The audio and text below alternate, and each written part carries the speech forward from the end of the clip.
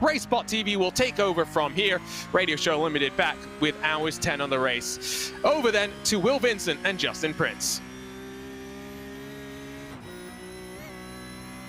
Thank you very much there to Arjuna Kankapati. Thank you also to Peter Mackay, working double duty. We love it when people work double duty on one of these big weekends. He's heading over to talk a little bit more about Porsches. And of course, we've got the Porsches in this race as well. So hello, welcome along to the next 4 hours. My name is Will Vincent. I'm joined by Justin Prince, and you can, as ever, join us on social media at RaceSpotTV. You can also find us on Facebook by searching RaceSpotTV. If you're watching the broadcast, hello, good evening, good afternoon, wherever you are in the world.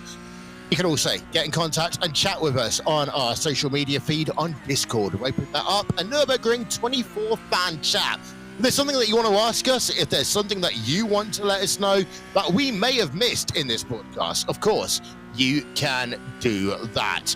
Live timing and scoring is available. Visit racebot.wtf/endurance and you can see a mountain of data that you'll be able to use throughout the course of this race. I've got actually 2 timing screens up, 3 timing screens already, and they break this down into 14 microsectors at the Nürburgring. So if you really like data like I do, and you want to delve deep into how your favorite team is doing, how the classes are doing over the next, 20 hours of this race, of course. We don't know when the checkered flag will fly, just apart from it'll be after 24 hours of racing and whatever lap the leaders are on.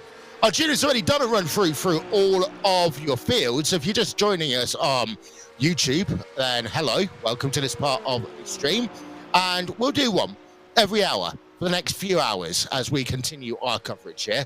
And if you're on Twitch, don't worry, hit the F5 button if you need to. Then you'll be carrying along with us throughout the ride. One thing that we were just talking about before we went on air was the fact that at the top of your field, you have got yourselves this battle going on between Coanda Simsport and BMW Team Redline Red. At the last time we're looking, the gap was over 30 seconds, but it's now come down to less than 30. It's currently 29.7 between these two teams, and it's another race. It's my first ever time doing a 24 hours of the Nürburgring broadcast, and you know what? Some things always stay the same, Justin. We still got Coanda, we still got Redline, they're still scrapping it out. They're still the top drivers in top organizations currently on the racetrack when it comes to the respective class. And that shouldn't be a surprise to see when it comes to Gwen in particular, knowing the preparation they put in and the expertise they have. They have Tommy Oscar for comparison's sake behind the wheel to Enzo Benito for BMW Team Redline Red. But the main thing we were discussing was the overall race pace when it comes to that VRS Coanda Simsport machine in clean space. At times throughout the day, their lap times for the get-go have been under the 8-minute mark. No other team other than 1 or 2 cars have turned 1 lap below that 8-minute mark. They've done so consistently at the start of each of their stints. So VRS Coanda Simsport has a very stellar pace, but BMW Team Redline Red absolutely is in a great spot to take advantage if anyone slips up from the leading group. A 7:57.4 is the fastest lap time of the race so far. That was set by the number 80 Coanda Simsport, and I'm not used to having an 80. I normally expect to see an 81 or an 18 or an 8, so that would take a while for me to get used to. BMW Team Redline Red, interesting to note, they have not yet set a lap time within the 7-minute range. However, consistently lap on lap, you might argue they are a tiny bit more consistent. Last time by, they did an 8-minute 3.465 compared to an 8:04.665 for Coanda Simsport. The one team that we've got to remember is actually the one that is in 3rd place, because they've hit both the metrics. They've done a lap below the 8-minute range. Their fastest lap is a 7:59.885. And last time around this racetrack, Justin, they were faster than both Coanda Simsport by 2 seconds and faster than Team Redline by a second. With things going pretty haywire for the battle for 3rd after what happened just about 30 minutes ago to both the RAG Esports cars in separate laps, Team BMW Bank, I've noticed, has been one of the hard-charging cars on the racetrack, where they pass by them after their troubles, pass by the Mercedes-AMG Team Williams machine, and are now continuing to claw their way forward. And keep in mind, this is a team with a lot of real-world experience amongst it as well. So it shouldn't be a surprise to see the Team BMW Bank car moving on forward, as we also take a look at the battle for fifth in the Cup cars. You've got Apex Racing Academy 199 versus a 200 Asher Racing car. That's useful tonight, as they're on to the Grand Prix track right now. And for those of you who are new to Nürburgring 24-hour racing, we use the legendary Nordschleife as well as the Grand Prix track. But this actual layout of the Grand Prix track is one that people might have known before they introduced the Mercedes-Benz Arena at the top of the millennium. In fact, this is the racetrack that I got into motor racing, watching a number of different races. But there's that one Grand Prix back in 1999, which was the craziest qualifying to a Grand Prix I think I've seen in my life. Also one of the most heartbreaking Grand Prix, if you are a fan of Minardi, because they were that close to getting a podium. Also a good day for Minardi. Mark Genet got a race point in that race, but also one of the most chaotic Grand Prix I think we've ever seen. Back then, I was living in Milton Keynes, and it was Johnny Herbert for what was at the time Stewart Racing, which for the lineage, by the way, goes Stewart Racing, then to Jaguar, then to Red Bull. And it was great because the next day we got to see, a couple of days later actually, we got to see the actual car that won the race being paraded through the streets of Milton Keynes, because it was the first time an actual Milton Keynes-based team had won a race. There's your history lesson as the cars head themselves up then towards what is the chicane. And after this, they'll just make that little left-hand flick. Not going to go onto the Coca-Cola curve. Instead, they turn left. And then all of a sudden, before you know it, you're on to the Nordschleife part of the racetrack. And when it comes to Nordschleife in particular, it's always treacherous to be able to make your way around the racetrack because the elevation changes, because of the quick flicks around the corners in some cases, because of the dangers of hitting the rumble strips, as we've seen with the traffic throughout the day so far, and talked about in particular throughout the day as well. But when it comes to both of these drivers in this respective fight, keep in mind as well, both of them significant damage to the front of their machines, and that's partly with contact with each other, but also from the get-go, drivers have been bottoming out on the racing surface, rumbling the bottom edges of their front bumpers that are kind of damaging those front bumpers. In turn, you should expect to see at least some crinkles on your race car by the time you end your first pit stop stint, as we have talked about throughout the get-go here for tonight's coverage. It's like there's porpoising in Formula One, and then there's porpoising in the Cup cars right now. Absolutely love it. But that's the fastest way to set up these race cars. You have to understand that you will end up with some damage. You will end up with some situations, but sometimes you have to take the hit when you have these fast setups. The gap between the Apex Racing Academy 199 and the 200 Asher Racing car is set right now about 2/3 of a second. And one of the things that I love about this racetrack is how over the longest racetrack that we have for any endurance race in the world these days, unless you're really going to go and talk about some 40-mile racetrack in the middle of somewhere that I have not ever seen, they still manage to stay pretty much nose to tail the entire way around. And unlike the majority of the iRacing special events, indeed, compared to the VCO Grand Slam for 2022, this is one of those racetracks which isn't impacted as much because of traffic on a lap-by-lap basis. Yes, traffic will be an issue, especially because this is a very tight racetrack. If you're lucky, you get the chance to overtake cars in a Dottingerhoe or at the start of the Grand Prix section of the lap, but this is a track where it's more about how you minimize your own mistakes and a little bit less the majority of the time, Justin, compared to how you have to deal with lap traffic on a corner-by-corner, lap-by-lap basis. For the mistakes I've been keeping an eye on for the past couple hours when it comes to this action so far, usually if you end up sliding off the racetrack, that's at least at minimum 10 seconds you lose by the time you get yourself back up to speed and pulling yourself away from the Armco, depending on if you're able to pull yourself away from said wall. So it's absolutely important to make sure you don't take unnecessary risks. You think you can't make it to the inside of somebody? Maybe it's better to wait one corner and, yes, sacrifice a second or so compared to the potential of, in some cases, upwards of 14 minutes of damage repair, if not more.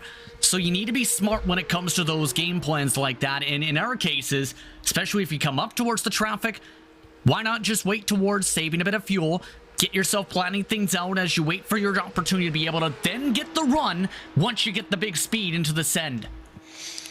It's one of those things that the more laps you do around here, the more you'll actually understand about where it is possible to overtake. And you're right, where sometimes a little bit of fuel saving can really come into play. You'd argue over such a long track, is it really worth doing fuel saving? The answer quite often is yes. Just to let you know, by the way, the air temperature is now almost down at 18 degrees Celsius. The track temperature is currently 19 degrees Celsius. We've got ourselves a bit of a windy day, about 15 kilometers an hour right now, and the humidity, well, that's about 53%, and it's a cloudy day here. That's going to make things interesting, because what it will do for the next hour or so, Justin, is it will keep some of that heat on the track. And even though traditionally, we do like to say, the cooler the racetrack, the faster you will go, you do want to have some heat in the track, because otherwise, coming out of pit road, you're going to have a very, very scary time negotiating the Grand Prix layout in particular. Yeah, it's going to be critical to make sure you keep an eye on those conditions, because here's the interesting thing compared to previous years for the special event. It's a much more cloudier weather condition for these drivers to deal with compared to the past, where you might have pretty sunny skies, pretty hot track temperatures in turn. It's much more cool as a whole. The temperatures you see now, you usually see when it's pitch black darkness, Will. And as a result, a lot of the teams who may not have been prepared for a fully cool condition might be on the back foot. The others who may prepare for their car to run mainly in the nighttime, they're probably smiling still, knowing the pace difference that they may have had compared to it being very sunny, and have ran away with it in some of the cases. That big difference is coming into light if you look towards the various groupings, such as the battle for 7th or GT4, or even for the class leads throughout the day today. I was just looking at a battle going on for P7 and GT4, whilst also trying to navigate my timing screen, which, as I say, it is the biggest timing screen that we have over the course of the year because of all these micro sectors. I'm going to start talking about this battle for GT4 first, though. This is between Team Rennsport Online, the number 397, and the 007 SRC Movano Corsa. To GT4, you can see them on your screen right now, unless of course you're listening on radio. You've got to remember we're on radio today here, along with our friends over at RSL. However, the gap between them, well, we're looking at just 0.2 of a second. The SRC Movano Corsa car, the black, the yellow, and the grey, lovely on there, compared to the Rennsport Online, using their traditional colours in that Aston Martin. They work through a little bit of traffic just ahead of them, actually. But this is going on P number 7 on track, and what you'll notice more than anything is that drivers use a little bit of the rules that they use normally when you're doing a lap at the Nordschleife. You almost treat it a little bit, Justin, like the German Autobahn, and in fact that's one of the first things they teach you. If you're going to do a lap around this racetrack, use the same rules as if you were on the motorway whilst negotiating traffic. So where possible, stay to the right-hand side of the racetrack unless you're overtaking on the left-hand side. You're not going to have the massive speed differentials here, but for those who's actually done laps around this track and have done this many times, that's kind of the approach they will take when they are lapping or overtaking cars, which the fact they've got a rule like that makes it very different to, let's say, Sebring, where we were a couple of weeks ago, when it just seems to be overtake whatever you can and just try to keep it a straight line if you're the car being passed. Almost comes to mind when you say that as well. The mirror signal shoulder check before you end up changing lanes, be able to then set up a pass. Not too many situations we're doing the mirror signal shoulder check with that situation, but you're right in that regard too, where it helps them ability to be predictable if you're some of the traffic, to know exactly where they're going to be, make sure you're able to get by quickly and efficiently. You don't want to end up reaching somebody who says, okay, the entire racetrack is where I want to run. That's where wrecks happen.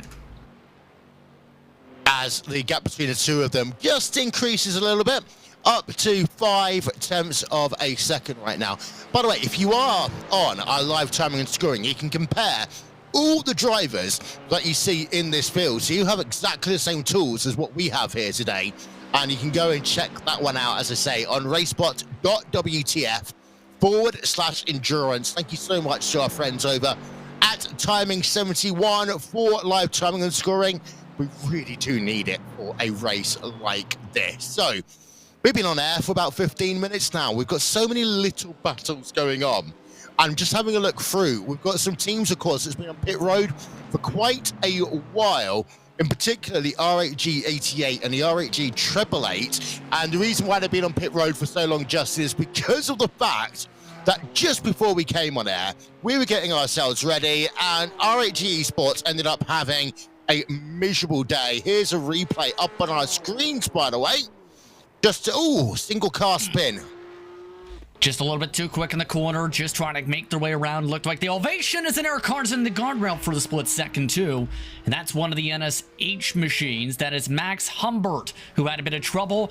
Going also too quick, went off the circuit of the grass. And once you go off that grass, it's like ice. In some cases, that lost them plenty of time. By the way, interesting note, a black flag in sim has been given to Pascal Stix in the 303. That is top 5 in their class. So a black flag at this type of race will come down to one of two things. You hit the incident limit, or you quite clearly cut the course and not given the time back. So very interesting to know why the 303 car has a black flag. We'll try and find out down the line. However, you don't normally get a black flag at this race, because normally if you end up with that many off tracks, that many difficulties, your car's toast anyway. You're not going to be running in the top 5. You pitted for a long time. You're back in survival mode. The Battle for Cup going on. Logitech G Autos Esports. Shout out to Bo Albert, who's watching, by the way, on YouTube right now. Team Redline Cup managed to make the move on the outside, holds it just off the grass, and Team Redline Cup to P number 1 in your class, and number 72 getting the move done over the number 12. That was a really well executed pass. I'm just having a look at the lap times as well for the department, I'm going to call them, or the cup cars at the very least. And for your, just having a look through actually. You talk for a moment. I'm going to try and find my timing screen. I talked about how long it is. It is so busy, this timing screen. I'll find the statistic, and I'll come back to me in a moment. Was about to say, when it comes to Team Redline Cup, Yanni Vecchio currently has the fresher tires, since there was a double stint call making with such the cool conditions for launching G Autos Esports, and you have to eventually expect that difference to close on in, because when it came to Redline, they were running nearly 2 seconds quicker than the 12 car to reel back in the class lead. Just made it nice and easy in that regard. By the way, the drivers we've seen some of the replays for, the 746 NSH Racing, they've come in for repairs. The black flag has also been served now by Core Sim Racing, 16.7 seconds in their pit stall total.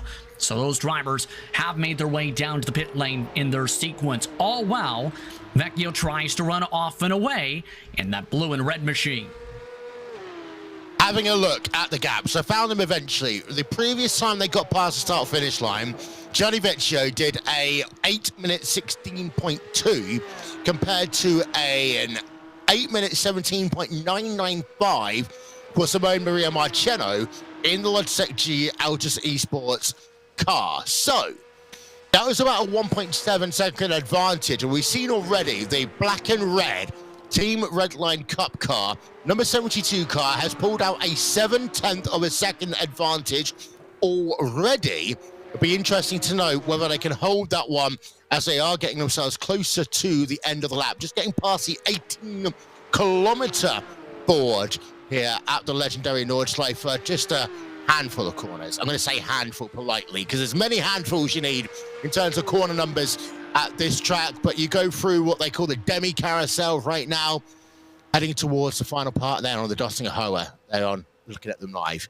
As the weaving, well, you're going to have to do the weaving because that's the only way that you're going to stay. And that gap, as I said, was about 4 tenths of a second higher before they entered the corner. And here comes the Logitech G Autos Esports car trying to go around the outside, manages to make the position stick.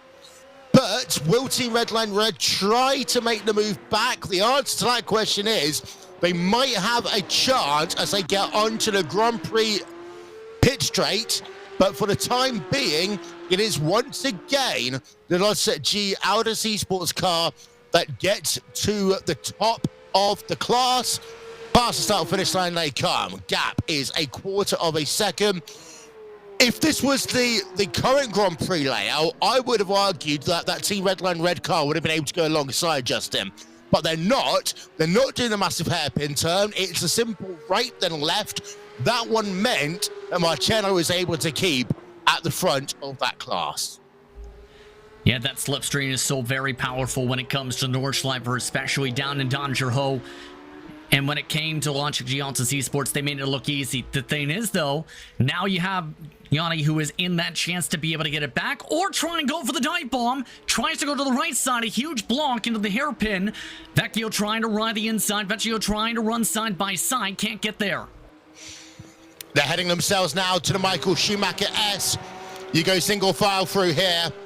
There is a chance to make a move just after this section, but you need to be a lot closer than this. We're on board right now with Gianni Vecchio in the Team Redline Cup car. The way that you accelerate for the next corner will give you the inside line if you are going to try and make a move. And the number 72 car does try to do so. Gianni Vecchio looking left ways, looking right ways, looking every way to try and get past before they head back onto the Nordschleifer itself. And another look then down to the inside, but no. Having to remain behind Simone Maria Marceno as this battle continues between the Logitech G Autos Esports car and the Team Redline Cup car. Well, it was Vecchio. He tried about 4 times on that lap to try, I say on that lap, on that Grand Prix section of the racetrack to make the pass, could not do so. And now he's dropped back by about 4 tenths of a second as they entered onto the Nordschleifer. Absolutely crazy racing when it comes to that class lead. One of the busiest class battles for the leads in a while. But I will give this mention too. Team BMW Bank has moved up to second in the GT3s on top of things because Benito got trapped behind traffic for a good 15-20 seconds. 6 seconds of Delta lost. Here comes the move for the Team Redline Cup car to the left. Gonna try and make the track changes work for them, but you can't. When you start on the left-hand side and the car's turning to the right, it's going to be a lot more difficult. He needed to at least be 3/4 of the way alongside. I've seen moves there being made on the outside of the corner, but you need to be a lot further closer to the car that is defending from you. Let's talk about the BMW Team Bank, because I said that they were on the move earlier. Their fastest lap was a 7:59.885. Their last lap was an 8-minute flat, 0.151. And you're completely correct. It was exactly 6 seconds that the Team Redline Red, the BMW Team Redline Red car lost. However, it's worth noting amongst that as well that the Team BMW Bank cars just seem to have a very good stint as it gets cooler and cooler around this track, Justin.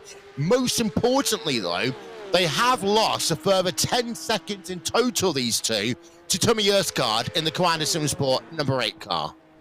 And that has to do in part because the average pace picking up still for Tommy Osgard in general. Clean traffic as well when it comes to Osgard. Not too many checkups. 8-minute flats when he's in open space. So that has made things so intriguing for the GT3 side where traffic giveth, traffic taketh away when it comes to that battle for second in class. Compare that still to the Porsche Cup cars trying to battle it out. The Logitech G Autos Esports machine doing a really solid job defending for now, but it's still a decent ways away until the next decent passing opportunity if you're Redline, especially with some of the traffic, some of the class members in that GT3 class, for comparison, who are just a little bit behind them by about 5 or 10 corners, are having to deal with. Top of your screen, you've got the battle for first in your Cup class. On the bottom of your screen, you've got the battle for third place, or second place, shall we say, in your GT field. We are on board with Enzo Benito in the BMW Team Redline red car, currently in third place, and you have Vasilos Belatosis in the number 7 Team BMW bank car just ahead. The gap the last time I looked was about 1.8 seconds between the duo. At the top of your screen, again, you see Gianni Vecchio just looking everywhere on track to make the pass. You can almost argue, Justin, as he's going alongside again, going to try and make the pass. We go to full picture. This is roughly where he did it last lap around, and he's managed to make the pass again. You've got to wonder, though, if you're Gianni Vecchio, you might have watched the Saudi Arabian Grand Prix a couple of weeks ago and just thought about the fact, why don't you just wait until the Dottinger Höhe, make the pass, because he's quite clearly faster on the Grand Prix section of this legendary racetrack, and then try and put away from there, because as it stands, there's a good chance that Simone Maria Marcheno has the opportunity to once again get back alongside and get past as soon as they enter the Dottinger Höhe. That's an intriguing question to try and sort out, because I think their thought is they've got the fresher tires and feel like they might be a bit quicker in terms of grip if they can get themselves some clean space. The thing has been, when it comes to this battle, the difficulty to try and find a bit of the clean space and then break away from the full tow. They can break that 1 second differential. That ends up helping so much more to be able to pull away by the time to reach the Dottinger Höhe, to be able to hold on and then defend by the time they get to Tiergarten. So I think that might be the thought process. They get the run now, take advantage of an opportunity, go from there. Keep in mind, there is a chance lap traffic could approach soon. RHE Esports is number 88, with Valentin Mandernock behind the wheel, is quickly approaching these cars, which could put a hamper to any send if they reach them in time. We turn our attention over to Jonas Wanner and the SRC car, as these two are scupping it out on track. That is the 007 we talked about earlier. They've been able to make this pass over the Rennsport Online car as they come towards the, well, we just ended up seeing the Armco barrier for about a second there. Thank you, director, for that lovely shot of the Armco barrier.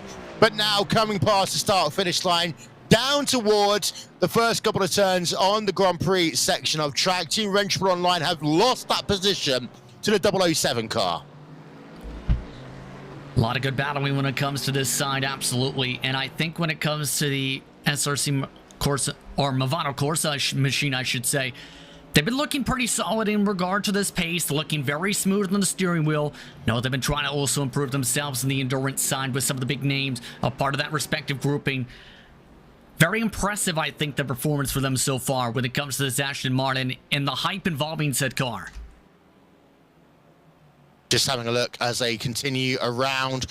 We can call it a hairpin. It's a very long 180-degree corner that then leads you onto the Michael Schumacher S. We're getting a replay now, and this is of most likely a car bidding it. We see the car spinning around, rear end of the car straight into the Armco.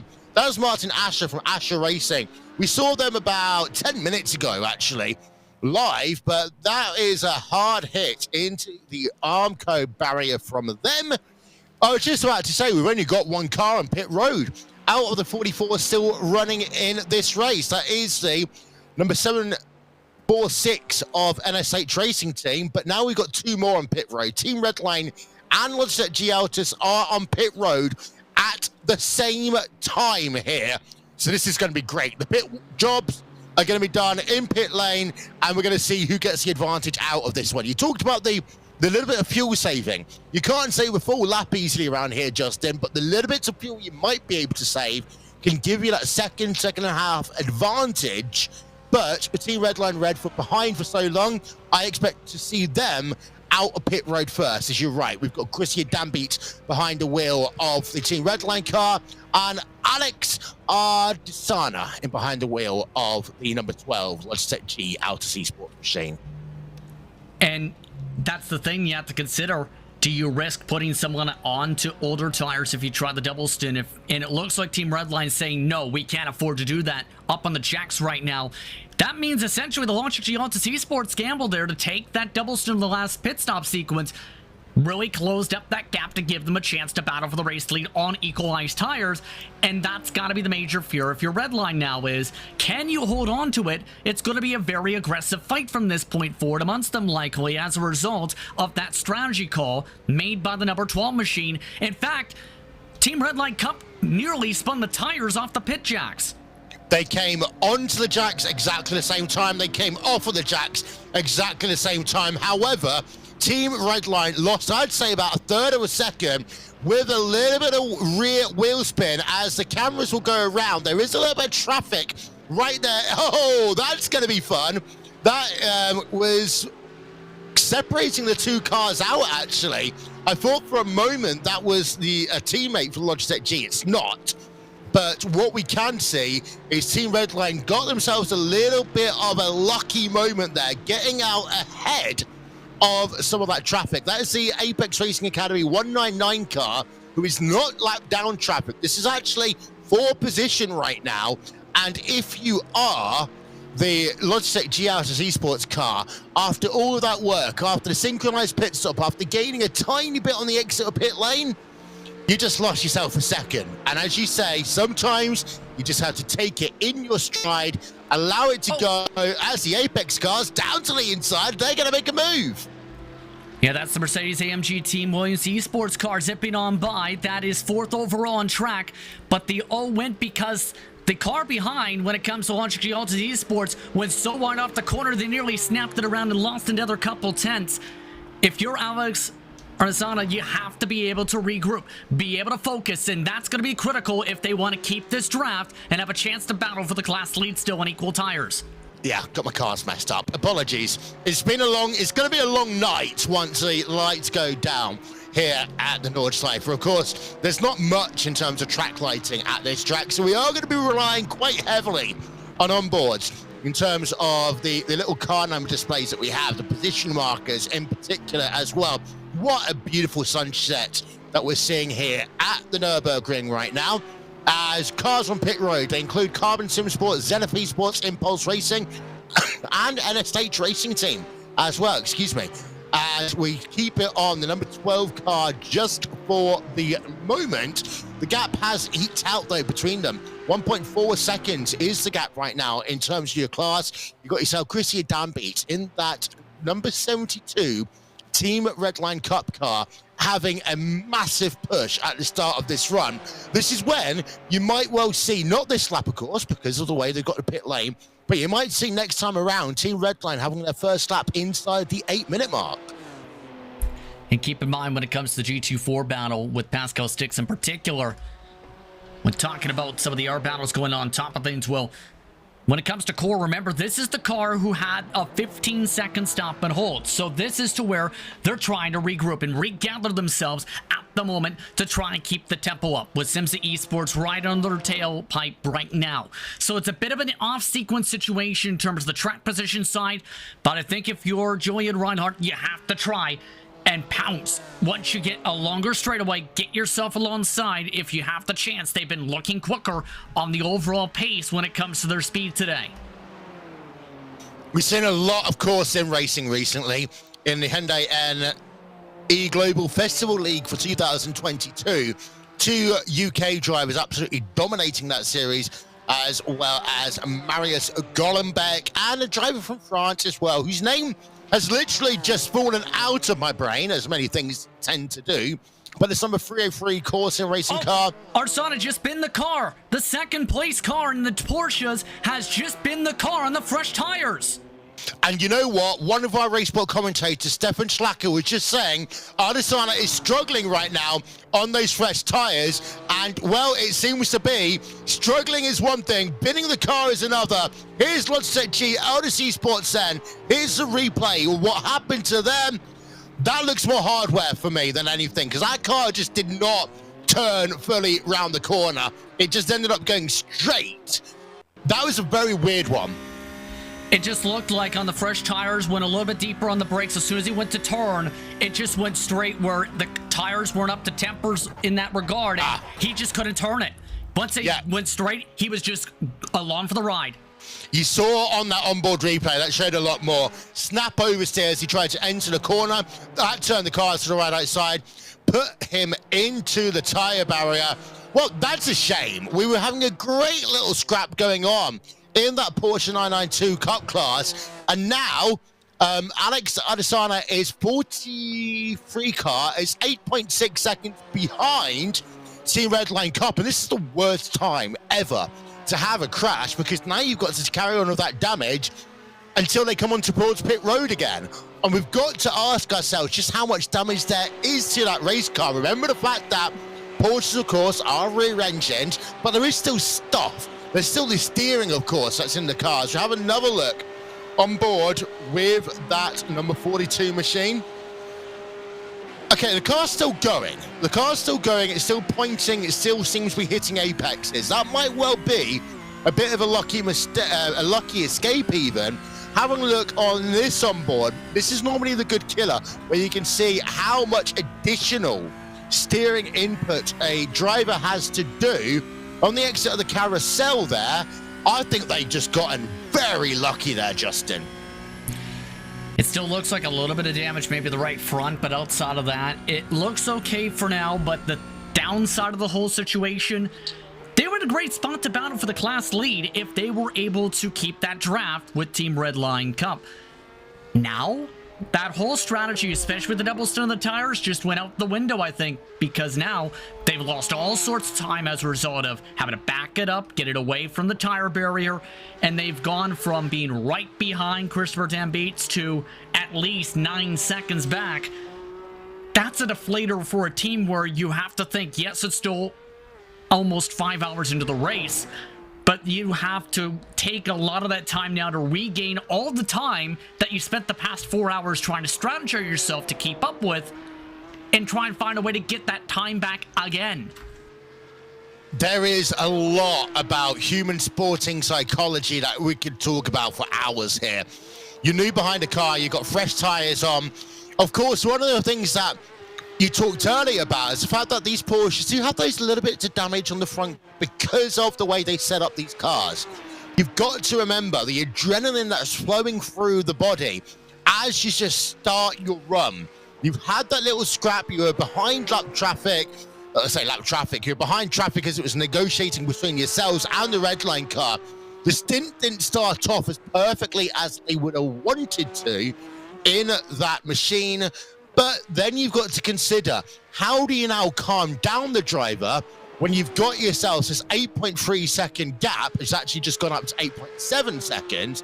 How do you calm down Alex Adesanya in the number 12 car in terms of having to keep it focused, maybe gain some time up, most importantly, not have a second mistake? Well, that's a difficult question, because that could be a driver-to-driver, case-to-case basis, where some drivers, they just want to be able to, if they make a mistake like that, just put their head back down, focus on the road ahead, regather it back up, try and shake it out. Others need to be maybe discussed a little bit over the radio, try and help calm down, try and get themselves back in focus. It's a case-to-case basis. And you really have to consider that not every person is equal in that amount, and that leads to that importance of the sports psychology part of the discussion, to be able to consider what each driver's needs may be to be able to help themselves get going and optimize their performance to the best of their ability.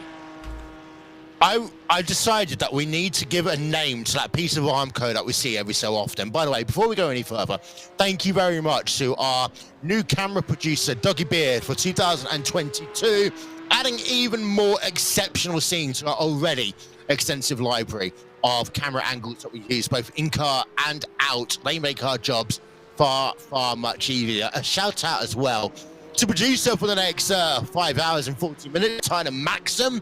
to doing all the work behind the scenes, as he was having a bit of a difficult morning. And I can't swear on these broadcasts for obvious reasons, but he was in the "we'll do it live" situation. I want to finish off that little talk about the sports psychology. And I watch a lot of American sports. In college football in particular, I'd always call it the next man up in those situations. In motorsports, I like to call it the next corner up. I, in particular, have had issues where I've had the most stupid errors possible when I used to do iRacing IndyCar racing, just forgetting exactly where the green cones are at Atlanta, getting a dominant victory, turning into a black flag. We've seen drivers have black flags around here today. This, of all the tracks that we go to in the 2022 iRacing Special Events calendar, is the one where the driver is so much more important to manage, to make sure they're doing okay. Because this track really is the ultimate driver versus racetrack situation. Doesn't matter what car you're driving in, doesn't matter how fast you are, you still have to battle and hope the track lets you survive more than anything else. That's extremely important, absolutely. As well as hoping your competitors give you the space you may need in some circumstances. And that even is case-to-case basis. But the major point, I think, to mention too on that, Mark, is for some drivers, you end up making one mistake, a small mistake even. It can snowball into another mistake, and then accidentally spinning a car, and then flipping the car over 10 times over and ending your race. A little bit towards the top range of what could happen, but it can happen plenty of times where you make one mistake and it just leads to a calamity of other mistakes. And that's the important thing too, is with the psychology part, is not getting yourself stuck in your head where you end up putting a tire into the grass and you have to correct the car, and you might be thinking, oh boy, I hope I don't do that again. There's some people out there, and there are people I know in particular, who may think that and end up doing it even worse the next corner. Yeah. You can't afford to do that as a driver, especially at the top levels of motorsport, virtually or in reality, if you want to be able to contend. And that's where that importance of keeping yourself cool is so critical. You know what? I had my first proper car crash about 2 months ago. And even that, knowing that I completely wasn't to blame, the next time I got into my own road car, I was skeptical, because it's like, okay, I know what it's like to have a car crash into me now. What happens if it happens again? And actually, you start driving differently in a normal road car. These drivers, we can talk all night about sports psychology, so we will open this one up to discussion on our social media channels. If you are watching on our YouTube or Twitch feeds, please do let us know what your thoughts are. You can also go to RaceSpot.wtf/Discord and join our Discord chat. And as I say, we have a Nürburgring 24 fan chat going on as well.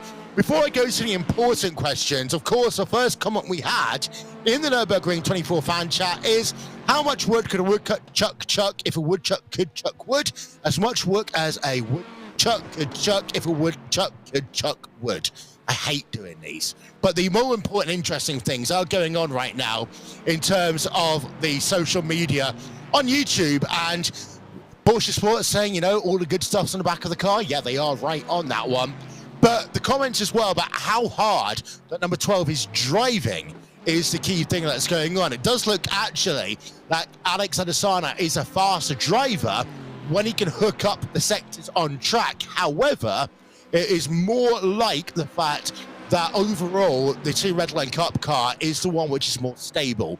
On pit road, we do have the lovely name, number 13 coming soon car, Manuel M. Luchetta behind the wheel of that one on pit road. We're having a look at a battle going on further down your field. We've seen this 007 car many times already in this race. You've got the Team Wrenchport online car in the mix of that one. And this is what, going on for P6, if I remember correctly, over in GT4, Justin. Yeah, they've been having a pretty busy battle when it comes to this spawn, especially with the traffic. Notice Wanner, I should say, has either way been holding on to the top spot in this respective grouping, showing a bit of the lights with some of the traffic as well to be able to navigate that quickly. But the tough thing is going to be, will they have enough distance to be able to defend in sequences such as the Dodger Hold that they're coming towards the end of right now? It looks like the SRC Movado Corsa machine given the benefit of the doubt here by Team RSO, where they know it's a bit risky to send it. They're actually lifting a fair bit down the straightaway, trying to even out the speed, heading off in the Tiergarten to make sure they don't get past. So it looks like big fuel strategy games being played in this battle still. Someone commenting, are there rain clouds back there? Unfortunately, not yet. It would have been absolutely hilarious if that was the delayed April Fool, that iRacing would allow it to rain somehow magically in this race without actually announcing it. And to be fair, that would be the sort of thing I would do if I was in charge of running these events. That's the reason why they don't allow me to take any part in the management of these 24-hour races, part of the iRacing special event. We've talked a lot about that next corner up, and you talked earlier on as well about how sometimes the traffic giveth, the traffic taketh away. Well, in the VCO Grand Slam for 2022, the iRacing Watkins Glen 6 hours is one where it's traffic all the time, but nothing is going to be like what we'll see on October 9th in the iRacing Petit Le Mans, which is that one racetrack where sometimes you have to be prepared, Justin, to give away 6 seconds, knowing that it might come back to you at some point down the line if you decide to be stuck behind traffic on the run through turns 2 through to turn 5. Yeah, with the Petit Le Mans in particular, the S's are not a great spot to be able to try and make some dives to be able to go side by side because, well, there's not a lot of space to do so, and if you end up going side by side, you end up knocking yourself into the grass, bouncing off somebody's door, and even towards turn 5, heading towards 6 and 7, you end up going too far out on a side-by-side, let's say, trying to get a run on the rumble strips.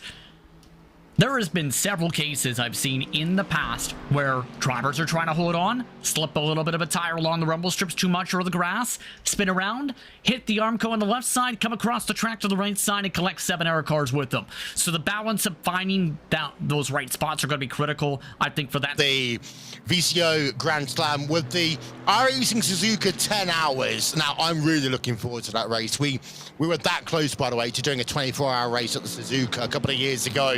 Just time and efficiency, just something we couldn't pull together. We will be hoping to do a RaceSpotTV 24-hour race with VCO at some point, we hope, in the next year to 18 months. So, well, I'm not announcing anything today, because if I do so, I'll get a lot of people very frightened, but it's something that's in the works, shall we say, for down the line. And yeah, we're really looking forward to the remaining 3 races of the VCO Grand Slam. Great to have VCO back on board once again. Great to have some additional stuff as well. Don't forget, you've got ourselves some credits going to viewers as well. We've got 50 credits to 5 people taking part in watching the events. We're really looking forward to that one. Just having a look who's on pit road. Dylan Scrivens, just in the Mercedes AMG Team Urano car, having made a pit stop a moment ago. RHG Esports 88 are on pit road. RSR by Butt Kicker in your Porsche Cup class are on pit road. 44 runners still remaining in this race. Unfortunately, we have lost a couple of them. BMW Team BS Competition, Pure Sims Esports, Team 75 Bernhard by SimRC, Last Minute Racing, SimRC, Inertia X Vendevel versus Send, and then we've got Team Wrenchport Online 97, Rich Energy, Grid and Go, Sunshine Autos, Majors Garage FSR, and 5-Star Motorsports. And in terms of all of that lot, I really do miss not having the Rich Energy car, which might have still been the ongoing joke about the one time and a certain energy drink company not called Red Bull sponsored a Formula 1 car. This is the RSR by Butt Kicker Machine of Oscar Cup. Oh. Well, that car just got something kicked in along the front end of the race car as just an error mistake coming out of the tight chicanes, especially with that banking in the corner. You end up hitting the top end of the corner too much or towards the outside line where it's a more flatter surface in pitch of the corner. It can snap you around, and in that case, it looked to be possibly that case coming out of the corner when it came to RSR, who is, by the way, amongst that musical chairs of car numbers that's been going around for today. It's really confusing for me. I've got car number, and then I've got the what we call the inputted car number. I'll go a little bit technical. If they put a $ before their car number, you can't see it, but I can on our timing screens. Sometimes they don't put a car number on there. Like, for example, Zenith Esports 120, running the number 5 car.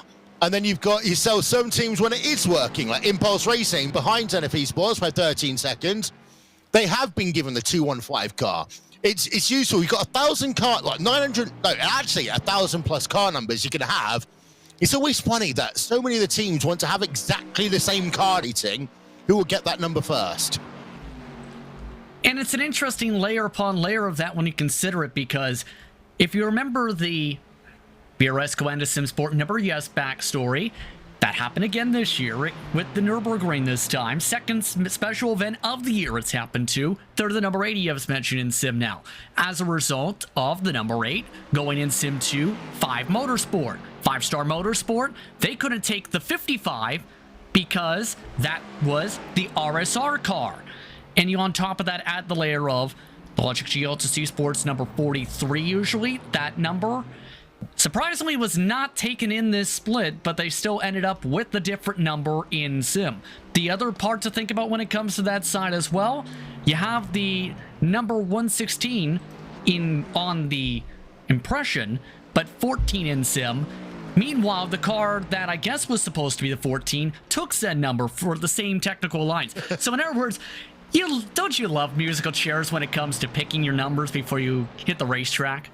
This is one of the reasons why we do love our private leagues, when they've got all their car numbers kind of sorted out way before the season starts. We get our nice little spotter's guide compared to this. And you know what? I'd love to be able to produce a spotter's guide for these type of races. It just literally is absolutely impossible sometimes, because we don't know all the teams that are going to be in this event until the magic of iRacing determines the servers. We know about half of them, but we want to make sure that we give you all 55 cars. No point giving you half a spotter's guide, because it's going to be only half the use.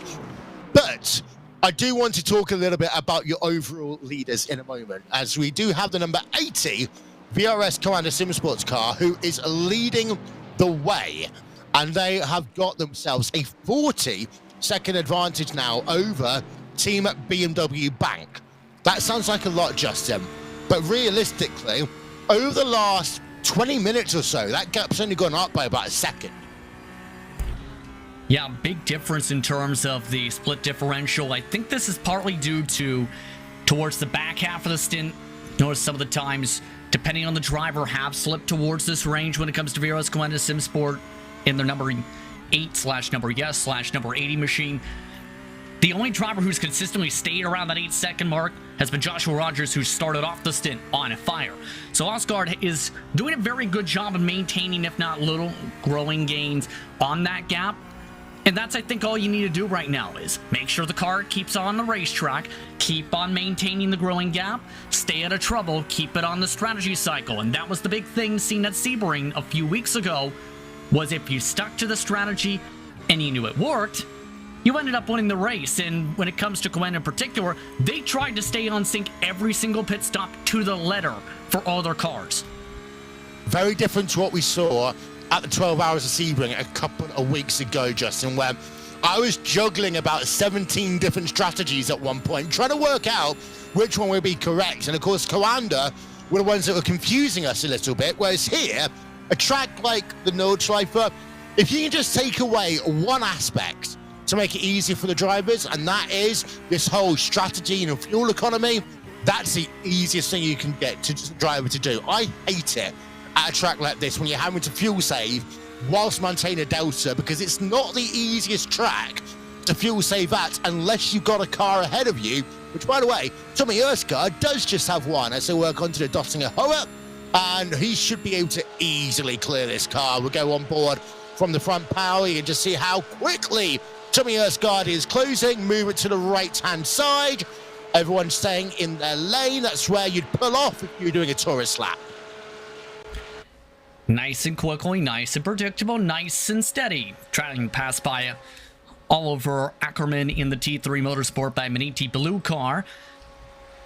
And that's what you want as a driver, because, yes, you like to see, if you're a viewer, bumping and banging, but as a driver's side, you like to have it nice and calm to be able to focus on the marks, and that's what VRS Grand Sim Sport's been able to do. Keep it nice and calm, focus on the marks. Here's the thing, though. The next gaggle of traffic this upcoming lap, They have plenty of drivers to potentially deal with, including one coming out of the pit lane, an RSR by Butt Kicker. So it's going to get very busy in a moment as we take a look at the GT4s. Where in the world did Urano Esports come from after their situation? They took the lead this lap again. One thing I love about this, Mahara Racing team are half a second back in this battle for the GT4 race lead. In the Urano Esports car, we have got ourselves Nicholas Lorbish. It is Alexander Voss in the Mahara Racing team machine. They've got an 11.6 second advantage to the T3 Motorsport by Maniti car with Luca Winch behind the wheel.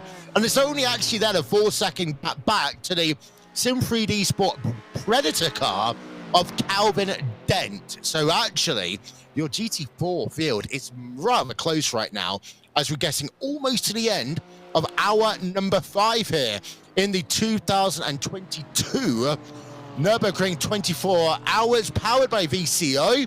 Hello, if you're just joining us, my name's Will Vincent. That guy over there is Justin Prince. We're going to run through each of your classes as we get to the top of the hour.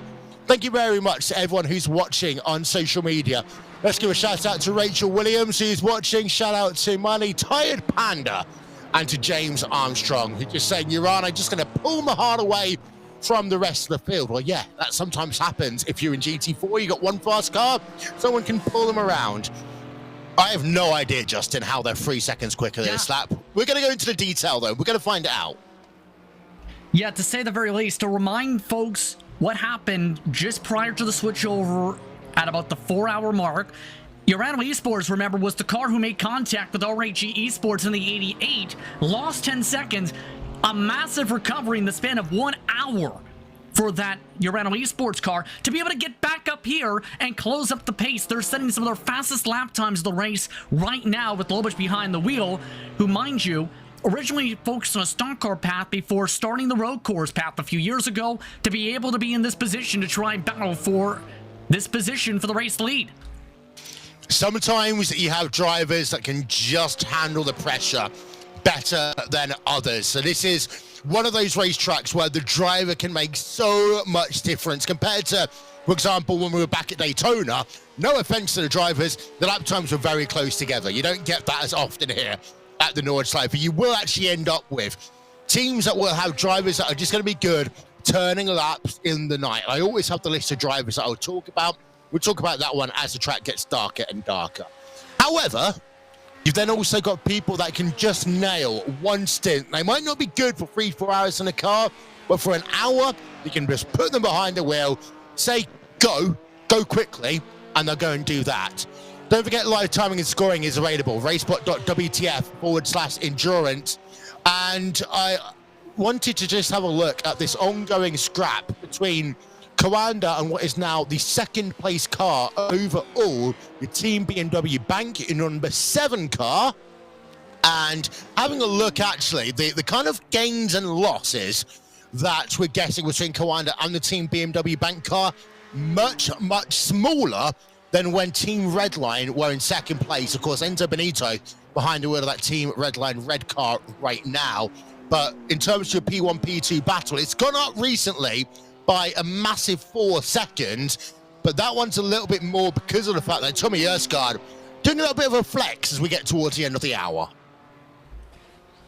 And it should be a surprise when it comes to Tommy, but keep in mind, the driver that's helping reel in this gap a little bit, or at least keep it stabilized somewhat, is 16 years old, one of the younger drivers for this respective grouping, with German and Greek background. It's been incredible to see his rise in the sim racing world because in the past couple of years in particular, usually he's been one of the main drivers in this car to be able to help power it ahead for his respective grouping after his very fast rise on the iRacing service. You see it happen every so often. You see one driver just all of a sudden come out of absolutely nowhere. One driver that really just came out of nowhere for me was Josh Rogers, at the time part of TTL Esports, and then moved over, of course, to Kawanda. I wish actually we could make a t-shirt saying I knew Josh Rogers before he became a Kawanda driver. That one would probably sell quite a bit on our new RaceSpotTV shop, which is on RaceSpot, rstv.shop. That's it, rstv.shop. shop. We'll stop advertising stuff to you in a moment, we promise, because we're at the conclusion now of hour number 5. So with that, welcome almost to hour number 6 of our coverage of the 2022 iRacing Nürburgring 24 hours. And our coverage here today is live on RSL and powered by VCO.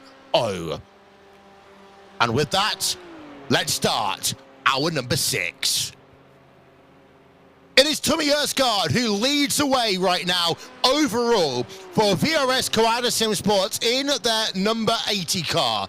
They have a 40.3 second advantage over Team BMW Bank, who in the last hour have moved themselves ahead of BMW Team Redline after Enzo Benito got held up by 6 seconds and fell behind as they negotiated traffic. Actually, Enzo Benito since that point has lost a further 7 seconds, but it is still Coanda from Team BMW Bank, from BMW Team Redline as your overall podium. Team Redline are having a much better run of things right now in the Porsche 992 Cup division. At the last pit stop, they came out pretty much nose to tail with Logitech G Autos Esports and their number 12 car. However, Alex Adesanya in the number 12 Logitech G Autos Esports car has had 2 separate incidents that puts him now 17 seconds almost behind Christopher Dambeat in the number 72. There, you've got yourself Logitech G Autos Esports in second, Kova in the number 707 car running in 3rd place, a further 21 seconds back. Pure Sims Esports in 4th place, and the Apex Racing Academy 199 car rounding out your top 5. To move it down a little bit, we can then end ourselves in the GT4 category, where you have Urano Esports having recently taken the lead, and they are dragging around the racetrack the Mahal Racing Team car. Nicholas Lawbeach is behind the number 190 for Urano Esports. The number 91 Mahal Racing Team car currently has Alexander Voss behind the wheel.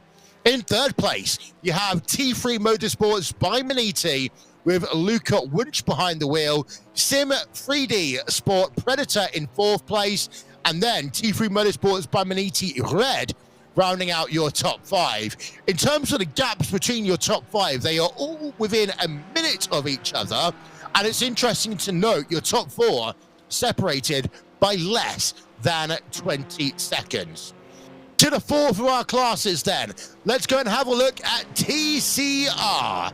And right now you have Navid Hussein in the Majors Garage FSR 185 car leading the Team Hoixenfeld car, driven for the moment by Christian H. Schmidt. The gap between them, well, it's about 14 seconds on track between the number 185 and the number 16, with 3rd place being taken by Impulse Racing, 32 seconds behind your class leader.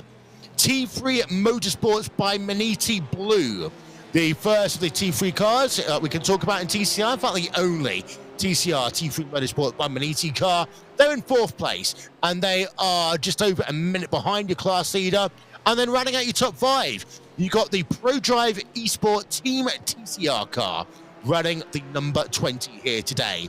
There is a battle going on in TCR between the Wizards team and Marshmallow Racing. This is what sim racing is all about.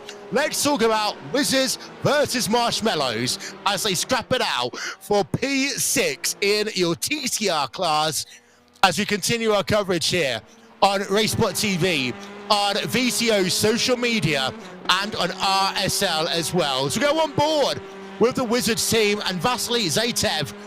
Justin, this is what I love about sim racing. We get some really, really funny car names every so often. We get it at Daytona, we often get it here as well at the Nürburgring. Oh, and look at this. The Marshmallow Racing car able to get the nice pull to get it on side by side and get themselves up to 3 miles an hour quicker. That's Dennis Ronsdorf, who's able to make it look nice and clean. And yes, they may be named after Marshmallow, but they're not soft when it comes to their ability to drive themselves ahead. That name caught my eye from the get-go, and they've looked pretty clean. One of the few drivers without any scratches. In fact, both of these cars have kept clean from the get-go. Having a look at these two cars, changing for position. They work towards the end of the lap. As the Dossinger Hohe has, of course, I love the start of these races in TCR. We don't have that many of them in our field here today, but normally they end up draft citying down the Dossinger and also down here as you work towards the first corner of the Grand Prix layout. And I won't lie to you, Justin. I would much prefer to not use this little layout and use the Mercedes-Benz Arena, but I would also say for this type of racing, number of drivers you normally have for a 24-hour race, it's a little bit easier to negotiate with that many cars compared to, of course, the Grand Prix, which only has 20 drivers. Yeah, indeed. And yes, it may help you with the position, but there's a lot of drivers and a lot of teams in turn who specialize in specific car manufacturers and car types. And Marshmallow Racing, when you look into their background, for example, they like to specialize on the touring cars in particular and have Ronsdorf amongst their top competitors. They've had history in their team's grouping who have won special events held outside of the official rings for 24 hours at the Nürburgring in the past. The winter time, for example, they've also ran in various other official races with this car on top of as well, trying to branch out into some of the top competitions across iRacing recently, say in the BMW Sim GT Cup. So this car does have some drivers with a lot of experience here at the circuit. In fact, most of the runnings usually happen at the circuit as a result of their experience as a grouping when it comes to Nürburgring sim events. You're right. And one of these things as well that I am incredibly happy to see is just how low the attrition has been in this race. Bathurst earlier this year, at Sebring a couple of weeks ago, we'd get into hour 6 of this race, and I'd hate to say it, we've lost 15, 17 different teams, whereas here, we still have 44 of the 55 teams that have started this race running in this race. That is helped a little bit by the different class of car that we're running, which are, I would argue, a little bit more robust than what we'd have in particular at Sebring and Daytona in terms of how they can actually get back out on track. If they do have an incident, they're coming towards pit road, etc. However, it's great to see the fact that there are so many cars still plodding along, and it really comes back to me down to the heart of endurance racing. You can finish first, but actually here, victory can also be found by simply finishing the race. You can see the last little bit of the sun, acting a bit like the Eye of Sauron here at the Nordschleife, as just working through. We're seeing these two cars on board again, the 4-kilometer board. As live timing and scoring, I talked about that one a number of times. I do love the fact that we can get these sort of micro sectors going on. I can also tell you that Team Redline, we talked about they might be able to get themselves a sub 8-minute lap. They didn't on their last stint. Something more important to note though, Justin, is what you've just found. Adesanya for the 3rd time in an hour. Yes, he's got a meatball flag, so in the past lap or so, he has hit a wall. So Logic Gialta Esports machine has mandatory damage repair. It was 5 corners ago, in fact, where he ended up going wide into the corner entry, tried to turn from the top after clipping the grass, went off to the sand trap, and slammed hard into the Armco with the left side of the car. Unlike the earlier incident, this one broke the suspension, and as a result, mandatory repairs have to be taken. Oof, hard hit. Hard hit there just before the Yokohama Bridge. And that is going to be a very long ride home and a very long, hard repair for Alex Adesanya. And that really does change the entire situation now in your Porsche Cup division, because Christopher Dambeach will have himself a 37-second advantage to second place, which is the Kova 707 car, piloted by Valtteri Alander. Now, the Kova team, they are one where they can spring a surprise before too long, as we're looking at the battle for 4th place in GT3 between your Mercedes-AMG Team Urano and your Mercedes-AMG Team Williams esports car. I'm going to be very honest here, Justin. I understand how cool it is to have works teams in sim racing Do they have to have the Mercedes AMG and the Team BMW and the Porsche by at the start of their names? Can't they just have it at the end, the powered by, if they really have to, so I can actually see the team name at the start? That is above my pay grade, but it depends on team to team because some do take the by or powered by route. So it just depends on potentially how things are structured, their decisions, also the connections in the real world, in particular for those with the works teams, with their technical alliances, as well as, in particular when it comes to the real world, I should say, the manufacturers as, oh my goodness. That was Impulse Racing. They nearly ran over the back of the Mercedes AMG Team Urano Esports car. Nathan Mess moved to the right to led by David Bonska. For the majority of this race, we've actually talked about how here the traffic management is slightly easier.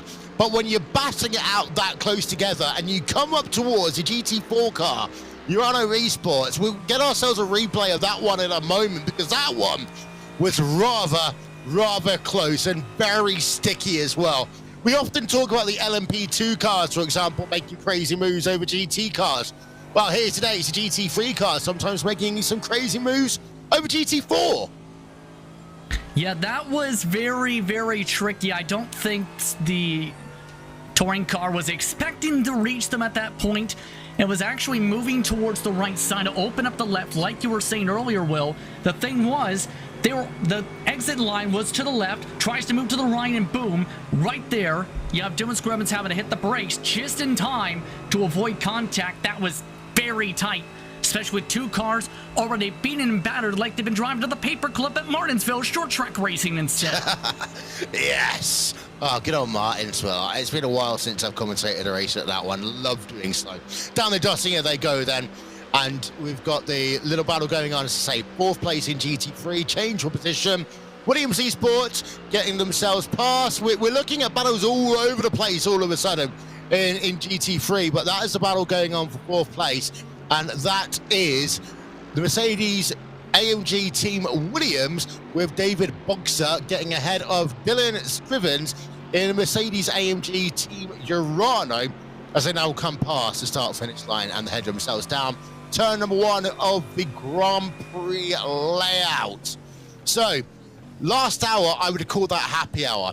This hour, we call getting yourselves ready for the long night here at the Nürburgring at Nordschleife.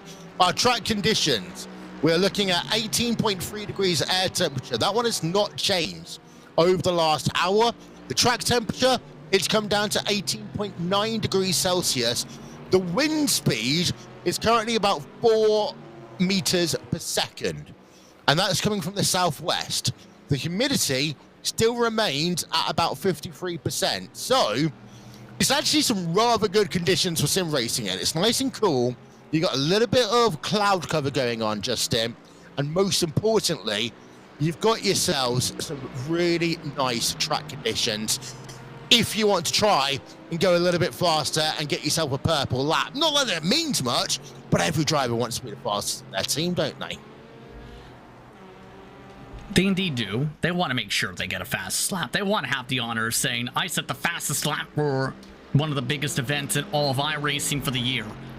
And there are plenty of groups, in particular I've seen, who take honor of battling for the world record on fastest lap time in qualifying, fastest lap time in a race, most wins, say, at a racetrack in a week, stuff like that. There's a lot of honor taken into that, to knowing you're the quickest drivers and the quickest group in regards to a specific racetrack.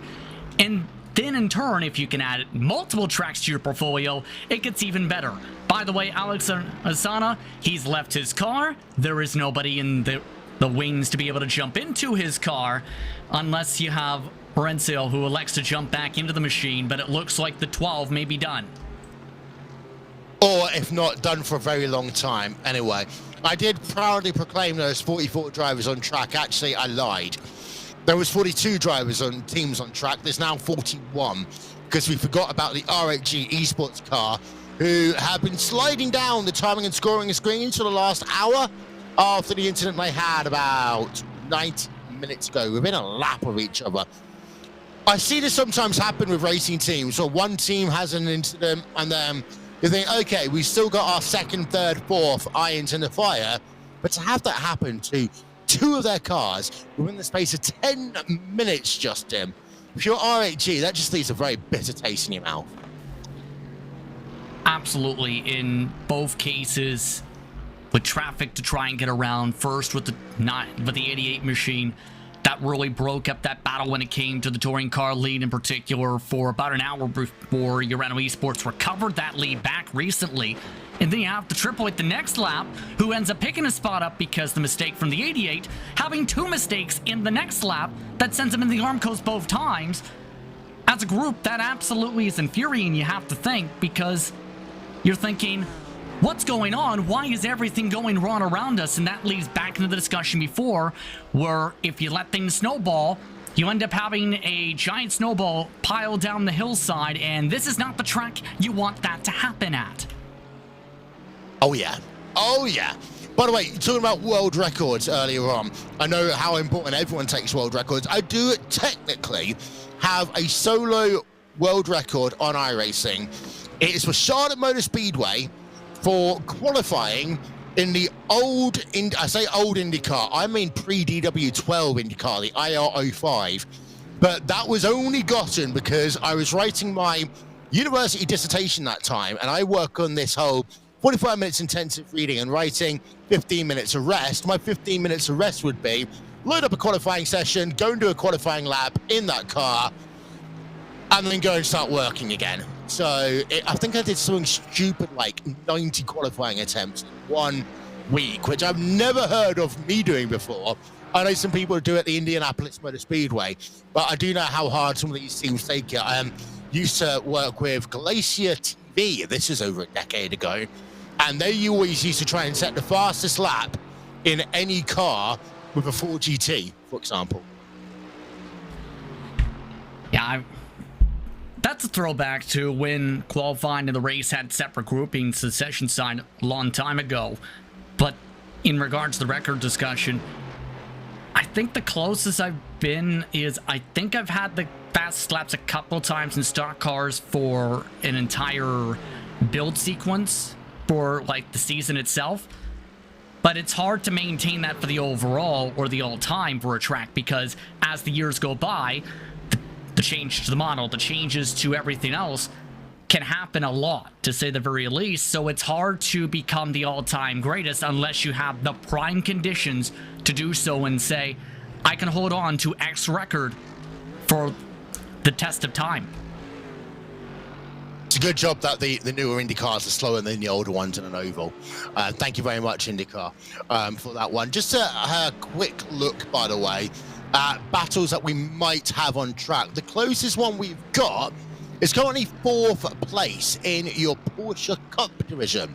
That is the Apex Racing at number 199 versus the Pure Sims Esports number 916. I want to go back to this car numbering situation. I think it'll be really interesting if they actually had a little bit of a bid sequence, because, you know, these days car numbers are actually very important to teams. Maybe they could come up with a system that you have to bid for your car number before each of the races. That'd be an interesting way of getting some additional money in for prize money, etc. for these races. Let's bid for your car number. Do you want everybody to shout when they don't get their car number? Or have to bid 2,000 pounds or euros for the number 8?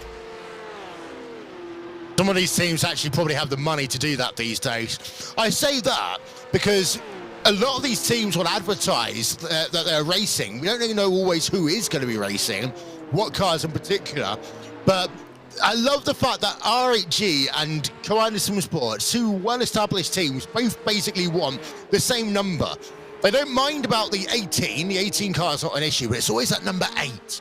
Like both RHG Esports and Coranda won, and sometimes neither of them get it as well, which makes me chuckle just a little bit. As we have, let's say, the Apex Racing Academy 199 car, the 916 Pure Sims Esports car, the 199 actually, the Apex Academy car normally get that number in most of the races they participate in.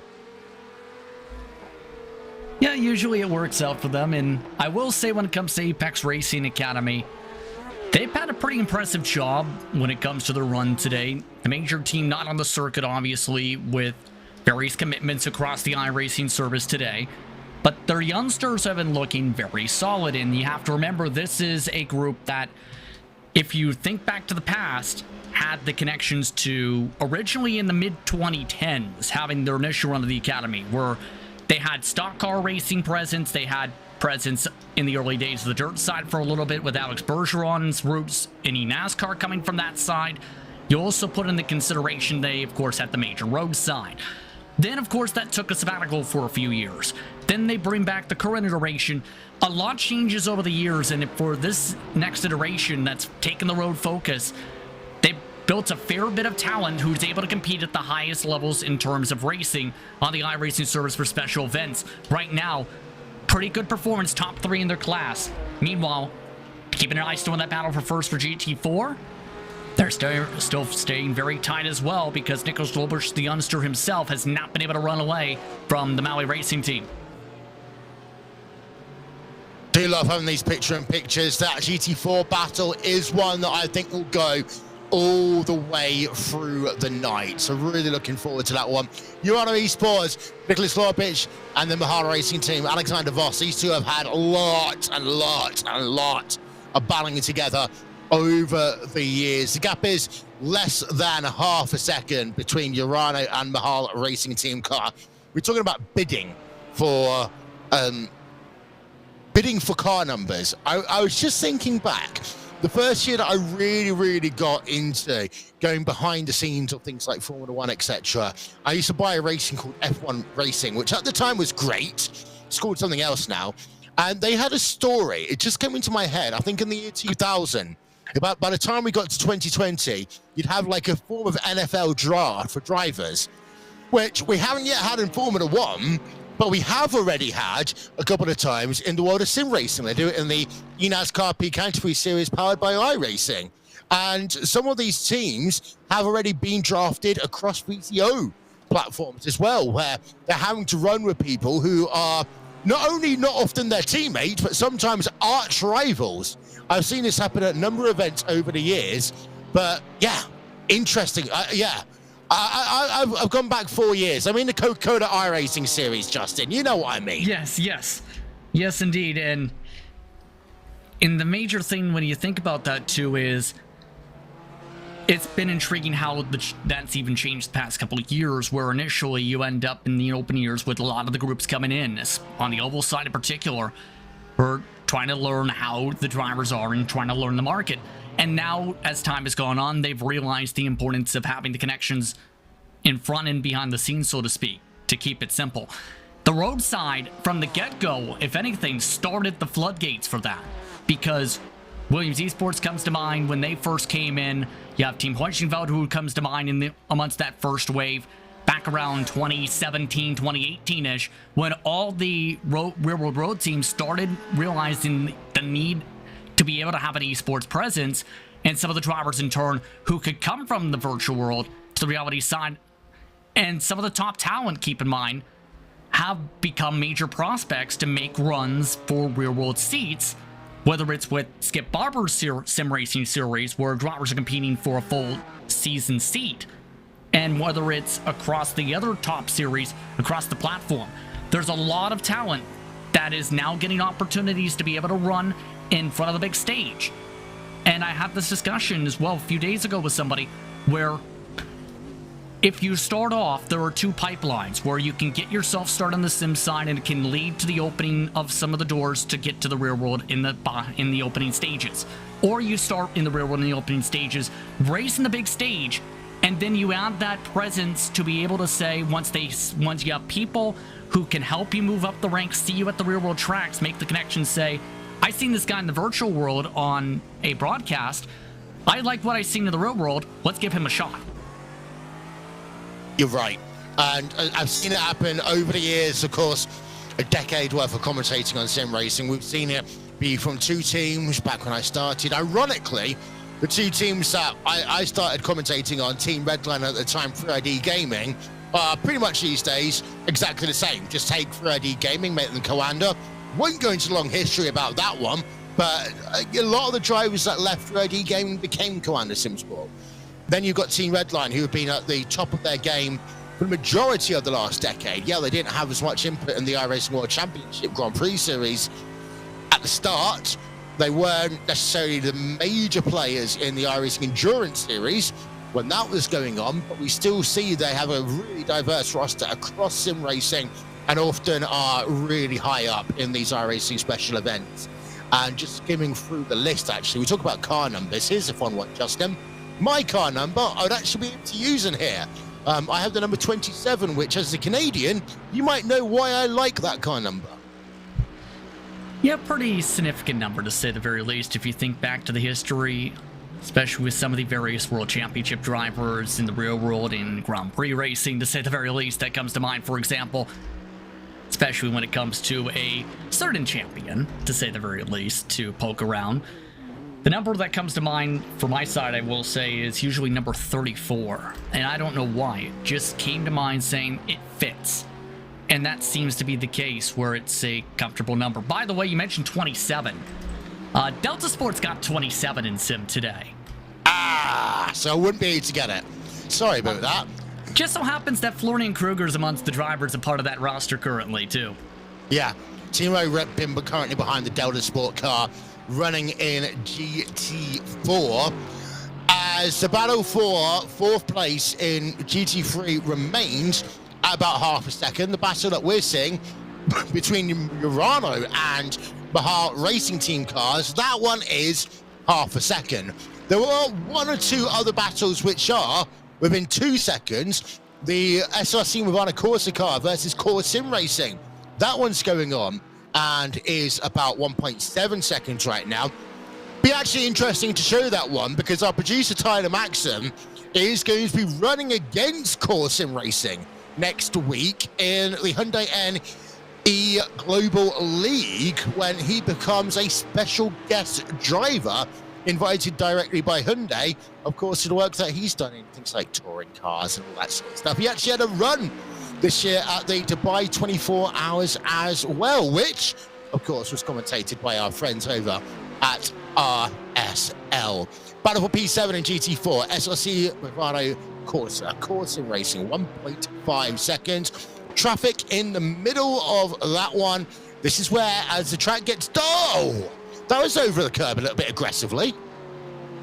That was nearly a dull moment indeed, to say the very least, with the traffic. That was nearly a similar case with RHG Esports in their incident, where one driver tries to cut in towards the curbing, hits the curbing, around they go. A bit of a major slow up now for Core Sim Racing, having to go hard to the left side. It seems, unfortunately, when it comes to Nathan MS, that everybody seems to reach him at the worst possible time. Yeah, always the case. Always the case. And that's the thing. Sometimes you just don't get the luck. Be it on a massively long track like this or a short track that we talked earlier about, like at Petit Le Mans. If you're wondering where the race which isn't Petit but has the words Le Mans on it, go to Oxy ACO, unfortunately.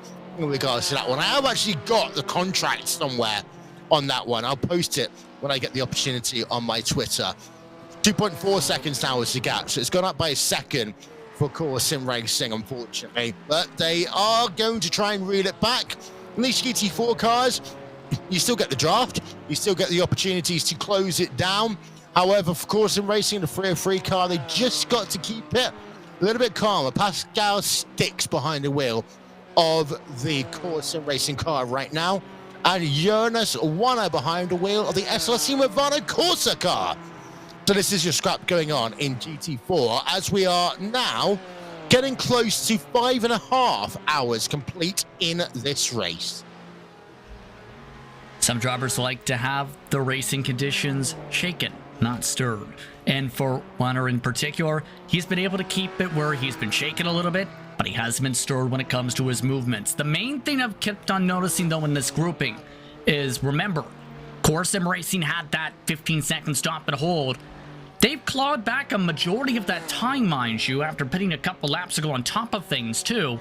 So they are really reeling down the time and then some to be able to get themselves maybe in the conversation to maybe get back to where they were running in the next few hours or so. The thing is, they can't afford to keep on getting held up. They have to keep on charging ahead to get themselves up to the next grouping of cars and the next grouping afterwards, especially since seeing a little bit of a flash up the road.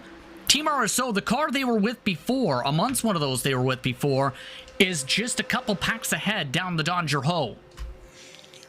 And it's always really annoying when you see them, but you can't quite close up to them.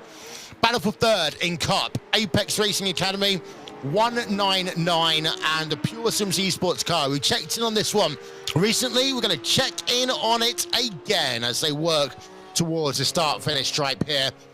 And about half a second separates them right now. The Apex Racing Academy 199 car, we've already mentioned.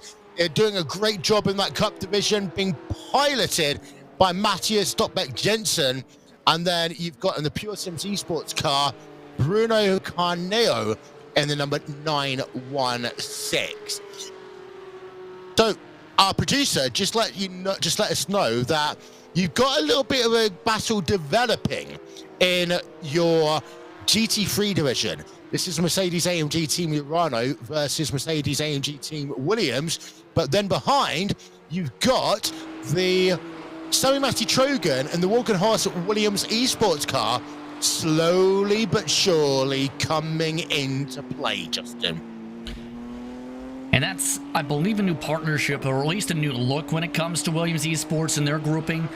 Sammy Matthew Trojan has not been in the conversation really for a top 5 for the past couple hours. But the thing I've noticed too is they've started to hit those 7:59s, those 8-minute flat marks, and have started to turn up the wick a little bit in overall pace to where they're running at speed, if not a little bit quicker than Team BMW Bank, who is still about a few seconds up the road, at least half a minute rather. So I think right now this one car, they're trying to prove they're the fastest car on the racetrack. The tough side is going to be getting themselves to the Mercedes machines and get around the Mercedes AMGs. I think they're at least just about in drafting range, though, to get the job done. Let's have a look. Let's have a look, because it is getting really close, actually. And the Walkenhorst score 1.3 seconds. They can close up another maybe 2-3 tenths per second. They'll get themselves quite clearly to the draft range by the time they exit the last part of the Dottinger Hoa. Track conditions, by the way, still remaining at 18.3 degrees in the air, 18.9 on track. This is basically about as low as it will go for now. The wind speed has picked up a little bit. It's up to about 5 meters per second right now. The humidity remains at 53% with moderate cloud cover here on this Nürburgring track. As you made the point earlier about how track conditions are a little bit different to what we've seen in years previous. Don't forget, we broke the lap record at Sebring a couple of weeks ago when we were talking about how many laps they would do. Of course, laps equals distance. Be interesting to see whether we can break the actual lap record here in 2022 as well. I'm curious, absolutely, with how quick these paces have been, to where I wouldn't be surprised to get another half a second to another second quicker for the personal best by the time I get to full night time and the coolest conditions likely of the entire race for this year's running. So I think they're in a great solid spot for that, absolutely. To touch upon, I want to touch upon real quick, though, that partnership mentioned. The reference, keep in mind, to Walkenhorst Motorsport is that connection where they're a team with more than 60 years of experience that race in Germany in particular. So there's that connection from the real world track to the virtual. Is more trouble you see in the bottom replay. Yep, trying to figure out what to boot to happen here. Super slow-mo replay, so do bear with us. We'll figure it out eventually. So there we are, we're going to full speed. And that's what happens. A little bit of a love contact there. Going to push the driver off. And is he going to be able to avoid the wall? Yes, he can. Good recovery for that BMW number 10 car there. Good recovery indeed. As I just wanted to point out that there's only 3 drivers currently inside the 8-minute marker. you've got your overall leader, BOS Carrera Sim Sports, and the number 80 car, Tommy Erskine, behind the wheel. Team BMW Bank, the number 7 car, last time by a 7:59.785. However, you then have the team that we're talking about, Walkenhorst Williams Esport. They are in 6th place, and they did themselves a 7:59.677. So they are currently faster than the 1, 2, 3 cars ahead of them. Yeah, right now I think they just need to still get that extra 10th or so closed up to make sure they are in a great spot once they get to Dr. Ho to be able to try and pass at least one of the cars. I don't know if they'll have enough speed in one straightaway to pass both of them and have enough time to pass both of them, especially if some of them block. The bright side is one of them's a Williams Esports backed machine, so they might get a little bit of help. In fact, yes, the Mercedes AMG Team Williams Esports car is starting to slip back, which could feed them some draft to slipstream by. It's ultra interesting when you've got 2 teammates, but they're not always really teammates here today because of the fact that they are running, one of them in a BMW, one of them is running in a Mercedes. We're on board them down the Döttinger with 18 hours, 24 minutes remaining in this 2022 edition of the iRacing Nürburgring 24 hours powered by VCO. Will they get past one of them? The answer is going to be yes, right at the end of the Döttinger. That one looked as though it was time to perfection in terms of how much time the first Williams Esports car had to drop back just to enable the pass and the draft to be as efficient as possible for the Walkenhorst Williams Esports car, now up into 5th place and 1.1 second, and they're into pit. Why would you even bother to do the draft then? Why? They are 1 lap difference on strategy, it looks like. Some of the drivers in class going 7 laps in total. Everyone else was 6 laps. I'm thinking maybe the thought was originally they realized there was a faster car behind that they have some connections to, try to help them a little bit. And in turn, I don't know if they were expecting the pit stop to be that exact lap. But maybe the thought, too, on top of things is once they cycle, because based on that lap, you'd have to expect everyone pitting in 8 laps or so from the class.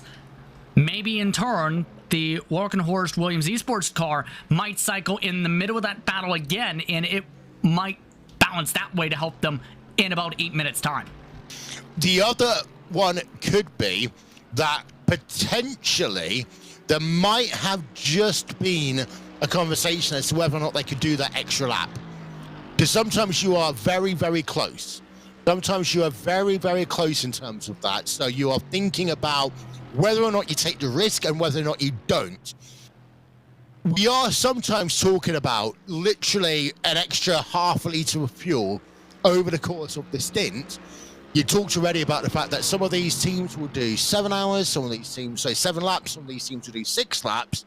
It is a lot closer than you think sometimes.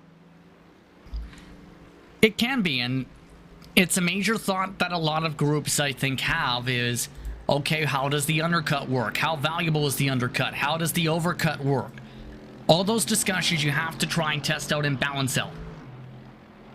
We are, by the way, just running off our timing screens for a moment. So this is RaceSpot timing screen brought to you by VCO.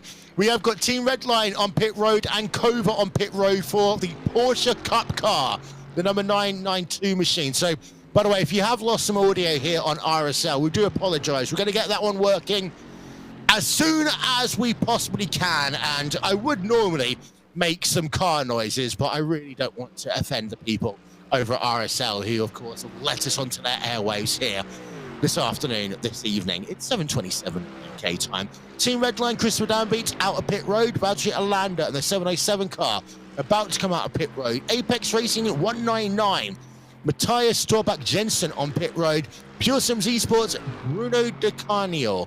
And the number 916 on pit road, all making a pit stop right now in GT4. Your top 4 drivers.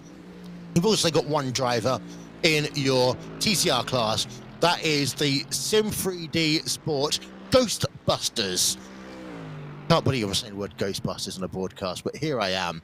They are on pit road with Andy Fox. How do you put the Ghostbusters, the Wizards, and the Marshmallows together? That's what I'm still trying to figure out, because, yeah, that's the fun of doing these 24-hour races, I say. You don't normally get them at Sebring or at Bathurst because of the high level of competition, but a track like this, you do end up with the fun names. Just to let you know, Carbon Sim Sport on pit road in the Porsche Cup division as well. It is Matthias Lersack behind the wheel of that number 6 car. They're going to come to a stop as the Apex Racing Academy 199 comes out of pit road. We do expect to see Pure Sims Esports out of pit road any moment now. And indeed, no, they're still on pit road. This is a long pit stop, I will have to say, for Pure Sims. Now they come back out on track, 16.2 behind Apex Racing Academy. So that difference in cycles comes down to mainly the difference on strategy calls, because Apex Racing Academy elected to go and keep their current set of tires. Similar call to what Logic G-Altus Esports did to be able to catch up to Team Redline Cup. Pure Sims Esports electing to put on the fresh tires of the 916 machine, so that differential and strategy call comes into the double stint versus taking the fresh set of tires each pit stop. And that's a discussion we've seen come into play a couple times, especially with this big of a racetrack and how many laps need to be turned compared to some of the other circuits that have a lot of more total circuits, but are not as big tire wear eaters potentially in the racetrack long term. I feel like we're in that situation right now, which is sometimes what you have at the 24 Heures de Mans. Also, actually at this track as well, sometimes they don't have all the cameras set up when you have your opening practice, etc. So what will happen is sometimes the commentators have to literally rely themselves on a timing screen. Like, for example, right now I can see Senef Esports at number 120 on pit road, and the Impulse Racing 215 on pit road as well, because you can't ever have the number of spotters that you could, of course, have on a NASCAR track. You put them as high as you possibly can. They might be able to see the entire way around. Of course, at Indy, you normally have 2 spotters because of the distance around that racetrack, the fact that the infield sometimes will block the view down into turn number 1 or turn number 3, vice versa. What at this track we are having to do for the next few minutes, and we will get, oh, we have got it back. Thank you very much to our producer. We have now got back our sounds. We're going to get them all calibrated in the next moment. And I say coming soon. Oh, coming soon's on pit road right now, Justin. You're expecting that window to be coming on in, and coming soon is now coming into the lane indeed. I'm curious what is coming soon, but that is up to them on that call. But that machine will make the driver change. Coming soon, we'll now introduce Guillaume Egloff back behind the wheel of the machine. He started off the race on a 7-lap stint. And the interesting thing is, they went for their first double driver stint of the race, laps 28 to 41. They elect to go now to Egloff after going 1 stint for a driver, 1 stint for a driver, 1 stint for a driver, 1 stint for a driver, the first 5 or so stints of this respective race. Yeah, indeed. Coming soon, now out of pit road. I remember actually, this was 1999, I think, where Arrows once had a sticker on the side of their car which started off being something like T-minus 55, and they counted it down to the Thursday before the San Marino Grand Prix. Everyone was expecting Arrows to announce like an ownership change or some form of a new engine manufacturer coming in, because they were using stupid engine back there. But actually, no, it was some random Nigerian prince who had paid a lot of money to put his logo on the side of the car, and they announced the fact that they were going to do some form of a lifestyle brand, which included energy drinks and all this sort of stuff. It was the 1990s version, basically, of Rich Energy. I'm not going to lie to you. So we have experience in the racing world of random coming soons, but what we have also got are your top 2 on pit road. Yeah, I remember hearing about that and learning about that in various YouTube compilations. It's a very touchy subject, let's say the very least, and really important to make sure you choose the right partners. By the way, Phil Dennis is back into the car for Team BMW Bank, and he's been one of the drivers who has been very stellar whenever we've seen him, especially with this run at Sebring. Enzo Benito also jumps into the pit lane. Joshua Rogers looks to try and set world record style pace likely, as he's now into his Coanda Sim Sport machine. The VRS and Lego logoed car off and away, the first off with a fresh set of boots. Indeed.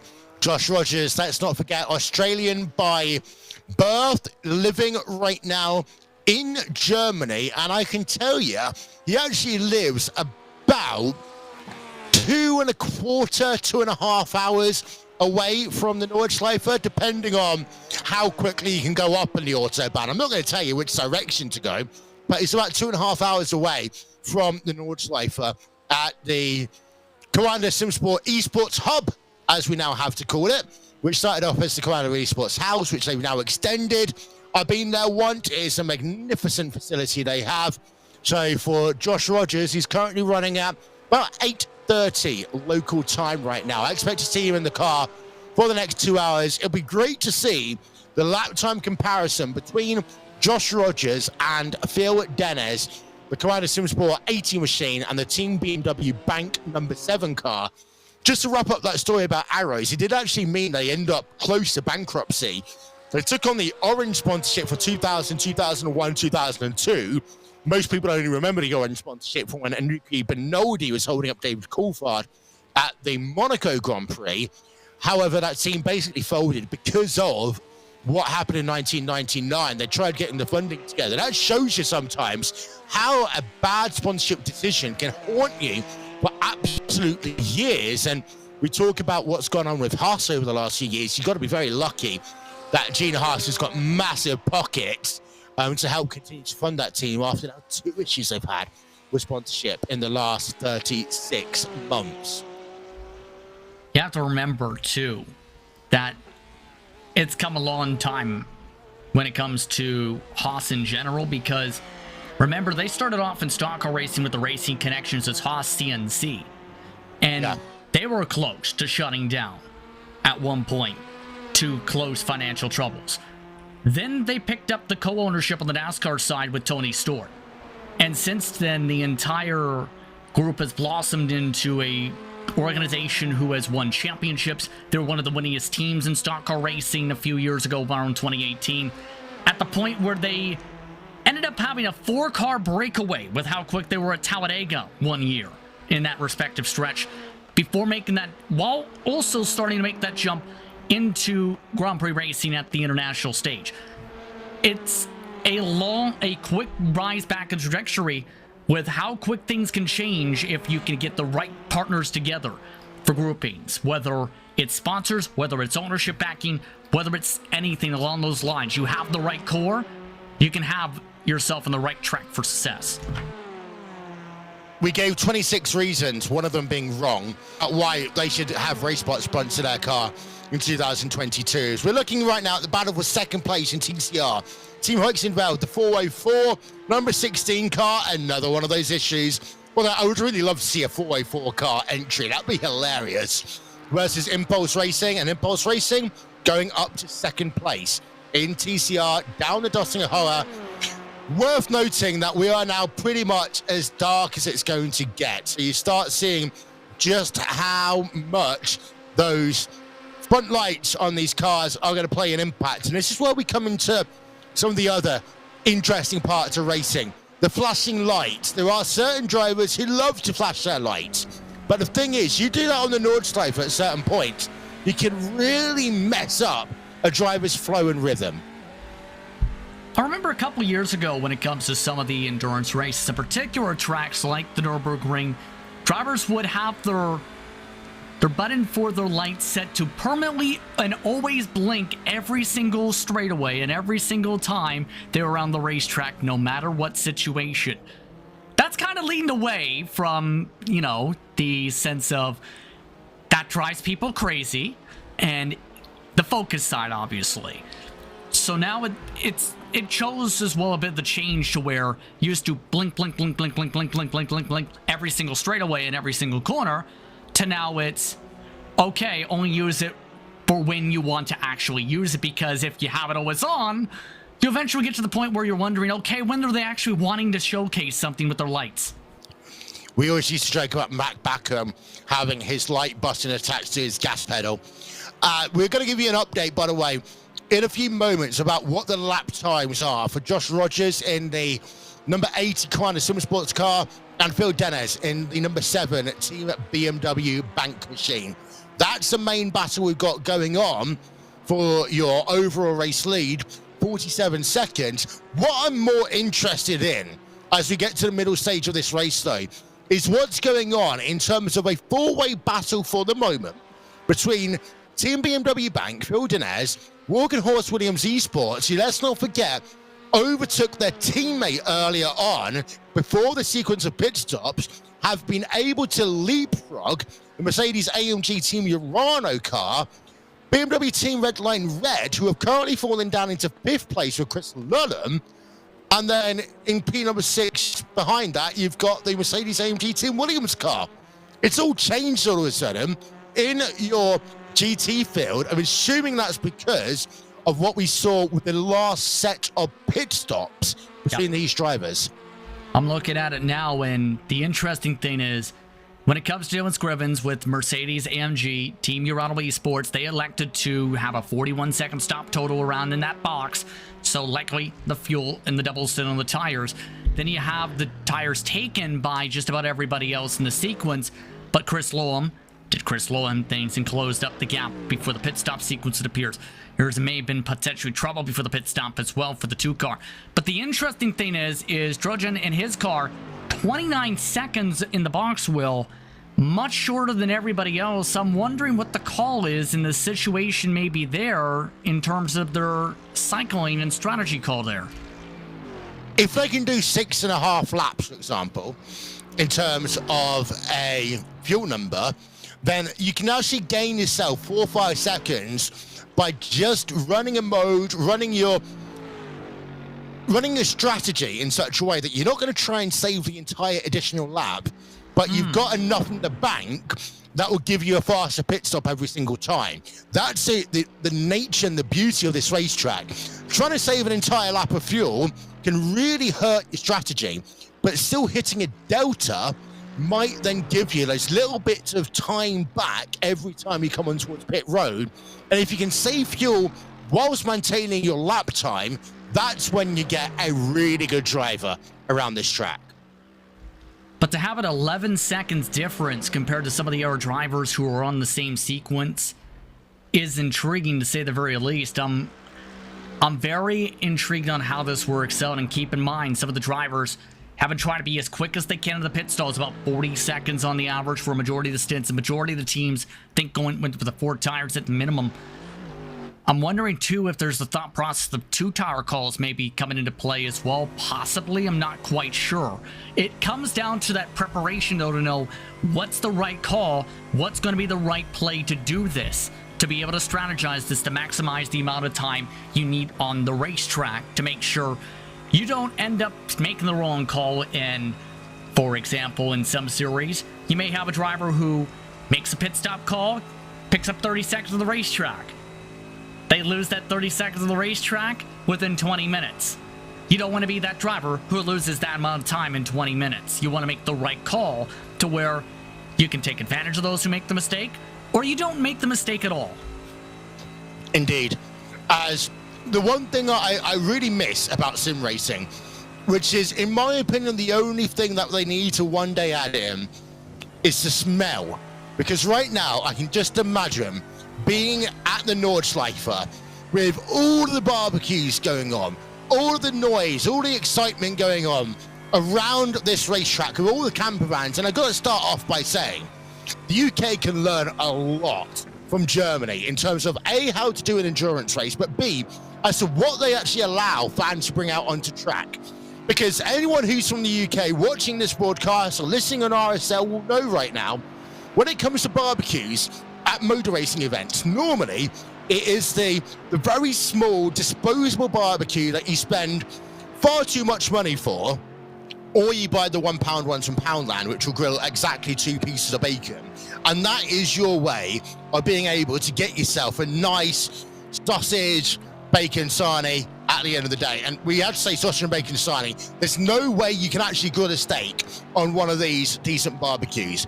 First of all, at the Nordschleife, you have got by far the best restaurant in the entirety of the area at Pisten Klaus. If you haven't been there, next time you go to the Nordschleife, try not to go during a race day because they've got a long waiting list. But if you're just around in the area, you're doing yourself a tourist lap, make sure you go to Pisten Klaus. Next up, when it comes to the actual night time, because again, you're not going to see much if you're in the grandstands, this area just comes absolutely alive. The smells, the barbecues, the music, and of course, German music taste is exceptional as well for a party atmosphere.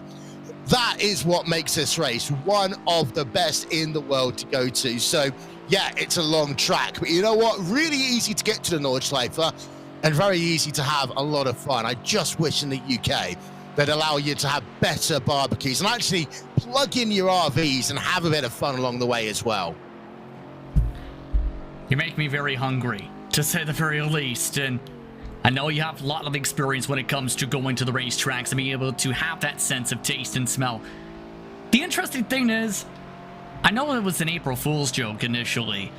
The amount of support actually for being able to smell the tire burn that may go around the track or the fuel for sim racing was surprisingly huge on April Fool's Day this year. I remember LTT once actually had a video where they was able to hook up sensory smells. It does exist. It's very rare and it's probably very expensive. As you're having a look then, just see the 007 car about to be overtaken in GT4, maybe. Of course, a 007's car's got to be an Audi. That's the only way you can have an Audi. This is going on between the 397 Team Rennsport Online and the SRC Movana Corsa car, who looks as though that one of them will lead for a while, the other one will take over, but they were within about 5-10 seconds on track. Going back to the previous story about bad sponsorship deals, there's a whole one over MasterCard Lola back in 1997. The story around that one is basically Lola wanted to rate until 1998. Great. MasterCard is like, no, we want to run in 1997. They actually had the aforementioned racing magazine as a sponsor of them as well. They were so slow around the Albert Park racetrack that there were Formula 3000 cars that were faster. It wasn't a case of they didn't make the 107% rule. They didn't make the 114% rule, I think it would have been, if that was an additional thing. That was another time when sometimes sponsors just get in the way of development, etc. We are on board with a car right now. Normally, of course, at this part in the broadcast, Justin, I'd ask you to talk me through a lap of this track. I just think it's a bit harsh to force you to do one for the Nordschleife, but we are on board with Joshua Rogers, and I'm just thinking back to the first time we had RSL partner with us for a Nürburgring race, and we always get told by the power who is in charge to not swear on these broadcasts. For obvious reason, we're going out on radio. Radio has all this very long list of rules that I learned when I was at student radio from 2010 through 2014. And the person, the guest driver who came on to talk us through a lap, managed to swear 3 times in the process. Oh my goodness. I can see why that may come into play and why some may see that as impressive. It could be more than 3. But when it comes to the circuit, when it comes to this racetrack, it can be kind of that where it's like, oh boy, if I make this mistake, I'm going to run on this rumble strip. I'm going to slide off into this Armco barrier.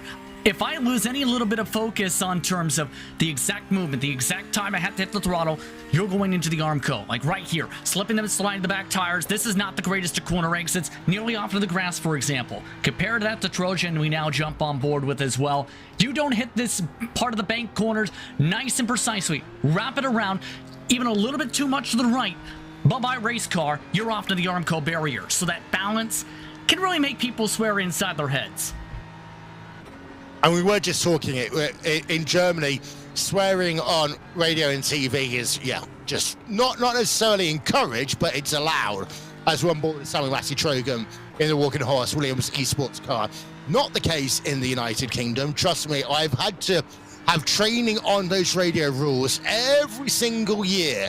I used to help out with a radio show. Even though I have a degree in town planning, I used to be the breakfast studio host for a little assessment they do for the final year media students. And they like to get someone else in who's not a part of the radio program, because that way they can all focus on the production and everything else. And they had about 20 signs around the rules saying no swearing, please. The only thing that was important is that was going to the news exactly at the top of the hour.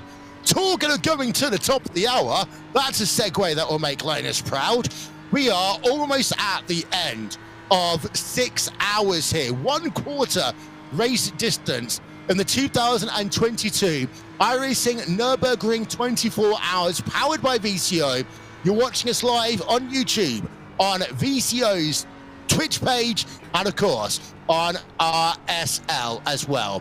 We are going to take a quick 5-second break to have a breath, and then after that, we're going to enter into the second quarter of our coverage here on RaceSpotTV.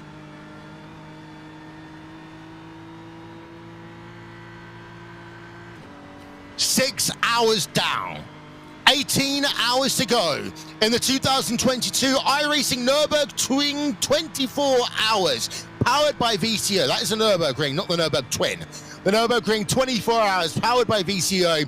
My name's Will Vincent. I'm joined by Justin Prince for the next 2 hours here, as we're going to run through everything that's going on in this race, as we are now at the top of the hour. We're going to start with your GT3 field, and it is currently VOS Koana Simsport, the number 80 car, being piloted by Josh Rogers, last time by an 8:995, fastest lap for that car, a 7:57.4, 9 pit stops in the book for them, and they have done 44 laps. They have increased the gap now to 51 seconds over the Team BMW bank car. Phil Denez behind the wheel of the number 7 machine. Their last lap, look at that, 8:04.069. So, struggling a little bit with traffic after their most recent pit stop. The Walking Horse Williams Esports car is now just 2 seconds back from the BMW team bank car. Sami Matti Trogan behind the wheel of the number 1 car, as we're on board with them, as their fastest lap time is 7:58. Their last lap time, an 8:01.552. Fourth place in your GT3 field is the Mercedes AMG Team Urano car, followed by BMW Team Redline Red. To run through the rest of your top 8 drivers even in your class, you've got in P6 Mercedes AMG Team Williams, who we saw slow down to allow the Walking Horse Williams car pass recently. Pure Sims Esports 116 in 7th place, and then in P number 8 it's a team known as Coming Soon. Heading then over to your Porsche 992 Cup division, it is Christopher Dambeats behind the wheel of the number 72 car for Team Redline. They are leading by 35 seconds over Kova and the 707 machine. The big story that's happened recently in your Porsche Cup division is the fact that the team that we saw doing so well earlier on, Williams G Altus Esports, the number 43 car, you had Alex Adesanya get behind the wheel of that car, have not 1, not 2, but 3 incidents with the Armco barrier. Survived the first one, that was due to a front-on impact. Survived the second one, the third one caused suspension damage and has put that car on pit road and all the way down now in 41st position overall, most likely completely done for the day. The Apex Racing Academy number 199 car, they are 3rd place in your Porsche Cup division, with Carbon Sim Sport in 4th, and that is how things stand with 5th place ZF Esports number 120 in your Cup division. Moving it on down to the GT4s, we've seen a lot of them recently in this battle going on between Urano Esports and the Marla Racing team. Nicholas Lorbish behind the wheel of the number 190 Urano Esports car. Marla Racing team, Alexander Voss in the number 91 has had so many laps he has around this Nürburgring racetrack. currently, Alexander Voss is almost 9 seconds behind Nicholas Lorbish as the Marder Racing Team car trying to get back into touch with Urano. Last time by, it's worth noting, though, that Marla were 3 seconds slower on the lap around here. Sim 3D Sport Predator in 3rd place in GT4. Calvin Dent behind the wheel of that one. They are almost 10 seconds behind the Marder Racing Team car as they are on their 41st lap around this track. P number 4 in class, you've got T3 Motorsports by Maniti. P number 5 in class, you've got T3 Motorsports by Maniti Red. Luca Wunsch behind the Maniti car, Isaac Jean behind the Maniti Red car. As it is worth noting, in your Porsche Cup class, we've got ourselves Impulse Racing on pit road. Finally, down to TCR, and currently you have got, you've had a nice little scrap going on all day long there, but just having a look down to TCR, and it is currently Impulse Racing, the 223 car, who is leading the way in class over the Team Hoixenveld 404 machine. Nathan Ames behind the wheel of the 223 Impulse Racing car. The gap between them, we're currently looking at about 10.7 seconds on track. Then you've got a bit of a gap between Team Hoixenveld and the Majors Garage FSR 185 car. The number 185 machine piloted for a moment by Michael Polisek. And then you go down to T3 Motorsports by Maniti Blue, 4th place in class, and the Wizards round out your top 5. Vasily Zaitev in the number 17. That rounds up your top of the hour updates here on RaceSpotTV, VCO, and RSL. And with that, let's get back to talking about other stuff, shall we? As this track has gotten rather dark. You can find live timing and scoring at racespot.wtf/endurance. We're going to have a look at a replay here. And that's hard into the roll. That is a Pure Sim sponsored car. That was a hard impact there, Justin.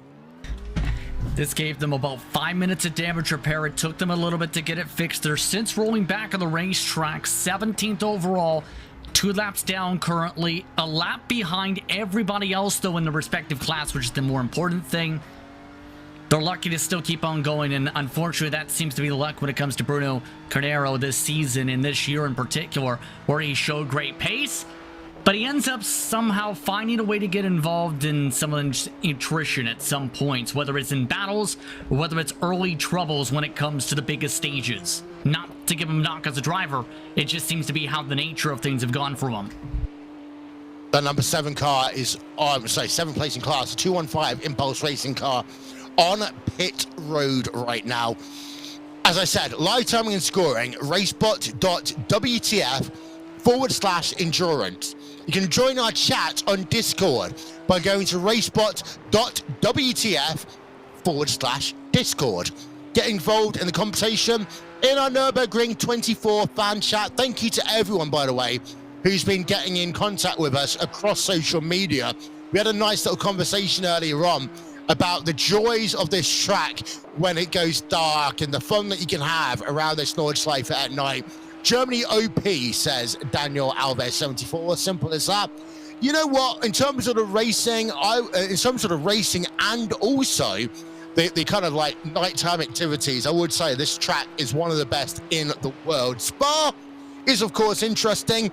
That track in the northwest of France that we're not allowed to talk about, but the guys at RSL most definitely are able to talk about when we get into the month of June. Well, that one is always fun. And this is the whole thing about endurance racing, Justin, that yes, of course, we're talking about a sim race. We have our own little community who is watching everything online with us, or either on radio and or on video. But actually, it's the community at these events. I've heard so many people just, drifting down at 1 o'clock in the morning, not being able to find their tent. Before they know it, they've met a new group of people, had 6 hours of fun, still haven't found their tent. The sun's come up. They might as well go back and watch the racing. And some drivers have tended to do that, and especially when they might be able to be resting up. They might not be watching, say, the battle that switches back and forth right here. They may be not thinking about that. They're thinking, okay, I gotta rest and then I'll check back in once I jump back on. Then you have some of the stories from Daytona where you have drivers refuse to sleep and stay up, and then you have the driver in the car beg that said driver to go back to sleep since they're the class leader, and then they end up in the car 3 hours later. You could have either way on the spectrum. Am I right? I'm about to lose you, Justin. That is correct, unfortunately, for now. Well, it's been a great 2 hours working with you. Don't worry, you don't have to listen to me all by myself for the next 1 hour and 49 minutes. I have got myself a new partner ready to go. So before I say goodbye to Justin, let me say hello to Stefan Schlackler. Hello, welcome to the Nordschleifer. Well, hello. Will, it's a pleasure to once again commentate here on the Nürburgring 24 hours.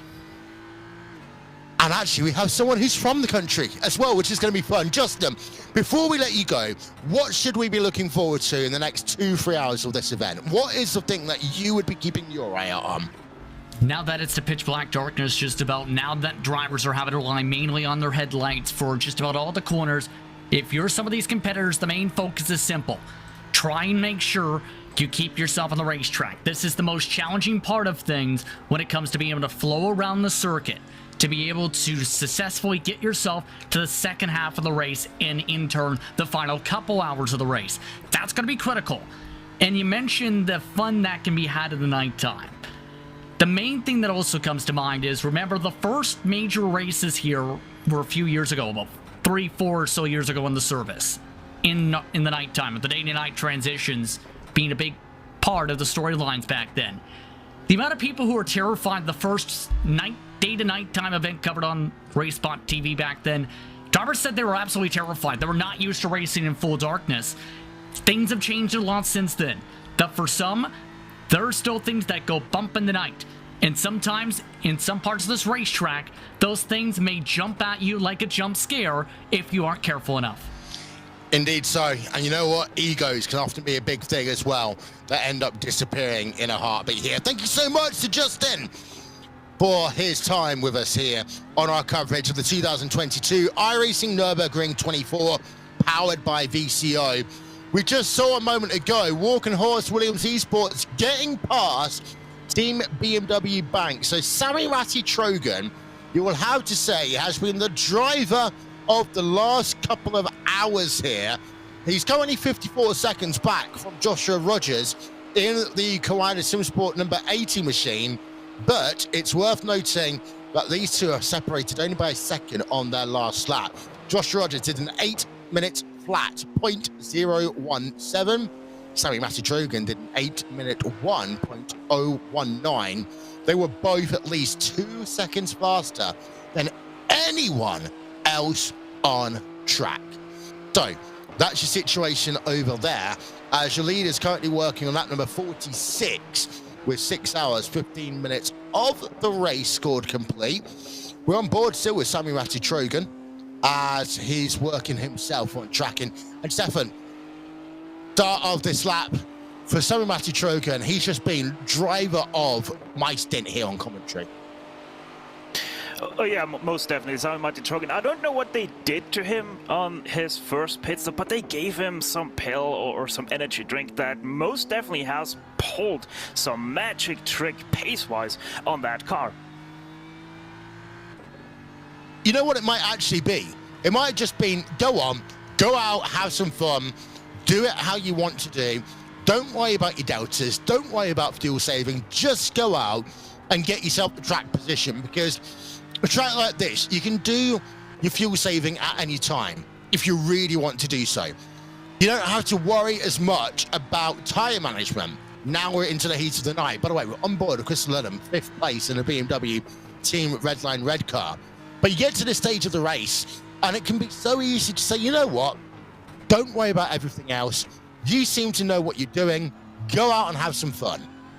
Yeah, and these are the best conditions for a driver, let's be honest about it. If you can't just focus on yourself, not focus on the car, and you know exactly what the car is going to do at every single stage of this track, which is very long, it can just be so comfortable, and you start to sink into that tunnel vision where it's just the track, it's just your car, and you only think about the next corner and what you know exactly how you have to approach it to extract that maximum performance out of it. It really does seem like Simon Trogan is able to perform exactly that, because that car has been looking like it's on rails around this track.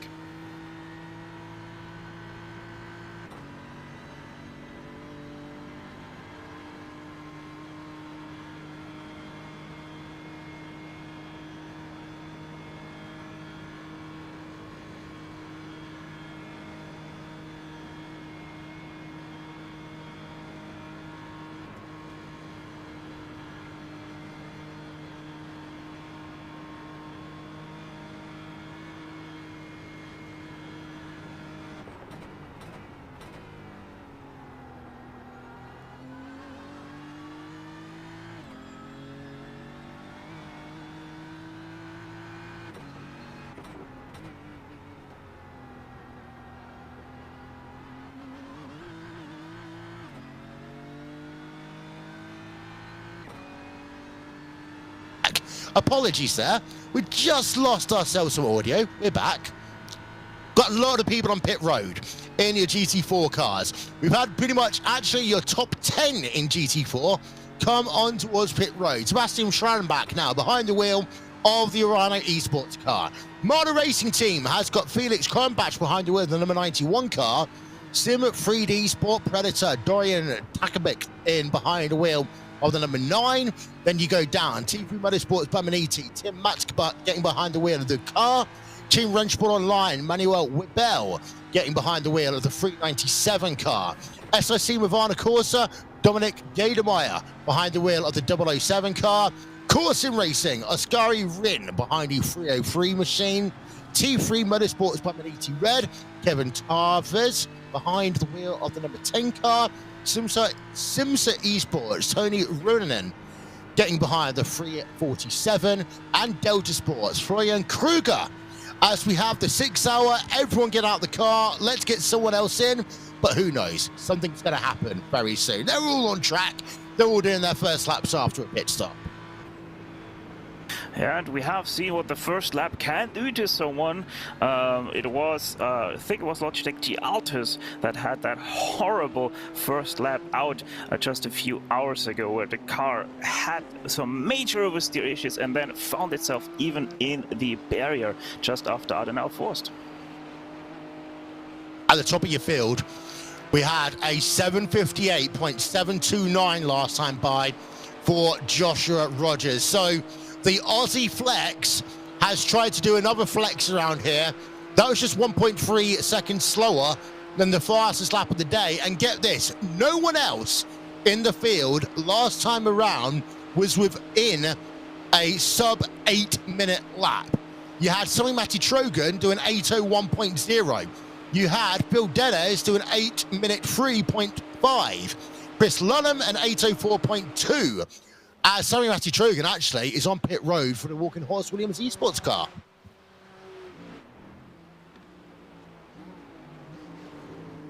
So, yeah, Simon, you know, well, it's very interesting. We say that Simon Matty Trogan is very fast, but it just seems like right now VRS Corner Simsport, they just know something, that they just can switch that, flip that switch and go completely out of this world with that 758. I mean, that was just 1.3 seconds slower than what we have right now as the fastest lap of this race. So VRS Corner, as much as I want Simon Matty Trogan to catch up, I just don't see him able to do that. Keeping an eye out, and Sammy Matty Trogan has gotten out of that car. Lewis Nasher getting in the number 1 car for Walking Horse Williams Esports. So change of driver then. Sammy Matty Trogan has done his stint for the time being. Gonna get himself a bit of a comfort break, a bit of a rest. We'll see when he gets back in behind the wheel of that number 1 Walking Horse Williams Esports car. What it does mean, Lewis Nasher doing a full service here, so it'll be fuel and tyres for them. At the start of this race, we talked about whether or not you're going to single or double stint the tyres. Now we're into what will be the coolest part of the race, and of course, running at night. You're going to probably expect the fact that they're going to do a double stint as standard from here on in until we get into the kind of post-sunrise part of the morning. Yeah, there were even talks about teams thinking that a three-stint strategy might be feasible in these kind of conditions with the GT3 cars. But I don't think we have seen anyone yet be thinking or even be doing that. So yeah, we'll have to wait and see if we might even see that later on in the night when we're actually going to get the night shift for these teams started running. But so far, it's been double stints pretty much all race long. Now, the driver change doesn't cost you much, but of course, it's about a 20-second difference in the pit stop between whether or not you take tyres or not. Please make sure you keep in contact with us across social media, as we do love seeing all of your comments. Who's driving for BMW Team Redline Red? Well, right now in the number 71 car, you have got Chris Lullum behind the wheel. It was previously Enzo Benito behind the wheel of that car. So they've had a number of drivers here today, and actually having a look at this stint, it's Patrick Holtzman who started with a double stint for the number 71. Then followed by a treble stint for Luke Bennett, a treble stint for Enzo Benito. Chris Lullum now, we'd argue, would probably do a treble stint as well. It's worth noting that Patrick Holtzman has commented a lot recently on social media about how he's kind of a little bit out of the groove. He was the BMW Sim GT Cup, made a number of comments, you know, saying that he just wasn't at the level that he was expecting to the point that he said he was going to take the word elite out of his Twitter profile. He's had some good racing recently, but trying to get a W, of course, trying to get at least a podium for that Team Redline car. Patrick Holtzman sometimes gets into a position where he struggles a little bit, and there's that motivation, and sometimes drivers have that run of bad luck. They just need to have that one good race to reset everything and start that positive momentum again. Yeah, most definitely. Drivers can have that. I mean, even at the amateur level, drivers have experienced that. Probably even some drivers in chat have experienced stuff like that. And you know, you could put Bruno Carnero of Pure Sims Esports also in that category right now. He is having a really bad streak of luck recently, and you just sometimes need to push through it or take a week or two off to reset your mind and be able to fully commit to everything that you have set target for. And you know, Patrick Holtzman, he is a great sportsman. He knows exactly what he needs to do to get there, and I'm quite sure he will soon be back to his peak performance level again. In GT3, currently 2.2 seconds is separating your third and fourth place teams. It's BMW Team Redline Red in third place, Mercedes AMG Team Urano in fourth. Dylan Scrivens has actually been behind on the wheel now for quite some time. I expect him to come and change drivers the next time they come in. One of the best battles we got on track right now is currently in GT4 though. And once again, we've seen RaceSport Online versus SRC Movano Corsa. Manuel Webel behind the wheel of the number 397 RaceSport Online car, as we're on board with Dominic Gademeyer in the SRC Movano Corsa 007. And again, we've seen these two drivers, these two teams scrapping it out for the last 3-4 hours on track, and it seems to be one of them will lead for an hour, then the other one will lead for an hour. One of them will lead for another, then someone else will lead. It just seems to be backwards and forwards between these two. Yeah, most definitely. Kind of like every single stop they switch around so the other team can save fuel and they both get as far as possible into this race until the gloves are off in the final few hours, and these guys really do battle it out as there's still some lap traffic in behind going past. Seems like the headlights of a BMW M4 GT3 there. Let's see if Gadameyer just sits behind, probably will, and save that little bit of fuel. Gadameyer still on board of him. Down the Dottinger Hoa. Doesn't move to the right-hand side just yet, and, well, that's because there's a course in racing car. That's in the way.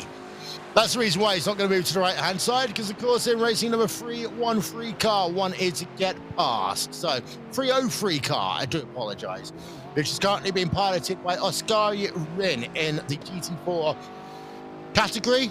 So course in racing, I've actually got my course in racing cars messed up. Someone's going to tell me that one in a moment's time. Yeah, course in racing got past both of them. As actually, did they just come on towards pit road, or someone else came on towards pit road? Our computer screen just messing up for the moment. But actually, yes.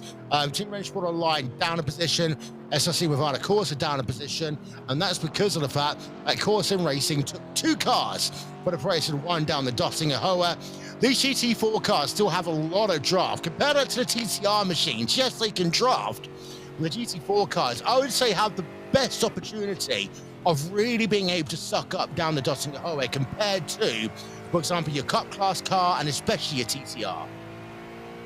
Yeah, that probably just comes down with how much drag in reality these GT4 cars have as compared to like TCRs and Cup cars, because they are so less fleshed out racing cars than the other classes, like we have already talked about earlier. These GT4 cars are about 80% road-going cars. If you go out and want that Aston Martin right here as your daily driver or just Sunday driver, you could buy it, and it would be 80% race car that you see right here on your screens as we go to a replay of Dorian Tabachnik. Oh, I could definitely see there was an Armco barrier hit there. I think there's another car hit as well. At least one more. Let's have a replay. We're on board with the Sim3D Sport Predator car. Dorian Tacken. Oh. I'm trying to identify it. I believe that was a Porsche. That's the second car hit there. But you've got Dorian on pit road. That number 9 car, the Sim3D Predator car, is on pit road. I'm thinking it might well have been the number 6 car of Milos Rudskiski on pit road as well in the Porsche 992. Indeed, it is. Ooh. oh. Connery Maddock has woken up from somewhere and just saying, rejoins, please. But I'm not going to lie to you here, Stefan. That part of the track, there's no real way even of staying off the track, staying off the line. You kind of are on the line the entirety of the time around. And that Carbon Sim Sport car, just nowhere to go. Yeah, I mean, what it also looked like there for Dorian Tabachnik is that he kind of surfed up on a very high curb that's on the inside there of what looked like Sprunghügel.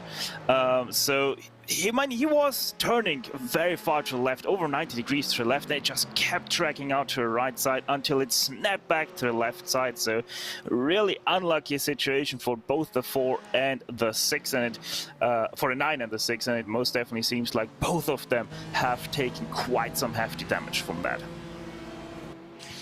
Back when we were at Sebring a couple of weeks ago, I was saying that you couldn't really have a situation where you could run the curbs at Sector 1 and Sector 2, Sector 3, go ahead, abuse the curbs. We get a replay at the bottom of your screen there, what happened in slow-mo. Really here, you can't really abuse the curbs in any of the sectors around the Nordschleife. Sector 2, 3, 4, 5, 6, 7, 8, 9, 10, 11, 12, don't abuse the curbs at all.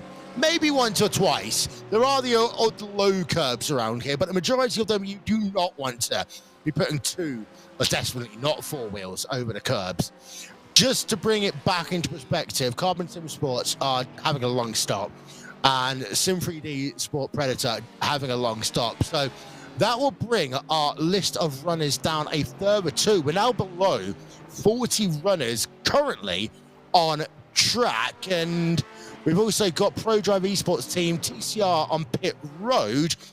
When this comes down to knowing whether or not they're going to come back out on track, we've done off things about 38 drivers. Yeah, early on, the green helm most definitely seems to show its teeth in the 2022 edition of this race, but it is some sort of expected, but at the same time, I'm a little bit shocked by how much attrition we have seen thus far. I mean, we're not even at the halfway point, and we have already lost well over 10 cars in this race, so I'm hoping this gets better, but obviously also as the track kind of clears out, you have more time for yourself, and yeah, less problems to run into another car that has maybe stricken the barrier. After last hour was happy hour, though. This is what I like to call silly hour, because the track is now fully dark for the first time. And what that means is that these drivers have had to completely readjust. No longer kind of rely on some of the reference points that they had in the daytime.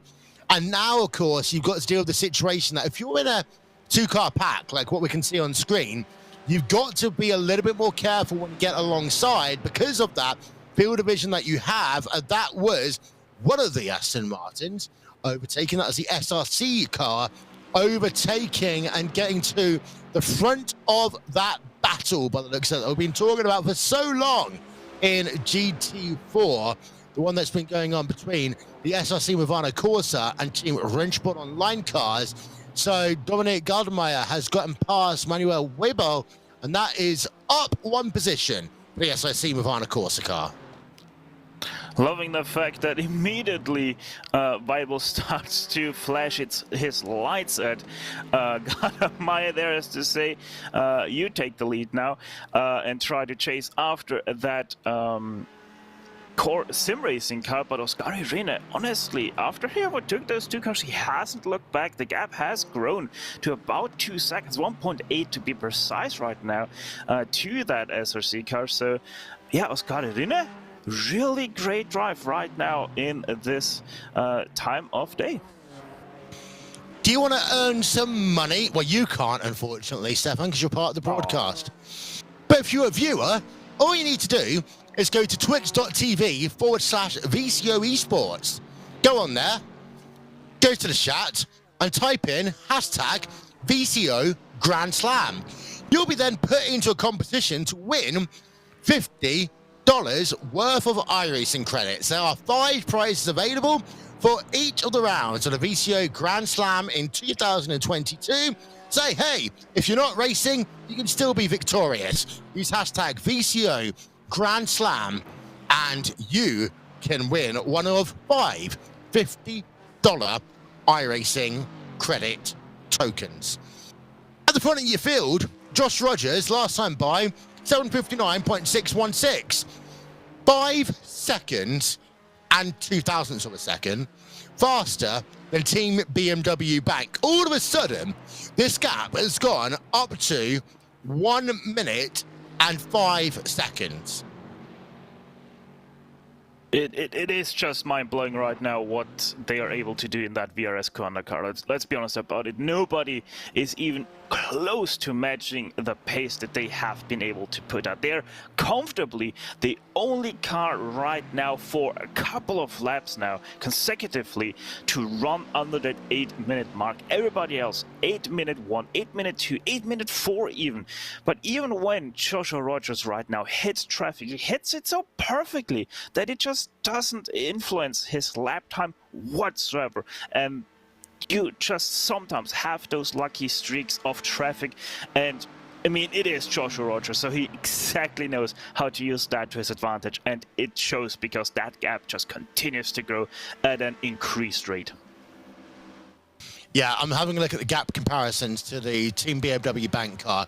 They've gained about 10 seconds over the last 4 or 5 laps. So Rogers is... It doesn't even look like he's pushing it that hard. That's the thing. Some of the times when you are smooth around a racetrack, you are fastest around the racetrack. And one would hope that Rogers recognizes the fact that he might be doing a treble stint here. You might argue, and let's all be honest here, Koanda Simsport are the team that do the crazy strategies.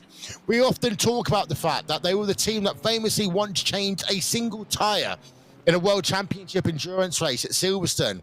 Managed to go out there and claim victory, win the race compared to everyone else around them who was taking 4 tires.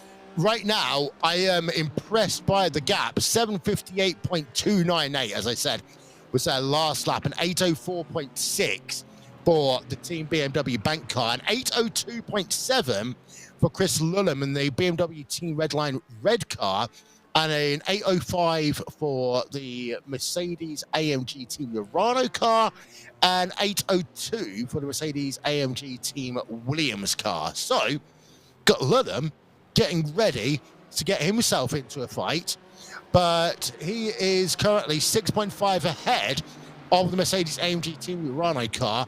Team Redline Red, this is going to be one of those strategies for me that will come down to the last 2 hours, like always in this type of racing, and they're either going to finish like ahead of Team BMW Bank, or they might end up actually towards the rear end of your top 5. It all comes down to how well they manage to make this strategy work. But you've got a safe pair of hands right now with Chris Lullum behind that Redline red car. Yeah, it is so far away still, that finish, to really say how this strategy of Team Redline is going to play out, or even if Joshua Rogers is going to be able to fight for the win in the end, or rather his team is able to fight it till the end there, because it is the Nürburgring 24 hours, it is the green hell, and as we know, as we have seen multiple times, even in real life racing, anything is possible, and if anything is possible, well, the Nürburgring is most definitely the place for it to happen. To quote the one and only Murray Walker, anything can happen. Let's take the word Grand Prix out in racing, and it usually does. As we are now 6.5 hours into our coverage, that means you've only got to listen to me for another 85 minutes, then Lewis McGlade. So, VCO award-winning, Simi award-winning Lewis McGlade will be coming over to take over from me. You know, he's a much better commentator than I am. He has an award and everything. As Coanda still lead the way by 1:06 now. We'll keep you up to date with the lap time, see whether Coanda actually drop back into the 8-minute range. I don't think they will anytime soon, but no purple laps recently. And the reason for that is, you would argue that this is a great time of night to set yourself a purple lap. You then come down to the risk and the reward. When you're in happy hour, recently, that was fine, because you could actually still see all your braking points, you could still see all the dangers around every curb, so you could push it a little bit more. Now, when you're into the night, you're just running at, we'll say that 97, 98% region, because you do not want to be in a position where you come around a corner and there's someone that's spun around you and you can't actually brake quickly enough. As we're looking at my best battle of the day. Wizards versus Marshmallows once again in TCR. Yeah, sounds like two regional basketball clubs going at it, but it's actually racing virtually at the Nürburgring. And, you know, while, yes, this might be the day in temperature, time of day in temperature-wise, for the fast laps to happen, but actually also not allowed to forget that the track is well past saturation. Every single ounce of rubber that now drops off these tires is just added rubber and dirt that is gonna lay offside the racing track. Every single time you have to drive off the racing line to overtake someone, you're gonna take up all of that dirt and rubber, and you have to drive that off, and that just continues to be more and more the longer this race goes. So that's also why we're not seeing those peak lap times right now. The Wizards versus the Marshmallows. The 405 Marshmallow in P5 in TCR. The Wizards are third or a second back now in the number 17 car. Don't forget, in TCR, we did also have the Ghostbusters car. They are, however, about 5 places back in the Sim3D sports car. So TCR get the victory for the best names of the day. In terms of car liveries, I will say we haven't talked about liveries yet. They're rather on the I'd call it the normal side of things. We do sometimes see some crazy liveries in this race, like we do at the Daytona 24 hours. But today it seems to be like the majority of these teams have kept things nice and simple. And that's sometimes because of the templates of these cars, especially in TCR. There's not a lot you can really do in terms of the absolutely crazy liveries. Our producer, Tyler Maxson, will know where you can still do some crazy stuff. We actually have the Arjuna Kankapati face car that was done recently. The last time I was doing an endurance broadcast, that was what they were working on. I don't know if it's actually made it out into competition yet. I know they're trying to do so for one of the World Championship Series. Meanwhile, in terms of battles out on track, we have got still SLC with Varna Corsa, Team Wrenchport Online, separated by less than a second. That is the only gap that is right now, less than 3 seconds on track. We have got 1 or 2 others just going around. Impulse Racing 223 versus Team Hoexenveld 404, which is actually the 16 car. We talked about car numbers earlier. I'll refresh you on that one in a little bit. But the 233 Impulse Racing car is currently 3.2 seconds ahead of the Team Hoexenveld machine. And last time around, Team Hoexenveld were about 2.4 seconds faster on track.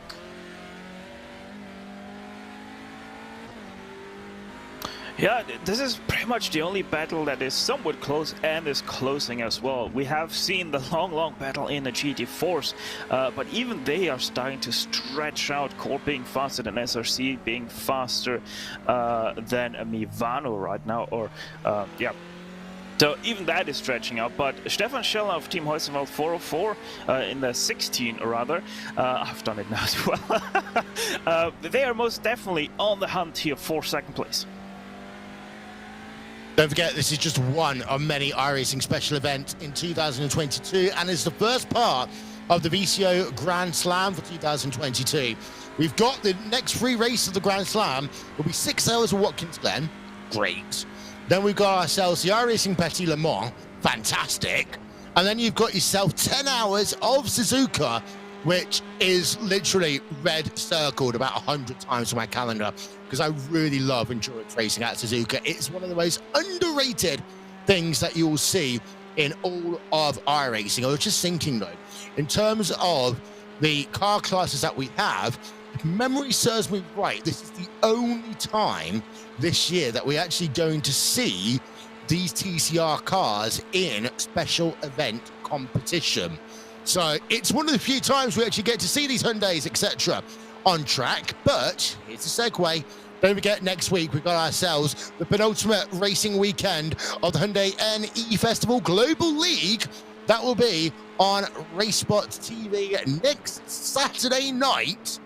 And also, we've got to give a shout out to Hyundai, because that is what our friend, our main man, Tyler Maxon's been driving for so long over the years as well. And he's going to be a special guest on that next Hyundai broadcast. I do love having TCR cars in this race. It's the only one that you could really get away with it.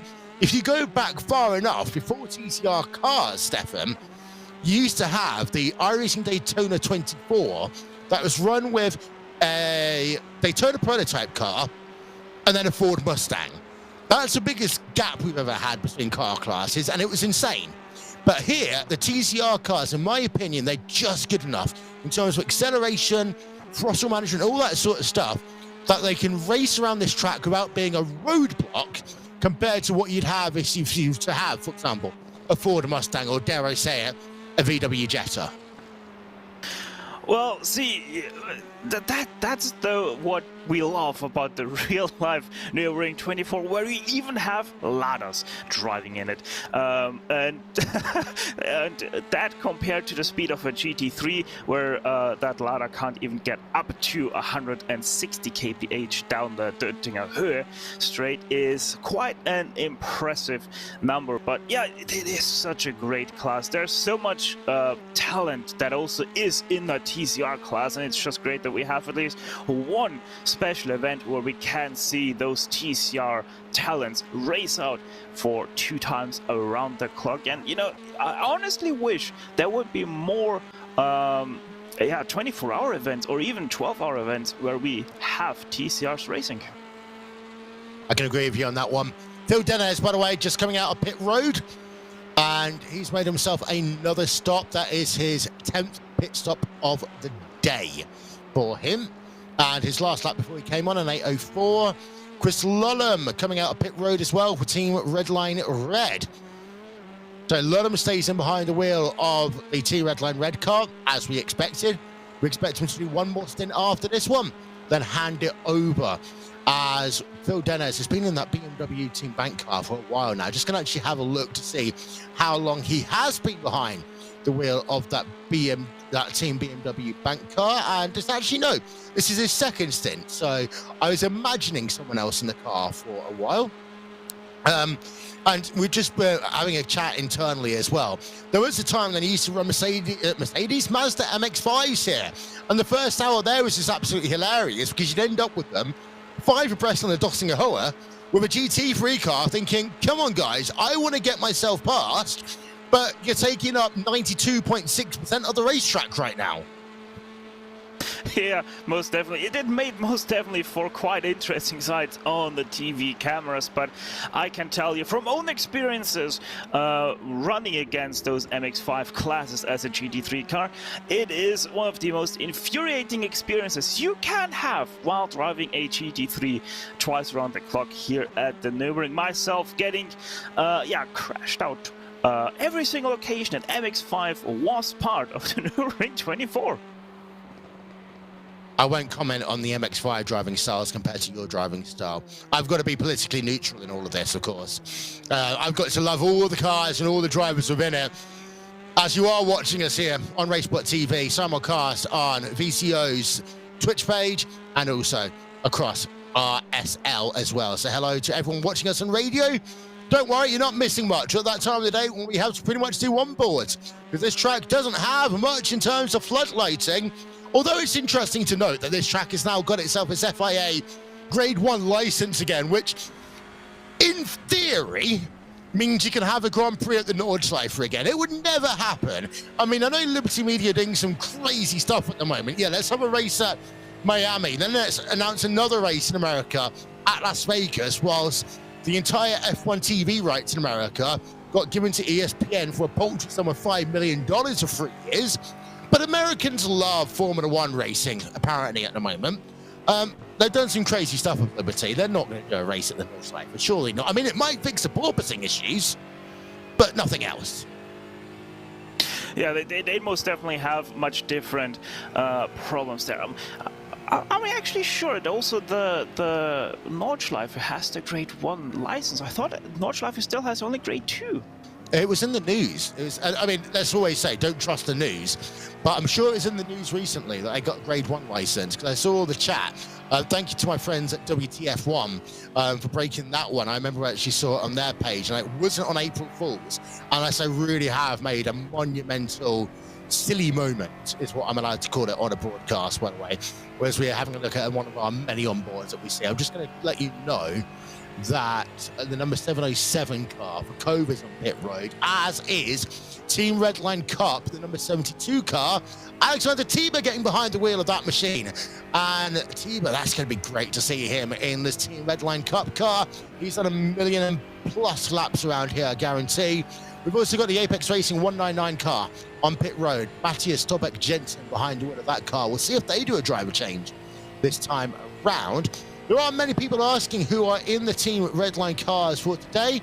I can tell you that getting out the 199 Apex Racing Academy car, we've got a driver change there, because you've got Matthias Tobeck Jensen out and Diz Simmons behind the wheel of the car. But to go back to the point that I was going to make about the Team Redline Cup number 72 car, driver change, as I said, Alexander Tiber now behind the wheel of that one. Diego Pinto started that car, did a double. Gianni Vecchio did a treble. Chris Verdambeat has done a treble, and now Alexander Tiber in behind the wheel of the car, as we're still looking at the battle, by the way, for second place in TCR.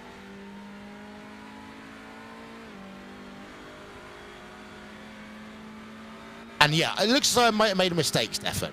I live the hopes and dreams of the Nordschleife. It's still a Grade 3, so it's just down to the tourist laps. I mean, you could, in theory, get Max Verstappen and Lewis Hamilton into a tourist lap. Of course, if they crash, that's the one thing about the Nordschleife. Not many people realise that you can pretty much take your own car there, but the risk-reward factor is if you bid it, you have to pay not just for the fact that you've crashed your car.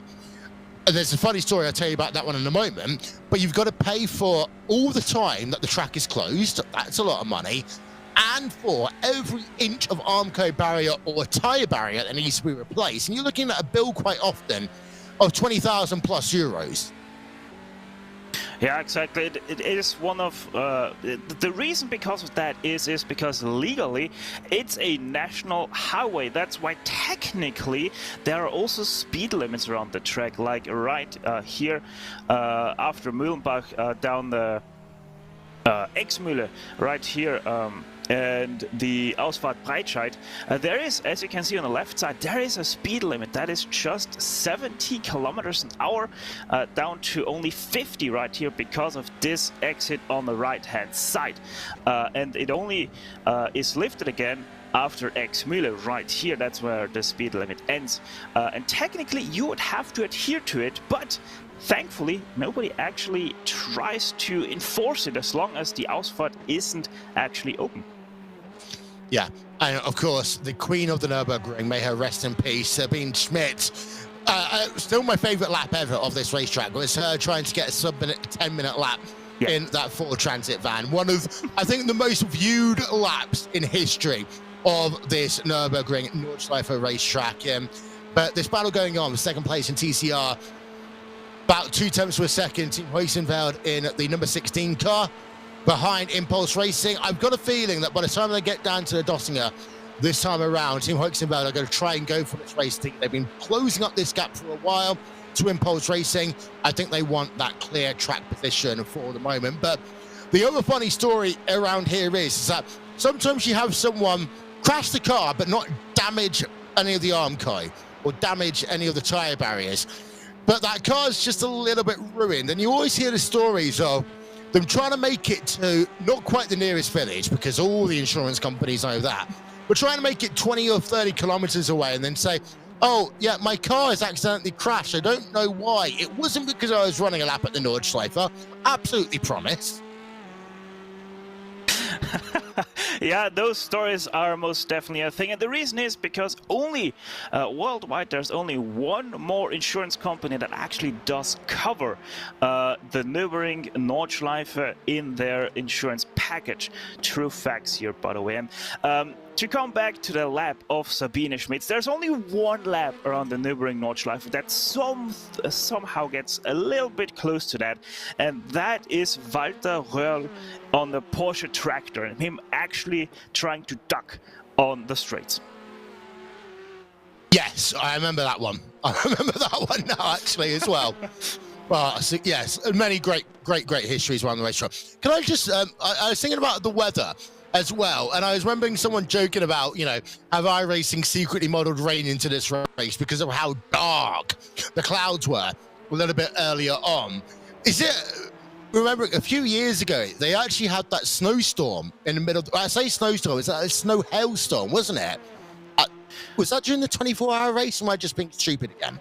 No, that was, if I remember correctly, 2016, where it snowed, hailed, rained, and the sun shined on different parts of the track at the same time, and they actually had to stop the race about 3 hours into it, just because simply nobody was able to drive anymore, because even the wet tires didn't have any grip anymore on the track. I can imagine trying to call up, insert tyre company here. Hi guys, have we got any snow tyres I can fit? They need to last the entire lap, but they only need to work for about a quarter of it right now. As that TCR battle that we're seeing on our screen, Team Huisenfeld remain behind. The gap's actually opened up to about 5 tenths of a second. But of course, they're going to go running down the massive straight in a couple of moments' time, and we might well see a change for position there.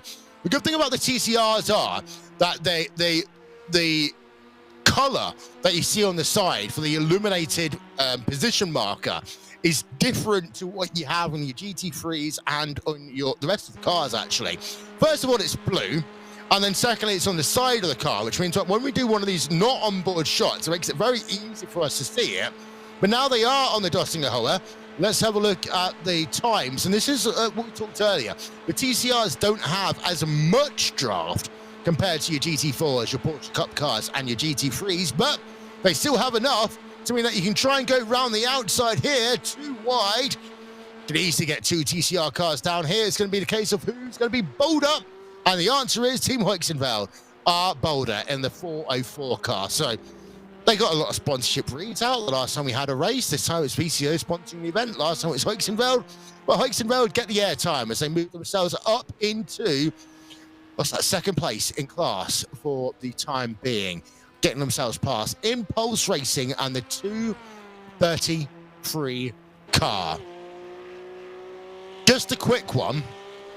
It looks as though that Josh Rogers pitted a moment ago. I'm just having a look through. It's either that or my timing screen's gone completely out the window because, yeah, they must have done a pit stop that last time around because it was an 8:56 lap, and Josh Rogers doesn't do an 8:56 lap, I think, in any of the cars in the field here today.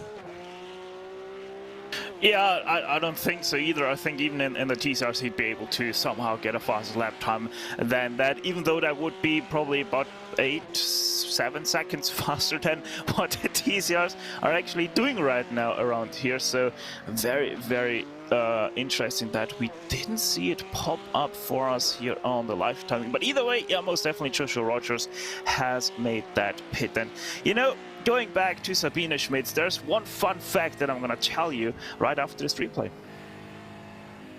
Apex Tech Racing, Jamie Conway, we've seen this incident already.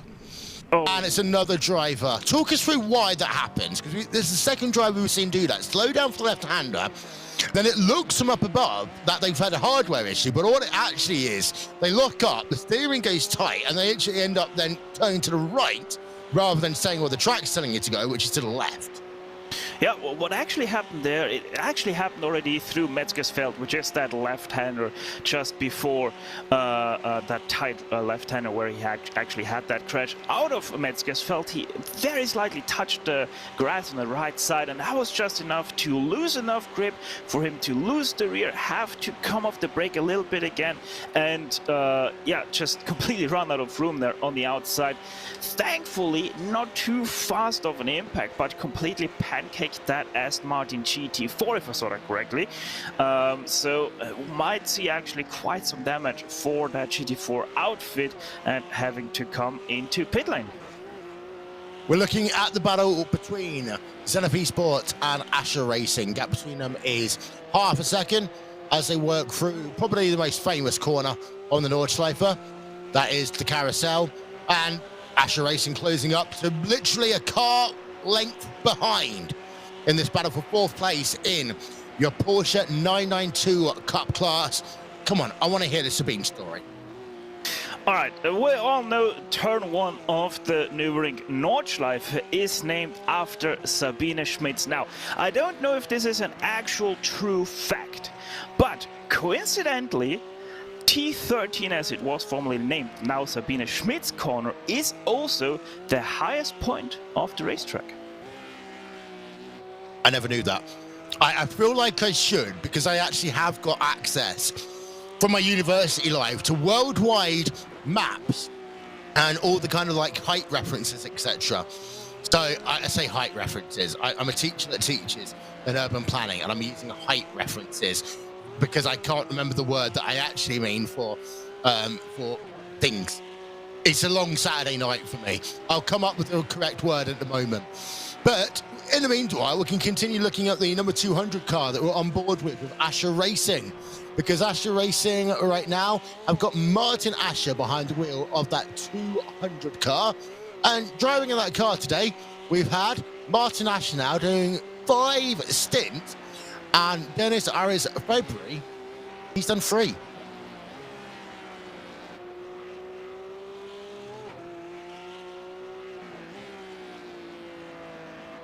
We stay on board then with the Asher Racing car as we're getting almost close to the top of the hour. So we're going to give you an update on where we are in terms of all of your classes in a moment. It is worth noting, though, at the top of your field, it is Josh Rogers. That gap's now up to 1 minute, 19 seconds, Stefan. I mean, we're talking about nailing it. He's done another sub 8-minute lap. That's a 7:59.716.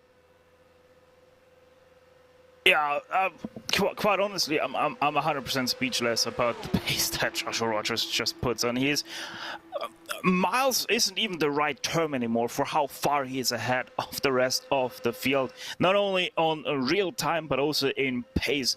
A minute 18.8 on live timing right now in front, and Rogers just continues to open the gap by a couple of seconds per lap, which even on terms of the Nürburgring Nordschleife, that still is a load of time that he puts on to Phil Dennis, and I don't see anyone, at least in the nighttime, maybe it changes for once the sun comes out again and the temperatures rise once again. I don't see anyone be able to find an answer for the pace that Joshua Rogers and probably the rest of VRS Corner can put out right now, as long as the sun stays below the horizon.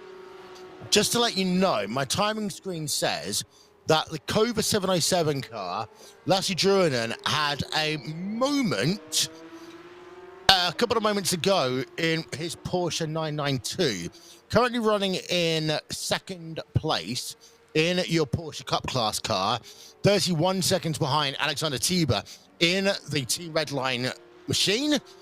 Don't know how bad it is. We'll try and find a replay if it is indeed possible to do so. We'll let you know how things are there. Meanwhile, very quickly, Impulse Racing, Hoyksonville, they are still scrapping it out within a second of each other. Asher Racing have gotten themselves so up into fourth place and ahead of Zenith Esports.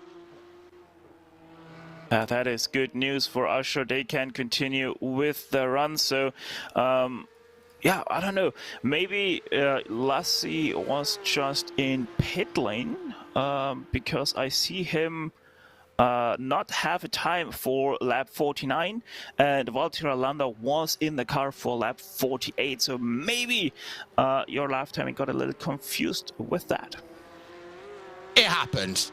But anyway, we say thank you very much to our friends over at Timing 71 for providing live timing and scoring. We'll tell you how you can figure that one out and join us by using live timing and scoring in just a moment's time. But we are now almost 7 hours into this, the 2022 24 hours of the Nürburgring, powered by VCO. That's another hour in the books as we're continuing coverage here on RaceSpotTV, on VCO Esports and on RSL. We continue to welcome you along to our coverage as it is currently all aboard the Joshua Rogers train in terms of your overall lead, because the VRS Carrera SimSport number 80 machine has been absolutely driving away with this one. When Josh Rogers got behind the wheel of the car, the gap was about 40 odd seconds. It's now up to 1 minute and 20 seconds. Rogers is the only driver right now who can get a lap time in that sub 8 minute range. And you know what? He does it almost every single lap. His last lap time was a 7:59.716. And yeah, that car might be right now 2 seconds slower than its fastest lap of the day. But when you can be consistently inside the 8 minute range, that means you either got a very good race car, a very good driver, or a combination of both. Team BMW Bank are in second place overall and in your GT3s. Phil Dennis behind the wheel of that one. Last lap time an 8:02.571. Looks like Phil Dennis is playing the let's just get through the nighttime phase of the race phase, because his lap times again, none of them recently into that 7 minute range, and consistently trading lap times with a team that are in third place, which is BMW Team Redline Red. Chris Lunham behind the wheel of that car right now, doing a couple of stints after Enzo Benito was in the car earlier on. The gap between Chris Lunham in third place and Josh Rogers in first, now up to almost 100 seconds. Walking Horse, Williams Esports, well, they were at one point in second place. They changed drivers after Samuel Trogan was behind the wheel of that car, and Lewis Nasher is now on board that car. Of course, they've done a full service, which includes tyres and fuel, and they are currently 17.4 seconds back from Chris Lunham in the BMW Team Redline Red car, but expect that one to change over the next hour as the continued strategies between those cars come into play. Fifth place in your GT3 field is the Mercedes-AMG Team Williams car, who are currently 7 seconds back from the Morgan Horse Williams eSports car. Important to note that Ati Kuppanen has gotten himself ahead of Alexei Nezov recently, so switch those two Mercedes-AMG cars around. Let's go and have a little talk, shall we, about your Porsche Cup class. That one has got some great racing going on it right now. The field is currently led by Alexander Tiber in the Team Redline Cup car. He has got himself a 34-second advantage, or close to, over Lars Jurinen in the Kova 707 car, who have recently maybe done a driver change, all that sort of stuff. They have done the Kova car a total of 9 pit stops, has have Team Redline Cup. In third place in class, you've got yourself Simons in the Apex Racing Academy 199 car. They are almost a minute behind Kova on track, and importantly, you've got yourself Valkyrie Competition getting the pass complete in real time to move up a position. Nope, that's not a position in terms of the class, that's just a position overall.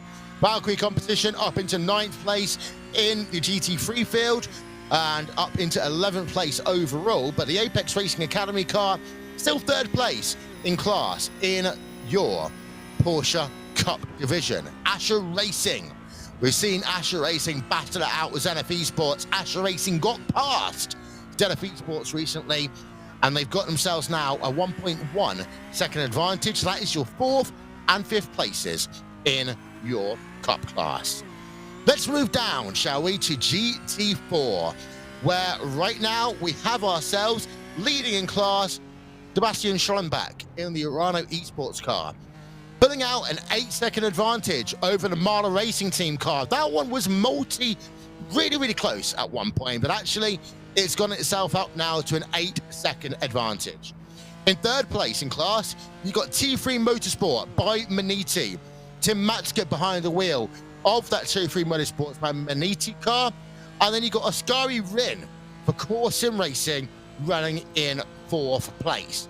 Interesting to note that after overtaking both the SRC Movano Corsa and the Team Rennsport Online cars in one go on the Dottinger Höhe, now you've got Oskari Rin up 6 seconds ahead of those two cars, the SRC Movano Corsa car and the Team Rennsport Online car, which continues to have some form of force field, magnet, call it what you will, bringing those two drivers within a second of each other. And that's been the way since I started on commentary here 3 hours and 5 minutes ago. Finally, we go over to our TCR class, and it is still the Majors Garage FSR 185 car leading the way, or at least temporarily. We'll talk about that one in a few moments' time.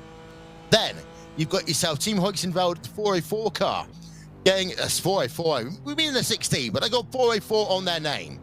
Stefan Scheller is actually about 7 tenths of a second ahead of the Impulse Racing 233 car, currently being driven by Chris Shorter. And these two, again, have that force field, that magnetism going on between them, because even though the Team Hoixenveld car is able to get ahead, they've not been able to pull away from the Impulse Racing car. 4th place in class, you got T3 Motorsports by Maniti Blue, and rounding out the top 5, that is the Wizards team. So that is your state of play right now. I'm having a look through. We've got 41 cars still circulating on track in some way, shape or form. So we did worry earlier on that we'll dip below the 40 car number, because there were a couple of teams that had to have some very long journeys on pit road. One of them being Carbon Simsport. We saw the crash that they had when they were just an unfortunate bystander. They had nowhere to go, but they have gotten back out onto tracks. We still have 41 cars circulating here. Don't forget, live timing and scoring, it is available. Visit RaceSpot.wtf/endurance. You can join us on Discord at RaceSpot.wtf/Discord. And if you go over to twitch.tv/VCO Esports, that is twitch.tv/VCO Esports, and use the hashtag VCO Grand Slam you could be in with the chance of winning one of 5 $50 iRacing credits. And of course, we want to say that we're going to be on air on RSL all the way through the night, all the way back into the morning, the lunchtime, the afternoon, depending on where you are around the world. So if you are listening to us on RSL, hello, welcome to our coverage. My name's Will Vincent, and I'm joined for the next hour, before I disappear off, by Stefan Schlacker once again. And well, Stefan, that was your hourly update. These are getting longer by the hour. That was an 8-minute update. As we still got battles going on track. 24th overall is a battle that is between T3 Motorsports by Maniti Red and Delta Sport in the number 27 car. Yeah, your last update was actually longer than what it takes Joshua Rogers to lap the 24-hour layout of this track. Last lap was within a second of the fastest lap that car has been able to run all race long thus far. So it seems like as the updates get longer, Joshua Rogers just keeps on getting faster. You know what the funniest thing is about that? I have my notebook ahead of me, which I use for special events that I started at the end of last year, which I write little things in every so often. The last time that I wrote in it was actually at the 12 Hours of Sebring, when all it is a number 396 circled a number of times. That was a lap record that they wanted to beat. Here at the Nordschleife, I haven't actually written a single note down, but that's because actually the battles that we've had, they've been going on for so long. It just allows us to drill down into the intricacies of these battles. But the one thing that no one needs to write a note about is just how fast Josh Rogers is. Last time by, 7:58.327. That's within a second of the fastest lap of the day. And actually, you know, honestly, earlier in the stint, I doubted very much that Joshua Rogers would be able to get anywhere close to that, but he just keeps on trotting. He just keeps on finding pieces of tenth of hundredth of a second, lap after lap. And honestly, at this point, I would be shocked if by the end of this hour he hasn't found a new lap record, or at least of this race, in that car. So Joshua Rogers, yeah, I'm honestly lost of words to describe in any shape or form what kind of pace that number 80 is able to perform right now. Just very quickly, first of all, VCO Esports on Twitch, Rogers OP. I didn't realize they were allowed to take sides in this one, but it is a statement. We say Rogers OP. We've been saying it for so many years right now, as we're on board with Joshua Rogers in that Kiwana Simsport car. The thing that's really interesting to note as well is that right now we've got ourselves a Porsche leading, then 2 BMWs in second and third place. We've got Mercedes, 2 of them inside your top 10 as well. So after all the, oh, it's always one team winning over another, it's a BMW fest, yada, yada, yada. You know what? The people that's done the BOP for this race, absolutely perfect. Yeah, and you know, what comes on top of this is that the Mercedes used to be quite underpowered, so to speak, in the GT3 field. It always was lacking something. It was lacking turning or just straight up power on the straights.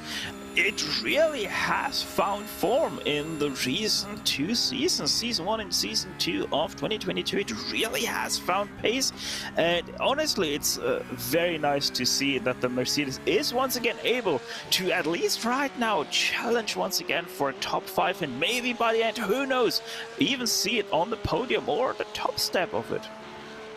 You know, earlier on I told you that you can actually win $50 iRacing credits. I'll give you something that you'll make you a little bit happier. You've got a spare 10 euros lying about, surely, Stefan. We pay you that much at least, right? Yeah, I have. I tell you what, if you go over to VCO's website and you got yourself 10 euros plus shipping, we have to say that one, you can actually order the first edition of VCO's esports racing magazine. It's called Send It, It's coming soon. It's got Romain Grosjean and Jimmy Broadbent in the first issue. And you know what? I would say that is a very, very well spent €10. Not a digital magazine. Rather than having a digital magazine in an esports world, they want something you can hold, you can touch, or dare I say it, if you like Romain Grosjean's face, you can put it next to you on your pillow and sleep next to Romain Grosjean and cuddle him to sleep, because it's a physical magazine. We're on board a Kevin Tavares in the T3 Motorsports Dominator red car, but if you got €10 spare, that's what you can do. Go and buy Send It magazine by VCO right now. Yeah, most definitely. I think that will be, once again, quite the read for esports enthusiasts. I've already put my name down for that, so yeah, I'm really intrigued how that is gonna work out. And by the way, I don't get commission from VCO. I just thought I'd say it. We're still on board by Kevin Tavares in the T3 Motorsports Dominator red car. I just realised that technically, under UK broadcasting rules, I don't know whether or not I had to declare whether that was a product placement or not. But VCO, of course, are the title sponsor of this race, so we've got that one out of the way. Keeping it with that car through the carousel, they come right now. T3 Motorsports by Maniti Red. So the number 10 car. Kevin Tavares behind the wheel. That one, you probably want to know who's been in that car today. It was Ronnie Nunez at the start of the race for a double. It was Maxime Marlot for a treble, then Isaac Jean for a treble. Kevin Tavares in the car right now. It's very interesting to note that because of the tyre strategy that has to be done in this race, the teams could not do doubles at the start. They basically couldn't barely do a double. But you always had the driver doing the first 2 stints, and then they moved themselves into treble stints as the track got cooler and cooler. Yeah, I mean, it also shows just how much track temperature really affects these tires and these cars of how they're able to go from a single stint at the very beginning of this race to now probably even close to thinking about doing a triple stint. I mean, we had talks earlier. We haven't seen, I don't think we have until now have seen anyone actually do it, but there have most definitely been thoughts about spent about doing a triple stint, and quite honestly, I would be sort of shocked, but at the same time would be shocked if we actually see someone try that triple stint, because it definitely seems like the double stint is the faster strategy, but if you're desperate for track position, that triple stint might be a viable option. P1, P2, P3, all on pit road in your GT4 class. Urana Esports, Marla Racing Team, T3 Motorsports by Maniti. All on the lane, Sebastian Schallenbeck behind the wheel of the Urana Esports car. And you got Felix Quambach just coming out of pit road in a moment's time in the Marla Racing Team car. Schallenbeck is already back out onto track. You've also got the Walking Horse Williams Esports car on pit road from P5 in your GT3 field. That's a lot of flashing lights going on, by the way. You just saw. I mean, you don't flash your lights when you're 20 car lengths back, surely. I mean, you're not going to get past immediately, but that's the strategy that some of these cars just use. Shall we see if there's going to be any more flashing lights? None yet. There's been people over the years saying that iRacing needs to make a limit, a bit like push to pass. We can only activate it after a certain amount of time. You flash once, you've got to wait 30 seconds for your lights to recharge, and then you can flash again. I'm sure that would annoy a couple of drivers, especially if they're working through traffic at a place like the Petit Le Mans that takes place at Road Atlanta. By the way, Road Atlanta was the first time I ever got to see RSL, the guy John Heindorf, the lady in charge, as I think we have to call her, et al. I was flown out by iRacing. We were commentating on the last round of the MX5 Championship, and of course, we're going to be going to the virtual version of that for the third part of our quadruple header, which is the VCO Grand Slam for 2022. That's a load of GT4s are on pit road right now. You know, I kind of was thinking that you're actually going to say that you saw for the first time in person flashing headlights, but thankfully you said the guys from RSL. And, you know, about the flashing headlights topic, there's one car a lot of people are very glad that we don't see them anymore in day-to-night racing, and that is the HPD ARX 01C, because that has the most aggressive headlight flash any car has ever had, because it turns on and off the full lights. That includes the high beams of that car. So and it also is such a fast flash that the HPD ARX has that it is actually blinding. You go from can see everything, can see nothing, and that 10 times. I'll tell you what, the first time I saw flashing lights was actually on an airplane, but you have to see my driving on the M5, M6, normally on my way into work. There's a lot of flashing lights. And one thing that Europeans actually know how to do is move back to the normal lane of the motorway. You try and go down the M5, M6, even at, when I'm on that at 6:30 in the morning, you have someone always doing about 5 miles lower than the speed limit on the, in our case, right-hand side lane. Don't forget, we drive on the wrong side of the road compared to you people. It's early in the morning. I am very aggressive before I have my first cup of coffee. And for obvious reasons, I don't have my first cup of coffee until I get into work, because otherwise that makes all sorts of an issue. As Apex Tech Racing, by the way, on pit lane in the GT4 class, number 15 machine, Jamie Conway behind the wheel of that one. A 7:58.000 last time by for Josh Rogers in the VRS kind of Simsport number 8 car. For those you're wondering how fast Josh is going, yeah, he really is going Josh OP levels right now. The Australian driver who moved over to Germany to be a part of the Coanda Esports house, which is now the Coanda Esports Lounge, as they developed that one over the last couple of years. And 1 minute 32 now is the gap. I mean, every time I blink, it goes up by 10 seconds. Yeah, and I honestly, we kind of have to mention it every single lap he does. He's getting faster and faster and faster. Last lap, 7:58 flat, 6/10 away from the fastest lap this car has seen all day.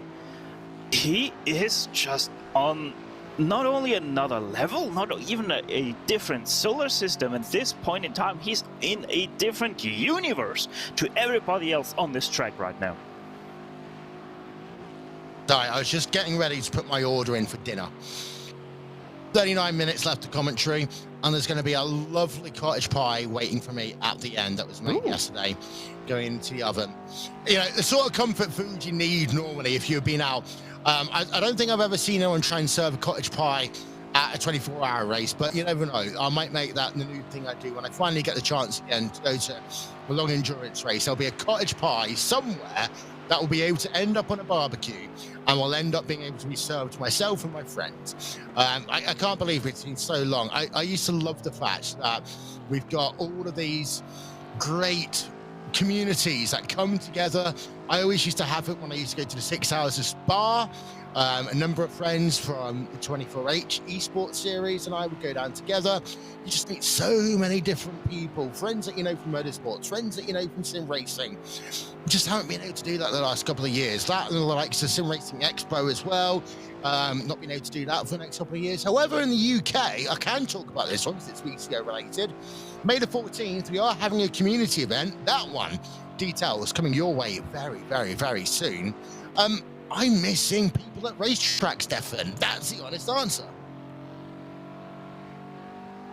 Yeah, missing people at the racetrack. It's one of the biggest shames that, sadly, the Sim Expo has moved off of the Nürburgring Expo Center and is now going to be at a different location close to, if I remember correctly, the North. Could be wrong there. But it's in Nuremberg, I thought. Oh, yeah, Nuremberg. Not going to be a great place in December, apart from the Christmas market. Yeah. I won't comment on that because I know too much and I'll get myself into trouble. I managed to make it 3 hours and 22 minutes into a commentary without getting myself into trouble. He got into trouble a little bit like last time by. It was Josh Rogers. He had an off track. You know why that's important? Because if he didn't get that off track, he would have set a new track record for today. It did a 7:57.055. I mean, is he trying to work for 7:56 right now? Is Josh really trying to do that? I mean, quite honestly, that 7:57.05, as you can see on that dash, is staring him right into the face.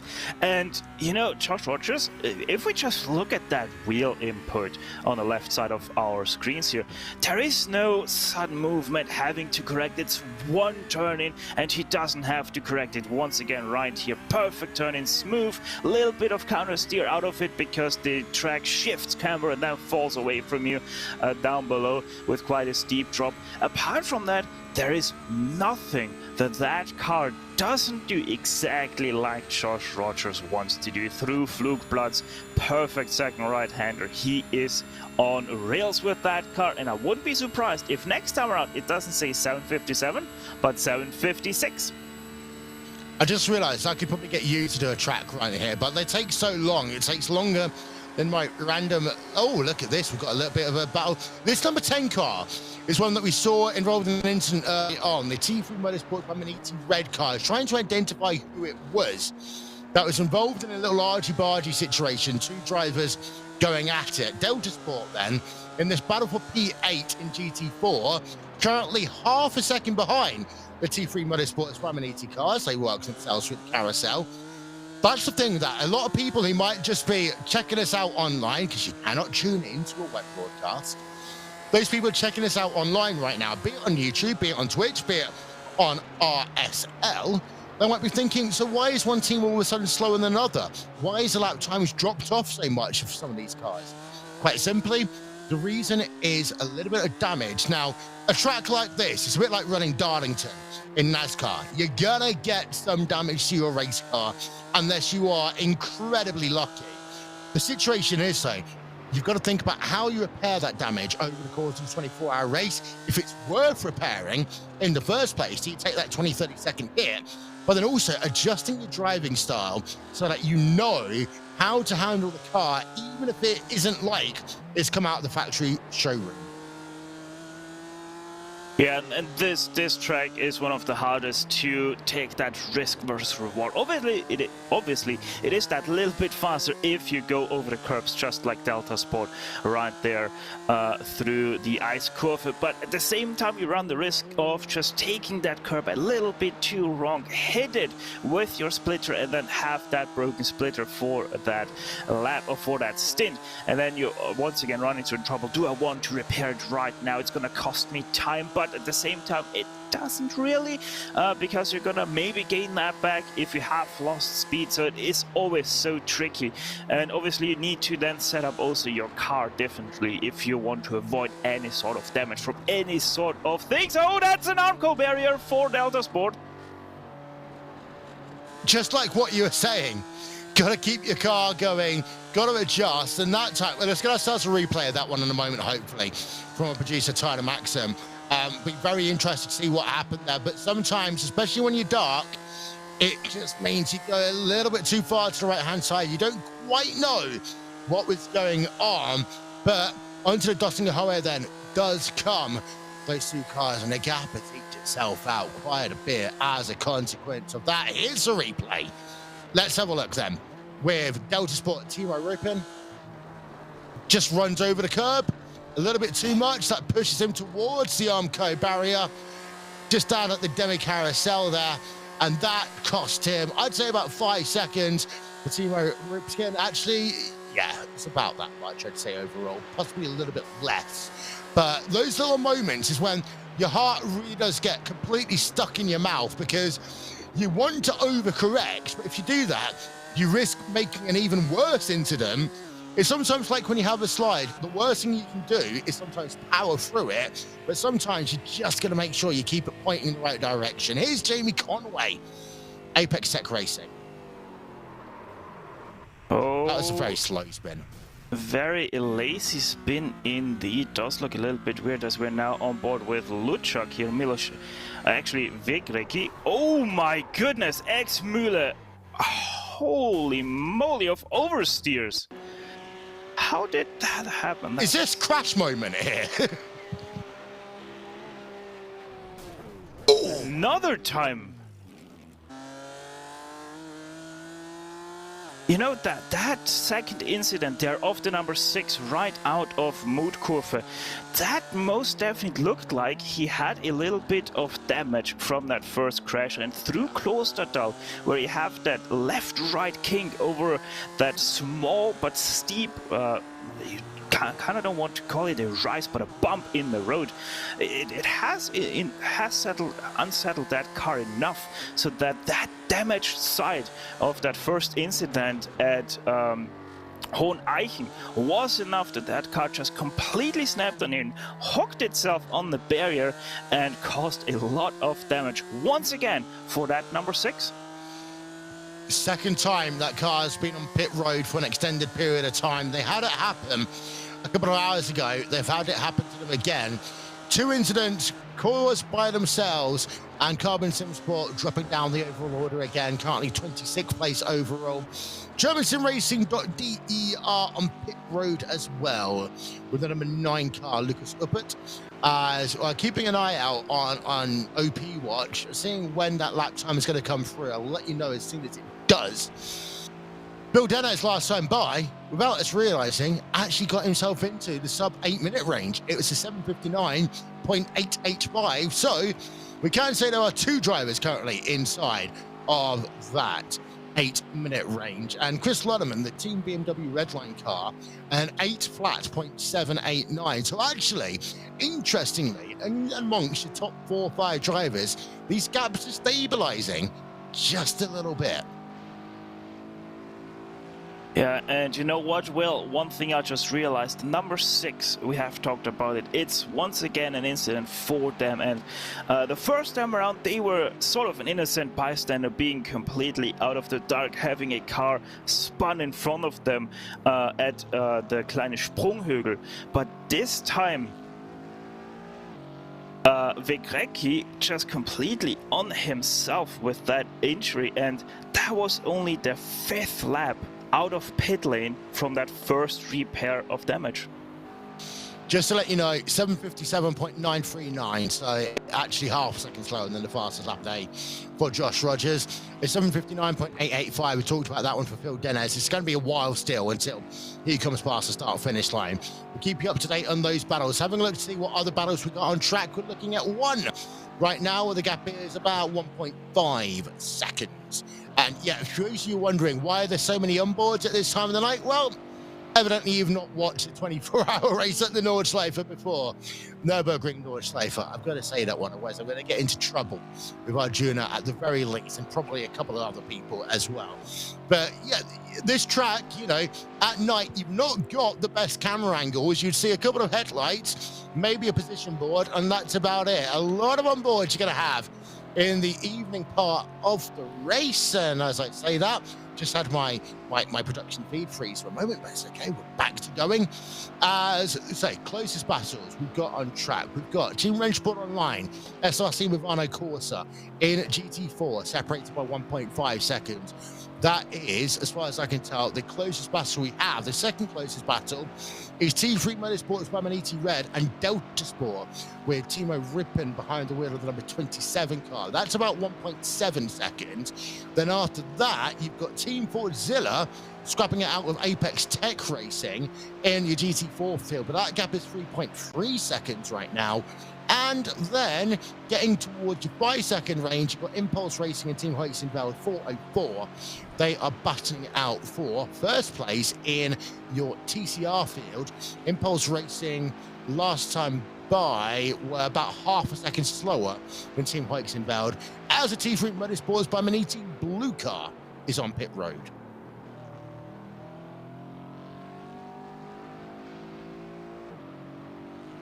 See, this is what happens when I talk for so long. Stefan falls asleep.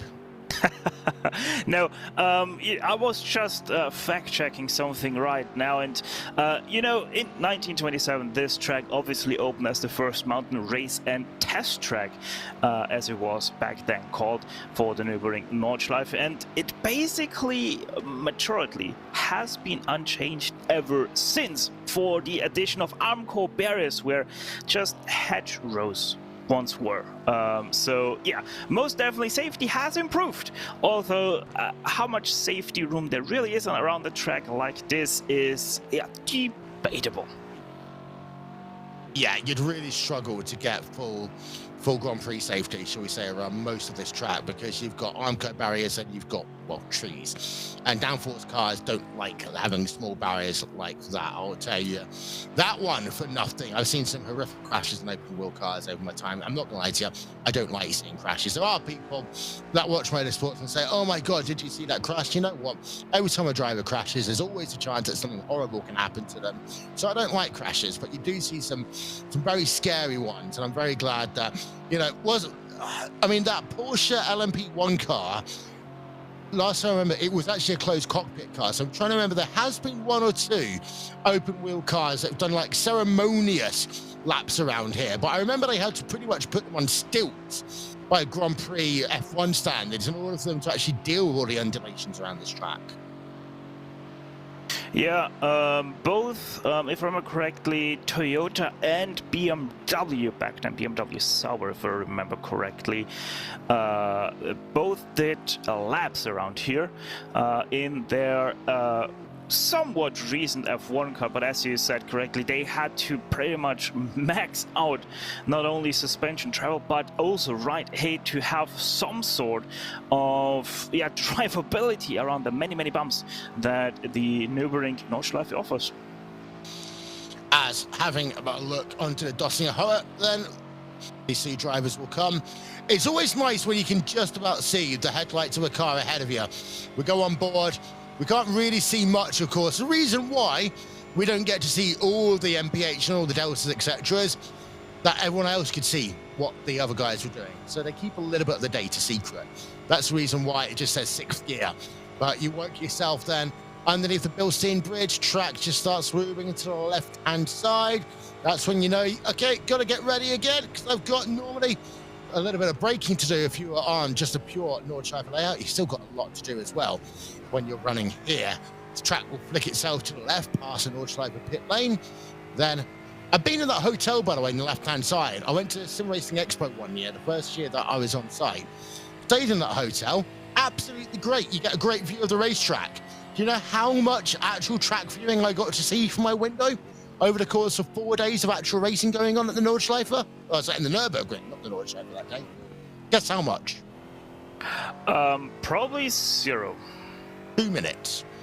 And that was only because we were waiting for someone to come down to reception so we could get on board. I was going to say our team bus. We did literally have the 500-meter shuttle between our hotel and the place where we were going for Sim Racing Expo. Because of the amount of equipment that we had on us, we were waiting for one person, so I thought I'd run back to the room. I literally got to say, yes, I've seen something from my hotel window, and that was it. But the cool thing as well is that you've got access to all the CCTV cameras that they put around the Nürburgring.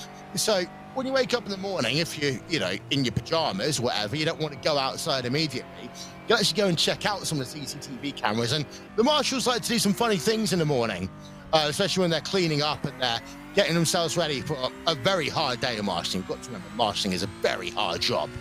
And it's really interesting to see like all the little bits of fun that they get to do. We're going to stick it on board with this one for a few moments time. 23 minutes time, we're going to have the one and only VCO award-winning Lewis McGlade coming over to take over from me, Stefan. So unfortunately, you've only got about 20 odd minutes left with me. Sorry. Yeah, I mean, let's make those 20 minutes count. And by the way, in case you were wondering, yes, marshals are actually also on track during Touristenfahrten. Every 2 kilometers or so, there is a manned marshal post actually available during those Touristenfahrten. Just confirming dinner. That's all I'm doing at this stage. Apologies. We stay on board for the moment. Rogers is on pit road. There we are. There's something to talk about. Rogers is on pit road on that number 80 Kawana Sim Sport car. So his last lap technically classified as an 8:06. So I think he's going to do one more stint here before he's going to hand it over. Just remembering back, I think Rogers will do this one more stint. Then he's going to hand it over to whom is going to be the interesting question, because so far in that number 80 car, we have had Rogers, Backham, Erskard. Don't forget, oh, that was a close one. Don't forget that some of these drivers here today would have been taking part in the Porsche Tag Heuer Esports Super Cup by iRacing. So they might not be available for the whole race. They might not be available for the first half of the race. But right now, it's a three-car team for Commander SimSport with Rogers, Backham, and Erskard. It'd be interesting to see whether a fourth driver, maybe Mitchell Young or someone else, will come into play for that one. I mean, Mitchell de Jong is declared as a driver for that number 80 car, and if I remember correctly, if a driver is declared, they will also have to drive for that car for it to be classified in the very end. So most definitely we are gonna see that fourth driver of Mitchell de Jong somewhere, maybe tomorrow, maybe in the night later here, to drive for that number 80 outfit. Yeah, and you've got iRacing fair share rules that come into play, which is something like 25% of the longest stint that someone does. Doesn't actually turn out to be that much. It's normally about 2 hours that a driver will have to do. But Josh Rogers has literally done 50% of the drive time for that Commander SimSport car. And it's 25% so far for Mac Backham, 25% for Tommy Erskard. Of course, it's just been a little bit different because of the fact that it was a double, treble, like I've talked about earlier on. So Josh Rogers back out onto track. And you know what the craziest thing is? He would have stayed out of the race lead even if the Team BMW Bank car and the BMW T Redline Red car were not heading on towards pit road. We have got BMW Team Bank on pit road, and it is, I believe, a driver change. Yes, it has. So you've got Phil Dennis getting out of the car. Vasilios Balistostis back behind the wheel of the number 7 machine, and that car is still on pit road getting a full service. Patrick Holtzman getting back behind the wheel of the BMW Team Redline Red car. So driver change going on for the number 71 car as well. Chris Lunham getting out of the car, Patrick Holtzman getting in. Ati Kuppanen getting in behind the wheel of the number 2 car, Mercedes AMG Team Urano, and Alexei Nesov behind the wheel of Mercedes AMG. So Ati Kuppanen in the AMG Team Williams car. Made a mistake there. As the number 7 car out of pit road, number 71, going to be joining it very soon. Yeah, with Alexei Nesov and Kaupinen, they are the only 2 drivers here of our top 5, with the exception of Joshua K. Rogers, who are staying in their cars right now, with Ante Kaupinen even only doing a fuel stop, if I saw that correctly, as he is now being scored in 3rd place. Yeah, so Alexei Nesov then going to come out in a moment's time. Josh Rogers is still behind the wheel, as I said, of the number 80 car. You got a couple of other drivers on pit road. You've got 5-Star Motorsport. They're well down the field in their GT3 car, but they might be trying to come back out onto track. Then you've got TCR, Protocharge, SimSport TCR, number 18 machine on pit road. Make a really good point there. 3 manufacturers inside your top 3. That can't be happening in a 24-hour race. That's not allowed. Yeah, it most definitely does seem odd like that. I mean, even if we look back to the real Nürburgring 24 hours, that doesn't happen very often on different stages of this race, that we actually do have 3 different manufacturers inside the top 3. So yeah, once again, it just speaks volume about how good this year's balance of performance is for the Nürburgring 24 hours. So, because of the fact that Josh Rogers is doing another stint and everyone else around them have done a driver change, with a driver change, you put on a fresh set of boots normally. 2 minutes is the gap between Rogers and Balistostis in the BMW Team Bank car. That's just absolutely incredible. We're not even halfway through this race, and already the gap's up to 2 minutes. Our producer, Tyler Maxwell, was just joking. At the rate that Rogers is going, if he was to carry on for another couple of hours, you might get close to lapping half of this GT3 field. That's nothing against the drivers in this field. That's just how fast Rogers OP really is today. Thank you very much for all the comments, by the way, that you've been making across social media. Don't forget, if you want to win one of 5 opportunities to win $50 of iRacing credit, go over to twitch.tv/VCO Esports, log in, go to the comments, then use hashtag VCO Grand Slam. You'll be entered in with that chance of winning one of 5 $50 iRacing credit packages, which is a nice little thing just for watching a broadcast. It's a part of the VCO Grand Slam, and it'll be a part of each of the VCO Grand Slam races for 2022, including the 6 Hours of the Glen, the iRacing Petit Le Mans, and the Suzuka 10-hour event.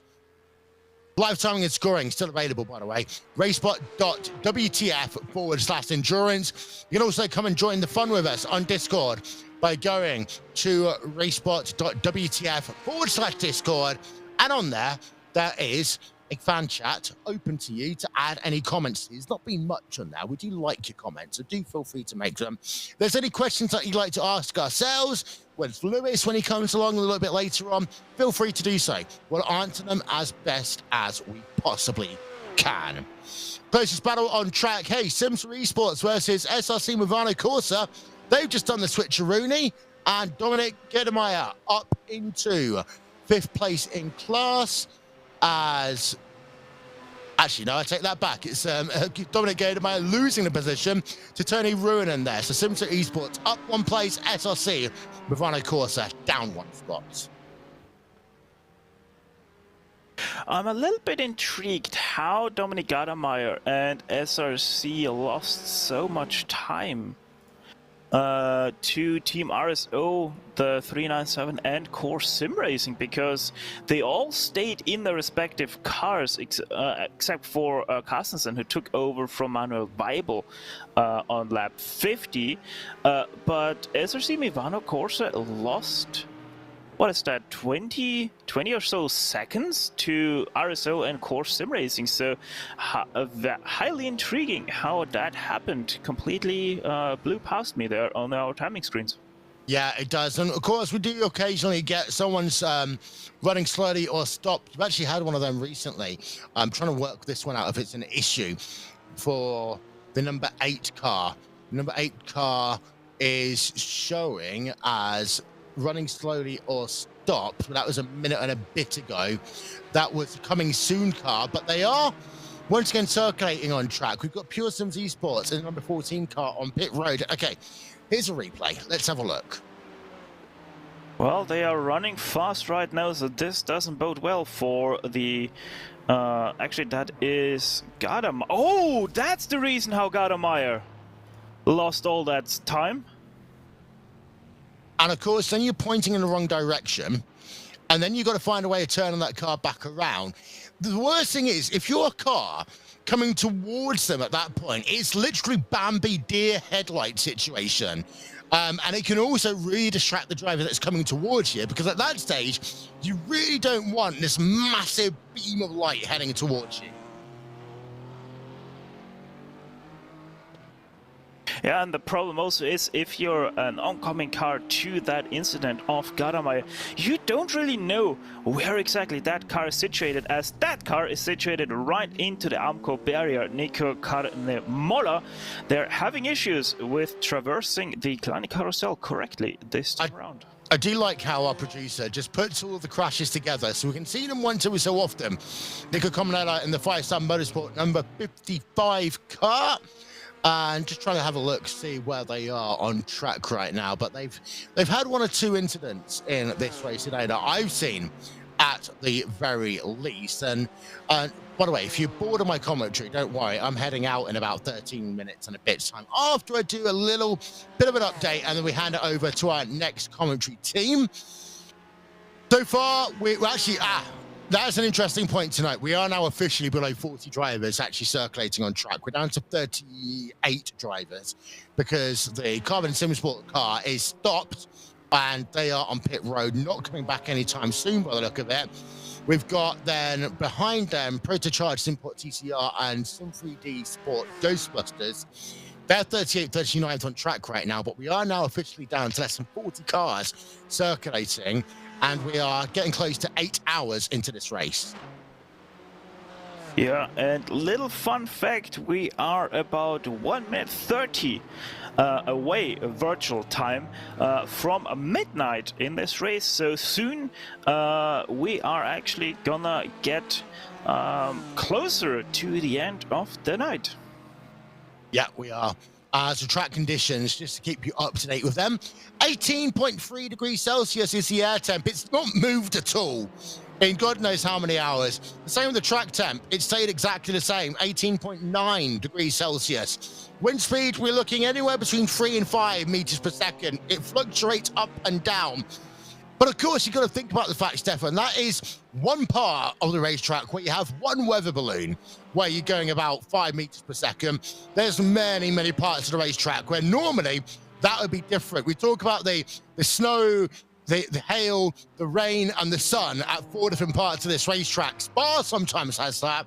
The Nordschleife definitely can have like different microclimates at certain parts of the track.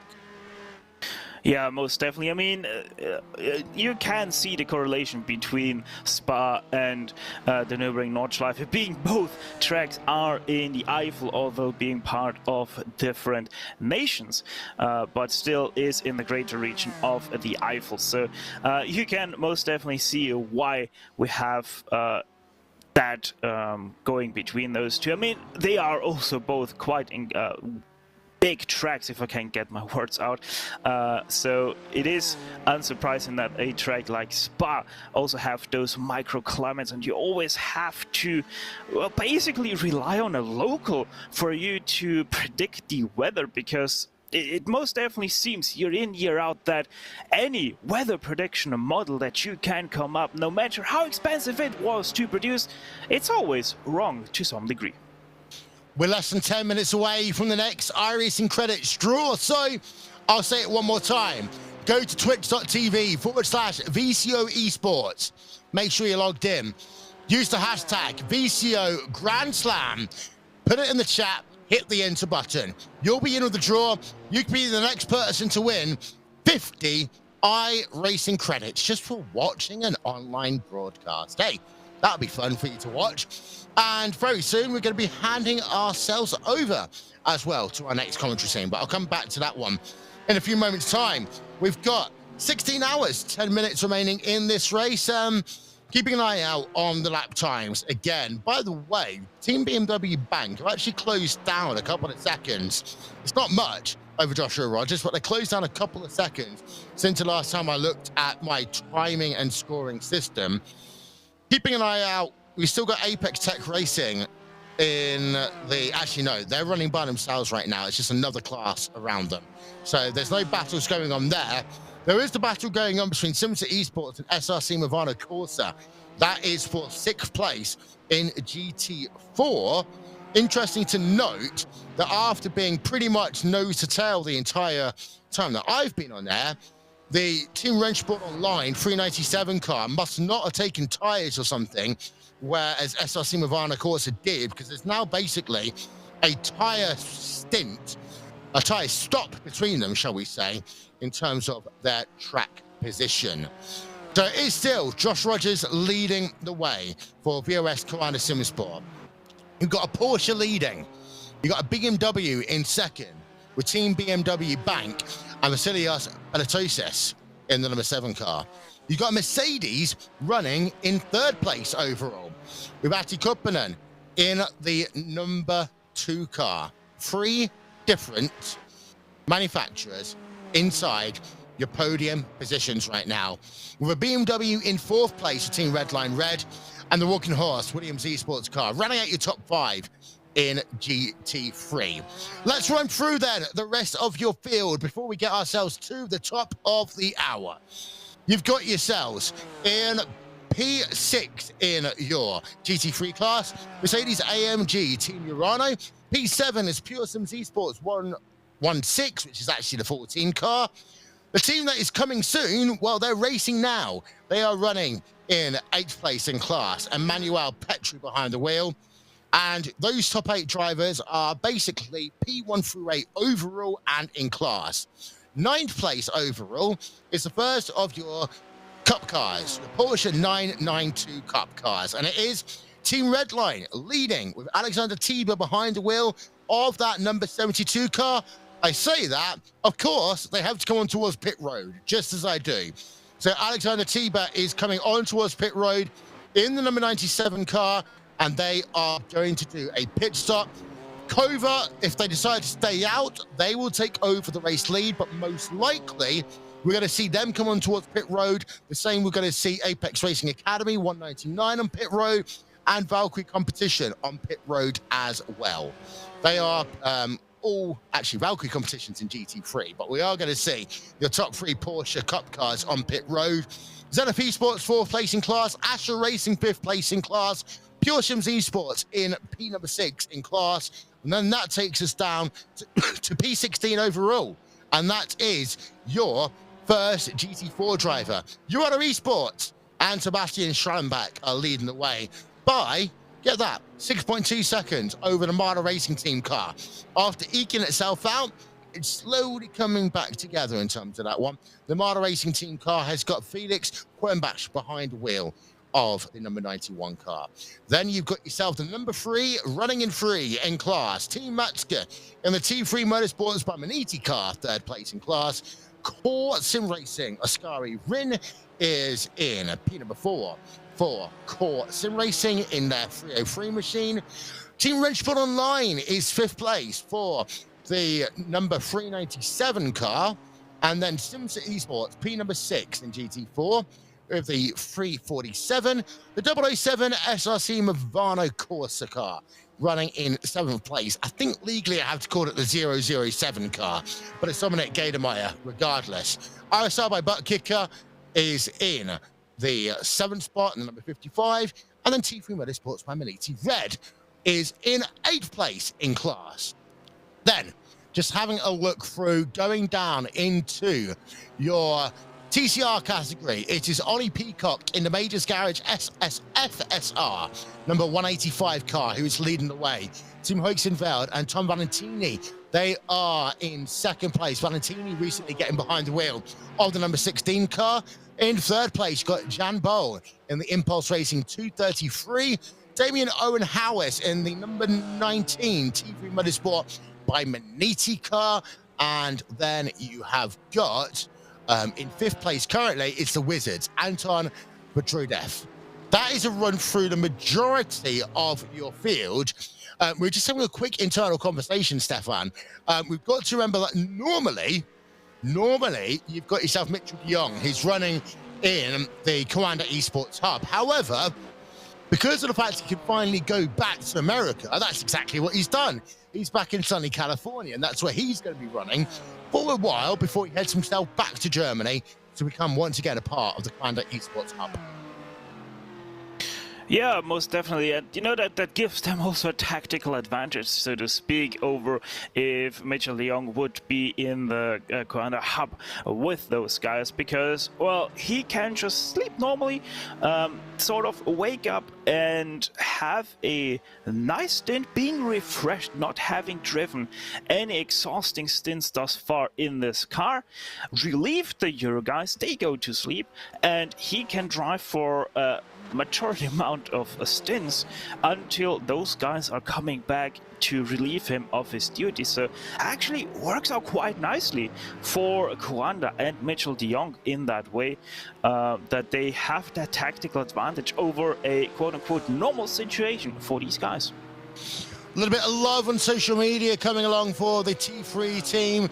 We've heard Brother and Millie Tide Panda both giving the green heart to the T3 class. They've got 1, 2, at least 2 of them, 3 of them running in this race as far as I can tell. With that, we're going to be heading off in a few moments' time. I hope that I've set the stage nicely for our next commentary duo. Don't worry, by the way.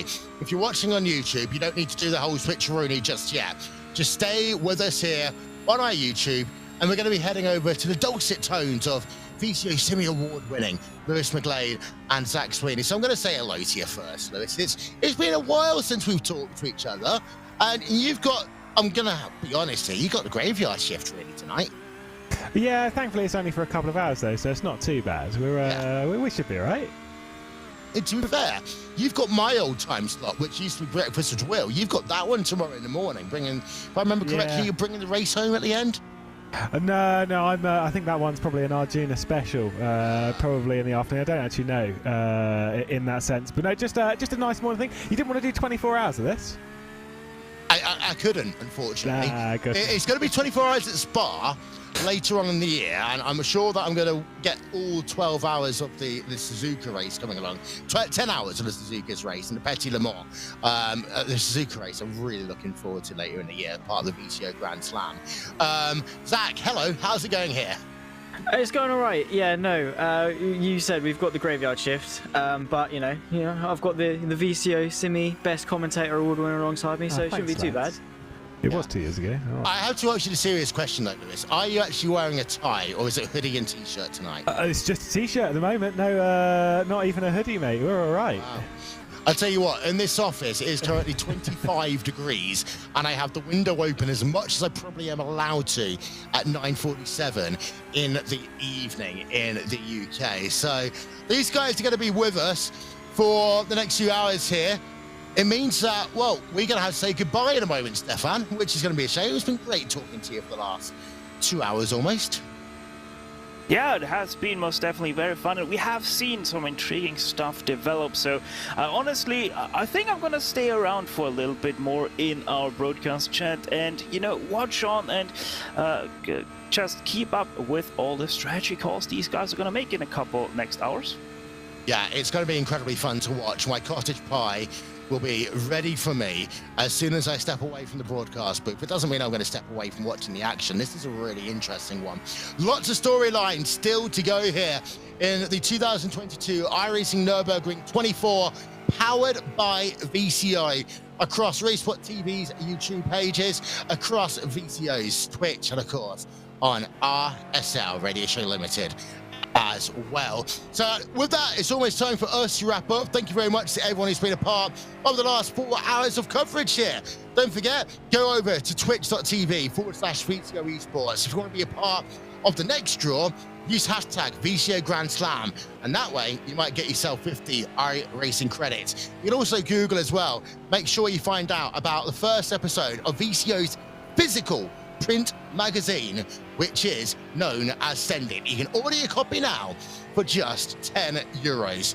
With that, I'm going to say goodbye. Thank you very much for those of you who've been watching. Thank you so much to our executive producer, Tyler Maxim. That guy has been Stephen Schlacker. My name has been Will Vincent. Let's head it over to Lewis and Zachary, starting now.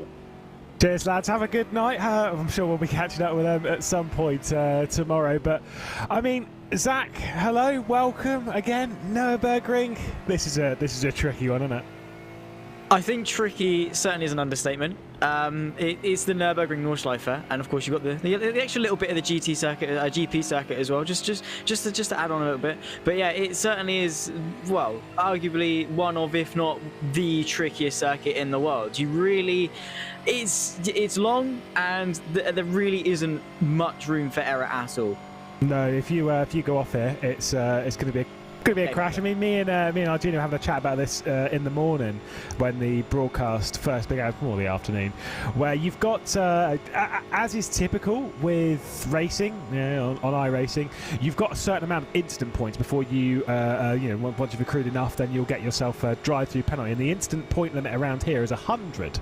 And we both said, no one is getting a drive-through because of that. Because if you have reached 100 instant points, you have been off or into in someone else's car enough that you're done. Like your race is not lasting that long.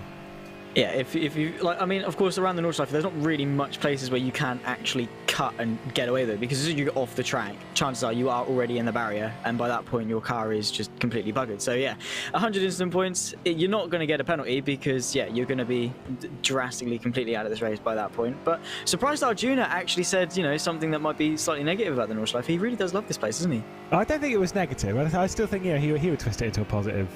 He always will. But it is the second best racetrack on the planet, behind Bathurst. So it's fine. either way, we're on board. We'll focus on the actual combat that we're actually looking at. SRC Movano Corsa. Now, this is on board with one of the new cars. There are 4 new cars in this race that haven't been in the Nürburgring 24-hour race before. They're not brand new to the service, or they're not exactly old. Obviously, in the TCR class, you've got the Hyundai Velesta. We've also got in this, and this is the big one for me, is the Aston Martin Vantage, which I think is, the GT4 Aston is absolutely sick. Let's see what happened to the Apex Racing Academy car. That's an easy one. It is. It's an easy one to make, but again, it just is very awkward. And again, the Nürburgring is a circuit that you really do have to just flow and get into a rhythm around. And having a spin like that, tapping the barrier, knocking your confidence, knocking yourself out of that rhythm, it takes a little while to get back into it, because it really is just a hop, skip, and a jump over a lot of these things. We see, even the track maps recognise the fact that 3 corners are often merged into one, where the fact that you just have to flow everyone, get each single one right, and to knock your confidence a bit like that, it will take a while for him to get back into that swing of things, and you might just have to take it a little bit easier. But that's just the Nürburgring. These things will happen. You will make mistakes, because the curbs here, the things that even a part of the racetrack are willing to spit you out, let alone the things on the outside of it. I mean, that spin, I will tell you from personal experience, the only time that I've ever raced around the Nordschleife was actually here at the track, not on the actual track, but we were doing a sim racing event in the Nürburgring Arena back in 2018. We did a 3-hour race around here, and I was in a team called ACR Zaxby, and I was teamed up with Jack Keithley and Richard Schaefer, who people might know, especially with Jack Keithley, who probably quite a few people will know. Richard Schaefer obviously races now for Butler Power Motorsport, so is one of Stefan Schlacker's teammates, who was just on the broadcast. But we all did this race together, and I took over from the pair of them. So they'd both done mega stints. They're Nordschleife specialists. We were given like a 40-second lead when I got in the car, and I can confirm I am not a Nordschleife specialist, and it did not go very well. I think we ended up finishing 3rd. I just managed to hang on to the last lap. But the thing was that what cost us the lead was that exact spin. Was that I took a little bit too much curb coming down through the hearts and back, and once you've lifted the rear end off, you just go for it. And it's kind of one of those things, like you say, you've got to know which curbs you can attack and which curbs you need to stay away from. And there isn't many that you can really attack, because of course they are very, very high up, and you do not want to be destabilizing these cars at all, especially a Porsche, because they are very twitchy from what I've driven in terms of the Porsche. They are very twitchy, and you unsettle them just a little bit, they're very hard to bite back. So yeah, a lot of the curbs here really are willing to spit you out, and it just lifts up and disturbs the airflow, and around it goes. And at that point, it is very difficult to save it. You really are just a passenger, really. Have you raced it much? The Nordschleife, not in iRacing or any serious sims, but yeah, it's a good track. It's really fun to drive, but I would never. I haven't raced it seriously. No. It's one where it's kind of like don't tell Arjuna this. I love driving it. I really never do. let me live that down. No, you won't. No, but the thing is, it's balance about. I love driving it. The Nordschleife, there is, as I said earlier on the broadcast, it gives you something which you cannot get anywhere else. It's a throwback to classic racetracks of the 60s and 70s that we'll never see again. And it's the only sort of like staple of that period that we still have. That's a surefire way to throw you back there. It's an amazing thing to drive, but to race, I'm like no. For 2 reasons. Number one, it's very difficult to race. It's actually 3 reasons. We'll go with it. One, it's very, very difficult to race. It's actually surprisingly difficult to pass around here. It's kind of one of those things that you know when you've raced it, that people tend to wait until the Duttinger Hoa and then they make a move there and almost nowhere else, because it's quite hard to actually make a move you can't really do through the middle. Number 2, it's damn hard, right? And the thing is because of that, your pace differential is high. Now, I don't have the time or inclination to put in about 1,000 laps of practice around here, because that would take the rest of my life, I'm pretty sure. And so you've got that to kind of focus on, and as other people have done thousands and thousands of laps around here and they know it like the back of their hand. And then number 3 is it is terrifying. It is a scary place to go racing. especially in the dark, because there's so many blind, like even through here right now, you can't see at all. So you need to know the track, where it's going. In the daytime, it's fine. You can look a little bit further ahead. You can sort of say, oh, I recognize that corner. Yeah, no, it's fine. In the dark, it's like, where am I going? And then it comes at you, and you just need to react, and you need to react well, because if you don't, you're going to go straight into the barrier. So yeah, there's a lot of blind corners, and in the dark, you really are relying on your senses and your intuition and your instinct in order to get the car stuck. It is just a difficult circuit. That's why it is as good as it is. Just don't tell our junior I said that. But it is a fantastic circuit just to drive around. But again, as the Williams Esports car here is finding out the hard way, it is incredibly difficult to overtake, and you find yourself getting stuck behind cars for so long because it's such a long lap to be stuck behind someone without a place to overtake. I mean, Williams have learnt to overtake around here. Less so with this car. This one's their BMW, but more so with the Mercedes AMG team Williams Esports. That one failed to qualify. It broke the scrutineering in the qualifying session, so wasn't able to actually set a lap time. They've gone up. They're now running in the 3rd position, so a bit down the road here. You can see as we ride on board with NASA that Patrick Holtzman's rear end on that BMW team Redline Red car is not in the finest spot. Kind of expected around here after 8 hours of racing, as you go through miss, hit, miss, going out a little bit wide onto that grass, down into the siphon as the sort of double apex corner. You come in for that second bit and then straight line it on the exit. So many fun corners when you're by yourself. But when you're, like I say, when you're following someone, it's distracting, especially at night when you're kind of distracted by the fact of how more is lit up than you're used to this. And that's the same for them. They're kind of sat there being like, I can see more of my car than I should be able to see, and I can't focus on the road ahead. They're also coming up towards a back marker in the form of the Apex Tech Racing Aston Martin GT4, so a little bit. They should be able to clear it before Mukova, though, no problem. Yeah, absolutely, and it just adds to it because you're trying your hardest to negotiate the track, which is hard enough, but you've got the dark and you've also got the lovely beefy rear end that is that BMW right in front of you. It is very tricky, especially into a corner like that double apex left-hander that you said, because it's a very steep drop downhill, as we might see the esports just blitz past the BMW team Redline Red car. That was probably as easy as you'd like it, and they get themselves into 4th place. But that's such a steep incline that if you mess up your braking point and the rear end lifts up, it's so easy for it to go very, very wrong. And one, is very easy for you to spin yourself out. 2, you're just going to go straight into the back of the car and ahead.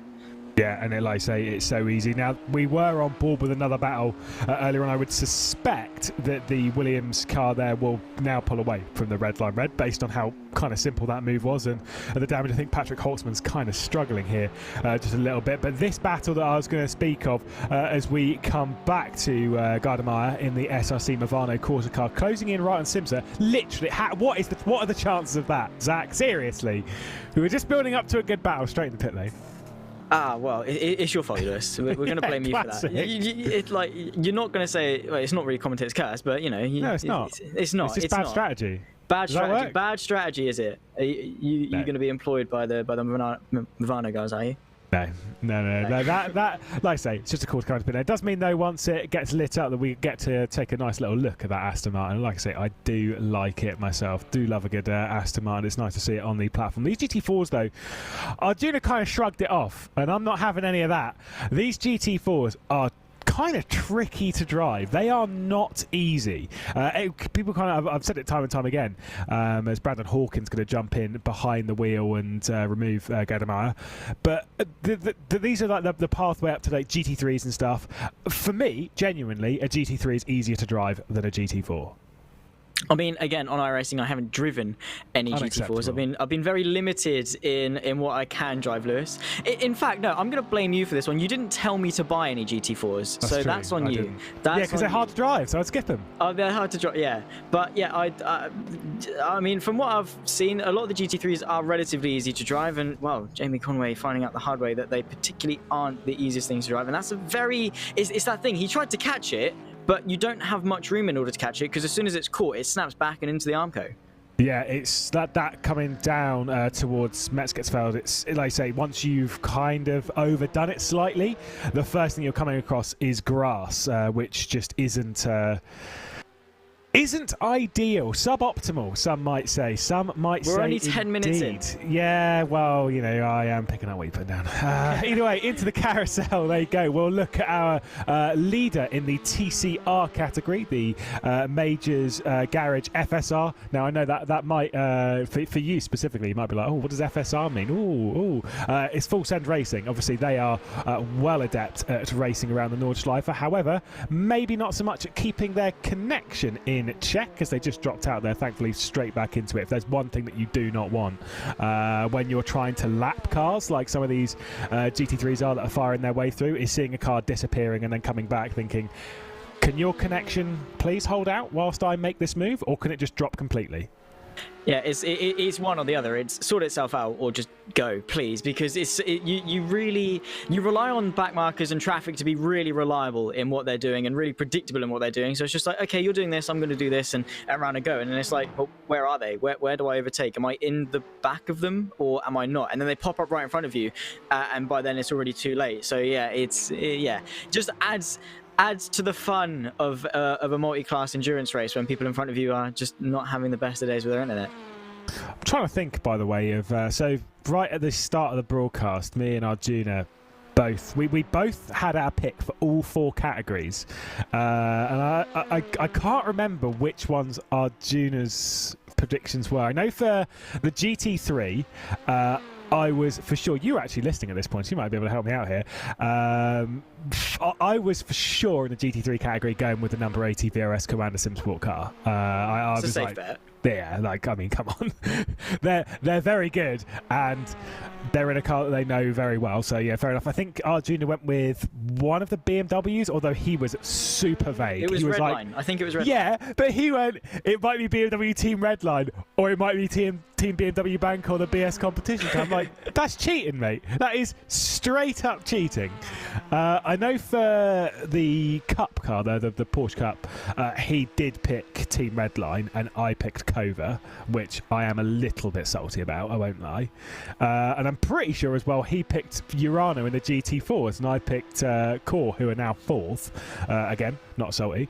And in the TCRs, do not know which team he picked. I have no memory. I just know that I picked Hoisingveld because they won last year. So, you know, I don't know. I don't know where I was going with this topic, but all I know is my point is over. Absolutely. Well, thank you so much for this, Lewis. Well, it's a safe bet going for the ones that won last year. And of course, you know, you're doing well in the GT3s because, yeah, Josh is doing a fantastic job out in front. You know, a 2-minute 21-second lead. It's not, you know, it's not the smallest of margins by any stretch of the imagination. But good news, Lewis. There's still 15 hours and 45 minutes left of this race to go. Anything can happen because it is the Nordschleife. It is the Nürburgring. Anything can and anything will happen. So, you know, just you haven't lost to Arjuna yet. Don't, you know, your ego hasn't taken that big of a hit just yet. So don't worry, guys. There is that. I mean, to be fair, me and some friends, we play a prediction game for anyone who likes to play their own little predictors. Me, a guy named Jake Cooper, Enzo Fazzi as well, as a couple of others, sometimes Danny Brambie, people like this. Some people that people might know in the sim race community. I mean, to be fair, the Hoisingveld team should really know who Enzo Fazzi is, based on the fact that he works for the company. But, you know, either way, we all sit down, we have our predictions for MotoGP, and we're always at this point where it's about 5 laps into the race, or 10 laps into the race. It's like I'm looking at my top 15, and I'm thinking about 7 of these are correct, and it's a bad thing because you know that that's not going to last very long, as getting past some of the lap traffic as we ride on board with Josh Rogers, but you know that for sure something's going to happen. Now around here, like you say, with 16 hours left to go, the chances of something happening, it's so high. Whilst, you know, it is going to be dry conditions, we haven't got wet weather yet, fingers crossed, in the near future, it's a circuit which can bite, especially at the night. Once you've got to that sunrise, you get to breathe. But you don't, because it's the Nordschleife. Because it's the Nordschleife, yeah. So you're right. But yeah, it doesn't matter what conditions are around the circuit. It will always be difficult. It just matters what extremity of difficulty you get, because if it is wet, which we don't have, but if it is wet, it's just your problems are exaggerated even more. If it's nighttime, which we have now, your problems are exaggerated even more. But it doesn't matter what you're doing, as long as you're driving around the Nordschleife, there's always a risk that someone else, something is going to happen, whether it's your fault or not. But that is just the challenge of the circuit. That's why we come here for these 24-hour races, because 24 hours on its own is a challenge. 24 hours at the Nürburgring is even more of a challenge. So it really does separate the good from the great. Those that have the ability to keep it on the road, keep it going, and stay consistent. I will just give one shout. I know. Well, we're going to do this again at some point in the near future. That obviously you should head over. I know Will already did this fairly recently, but as we've ticked over the hour, twitch.tv/VCO Esports. If you type hashtag VCO Grand Slam into the chat, then you will enter a giveaway to win 50 iRacing credits, which ain't so bad. You can buy plenty of these cars on this grid for that level of cash, and why wouldn't you? It's free to enter. All you have to do is go over there, hashtag VCO Grand Slam, of course, to show that the VCO Grand Slams have begun. And it's always good to have some of these events sponsored and backed and stuff. Obviously here on the iRacing platform, the official endurance events. But I think one thing, Zach, which is critical from this, that I'm sure a lot of the competitors know, but the winner of the categories in this top split here will receive a trophy. Now, I am one that loves a sim racing trophy, because we don't typically get it. You don't really get one for winning a random race. In some open wheel championships, you don't particularly pick them up that often. As Pablo Lopez goes for a spin in that Fordzilla. Oof, that was a bit of a tap. But yeah, you don't get to see trophies that much, so it's nice to have one to call your own. Yeah, absolutely. It's nice to have that physical memento of a race, a physical sort of just a thing to say well done for your achievements. It's fantastic to have, and we're just gonna have a look. It literally is the most margin of mistakes. Dips one rear wheel onto that grass, even like by a millimeter, and it's just got, at this point, he is a passenger. He cannot do anything but pray that he doesn't smack into the side of that Porsche, because that was close, and that Porsche is going to need a change of underwear at the very least. And it literally, that's how we say, oh, the Nürburgring is difficult. Yeah, because you cannot go any more than a millimeter off the circuit without your car just saying, nah, mate. Yeah, I mean, it was the iRacing 200, Marcus Dirac behind the wheel, who managed to just avoid it. Pablo Lopez, who's, we've seen how much racing Pablo Lopez has done in the sim racing world over the last few years. Fantastic for the community and such. But I mean, that was a kind of a silly error. It's easily done, as you can kind of tell that he was riding over the crest in the middle. We're right on board with the iRacing car. So we're looking at the car ahead, and you'll see as it goes over the crest at Schwedenkreuz, it's in the middle of the road. It's not back over to the left. And so because it's sitting there, it's too far over to the right-hand side, and boom, understeer city. Oh, this is going to be a big one. I thought he got away with it. Oh no. Sorry, lads. I thought he got away. To be fair, though, that was hard to miss. Yeah, I mean, he didn't really have much time, if any, to react to that at all. I think he's lucky he got away with what he did, but again, he was just on a crash course straight into the barrier there, wasn't he? He just tried his best. It was a slight tap as well. He probably thought he got away clean slate, and then it just tapped the rear, and he was just straight, too much speed into the corner, and yeah, jumped over the curb into the barrier. But yeah, that was probably the luckiest he could have got in that unlucky situation. Yeah. And again, it is just a testament to the Nordschleife. It wasn't anything he did wrong. He couldn't do anything there, but still, the Nordschleife bit at him. But it's where you need to be not only aware as to where your car is and what you're doing with your car, you do need to be aware of what everyone's doing with theirs. Because, and this is not me trying to criticise there, because there is nothing that iRacing could do. Absolutely not. But it's kind of one of those things that, as a driver, you are trying to watch what everyone else is doing, because if they have a moment around here, you're a part of it. You can't just get to Maggots and Beckett's and see two cars making contact and go, nah, I'm just going to straight line it. You can't get away with that, and that's kind of part of the problem. Also, with where it happened, coming down here as we roll through Schwedenkreuz, this is Ironberg here. Because it happened here, you know that iRacing has a basically 2/3 of a lap to do of the Nordschleife with what can only be described as quite a broken car. Yet the car that spun in front of him, Pablo Lopez, kind of gets away with it to a certain degree and is able to essentially kind of carry on to some degree. I think he has pulled out of the race, so never mind. But either way, that's rough.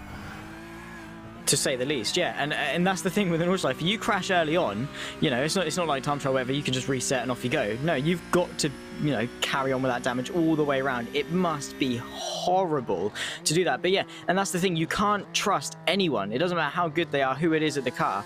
You can't trust them because it's so easy for anyone to make a mistake at any point. And as we just saw there, it will just spit you out. You can't take any risk. You just have to say, okay, going into a corner, he's gone a little bit wide there. I'm just going to back off, just for safety's sake, because there's a 24-hour race. You don't need to take those risks at all. You can afford to lose half a second in, you know, just to be careful, just to get to the end of the race, because you haven't scored any points otherwise. So what's the point of taking a risk? You're not gaining anything by taking those risks, but you can certainly lose everything. Yeah, absolutely. Well, we're riding on board now with the Urano esports car, which they've switched recently. So Marla Racing Team, with Niels Koch behind the wheel, has just taken over the lead in the GT4 category. So Urano esports just losing out. I mean, Marla, like I said, they're well versed with this car. Oh, actually, no, I can say they're well versed with this car. That is complete rubbish because they're we had this discussion earlier. Marla, when it comes to a team or a sponsor and stuff for a team in sim racing, they are sometimes a Williams and sometimes a BS competition. And this time they're a BS competition run car, which you typically associate with a BMW. BS competition do typically use BMWs. We have seen them in other things, but that's normally their chosen vehicle. Now they're racing an Aston. Yeah, that's a bit of a fun thing. But either way, the lead, focus on the important bit, the lead has changed very recently. And I wonder if this is Urano struggling for speed or if it's just Marla thinking, do you know, I've been sat there for long enough, I'll take the lead now. See you, lads. Yeah, might as well. Just go for it. But then again, Urano, they've kept them honest. They've kept with them through, you know, a very tight and twisty portion of the circuit. It really was only the traffic that sort of opened that gap up to 1.1 seconds. So Urano is still there. They're still putting some pressure on. But I guess that's a tribute to how well Marley are able to do in their adaptability. They're in a car that they potentially don't know as well. You know, to set up, to drive, you know, an Aston and a BMW will be vastly different in that sense. But, you know, they're doing well because they're leading a race, you know, 9 hours in. 8.5 hours in, so they can't have been doing much bad. But yeah, Urano, I don't think Marley are going away too much. But if Urano were in the lead and Marley did come through, it is really beneficial for Urano to just sit there, follow them a little bit, use them to sort of pull away from everyone else behind. I suppose it doesn't hurt.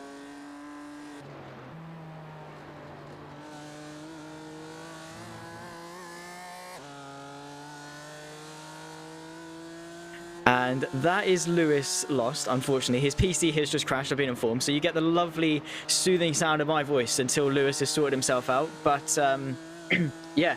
And that is such a shame. So what I'll do, just to kill off some time, is I'll go through the current running order of how things stack up with 15 hours and 34 minutes left to go. It's Joshua Rogers for the VRS Commander SimSport number 8 car that leads the way in the GT3. He's followed by the Team BMW Bank car, and then comes the Mercedes-AMG Team Williams in P3. Patrick Holtzman in the BMW Team Redline Red car P4, with the Mercedes-AMG team with Alexei Nezov in rounding off the top 5. Then comes the Valkenverse Williams Esports, the second GT3 Williams in 6th, with the Pure Sims Esports 116 in 7th. Then comes the Come and Soon Racing in P8. Team Redline Cup car leading the way for the Porsche Cup series, P9 overall, P1 for that series. Then comes the Kova 707 in 2nd place, with the Valkyrie Competition in 3rd place. Actually, no, they're not. They're not in a Porsche. It is, in fact, the Apex Racing Academy 199 that's rounding off the podium in the Porsche Cup series. Then comes the Zenith Esports 120.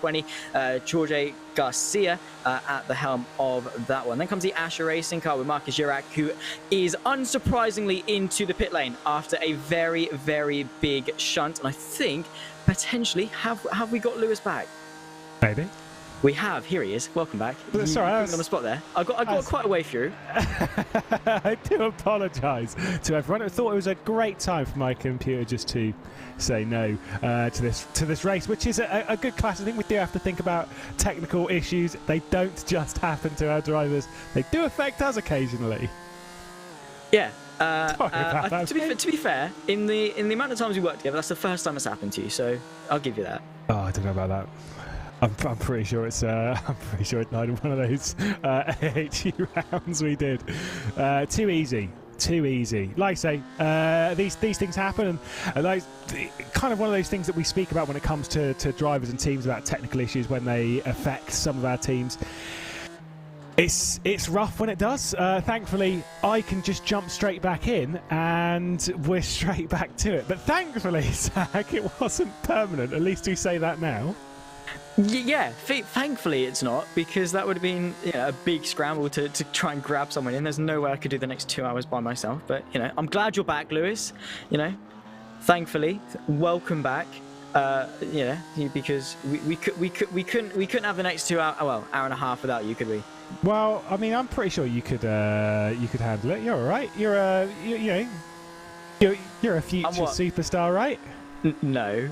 I mean, I'm glad. I mean, it's the right man's telling me it, but yeah, we'll see, Lewis. It's all right. We'll take a swift left-hander off of the bumpy start or the bumpy midpoint that we're having of our first hour on this broadcast, and once again refocus on the action that we've presently got on our screen, because Urano Esports, they've not dropped off. I think that's kind of the important thing when you have a switch for a race lead or something like that.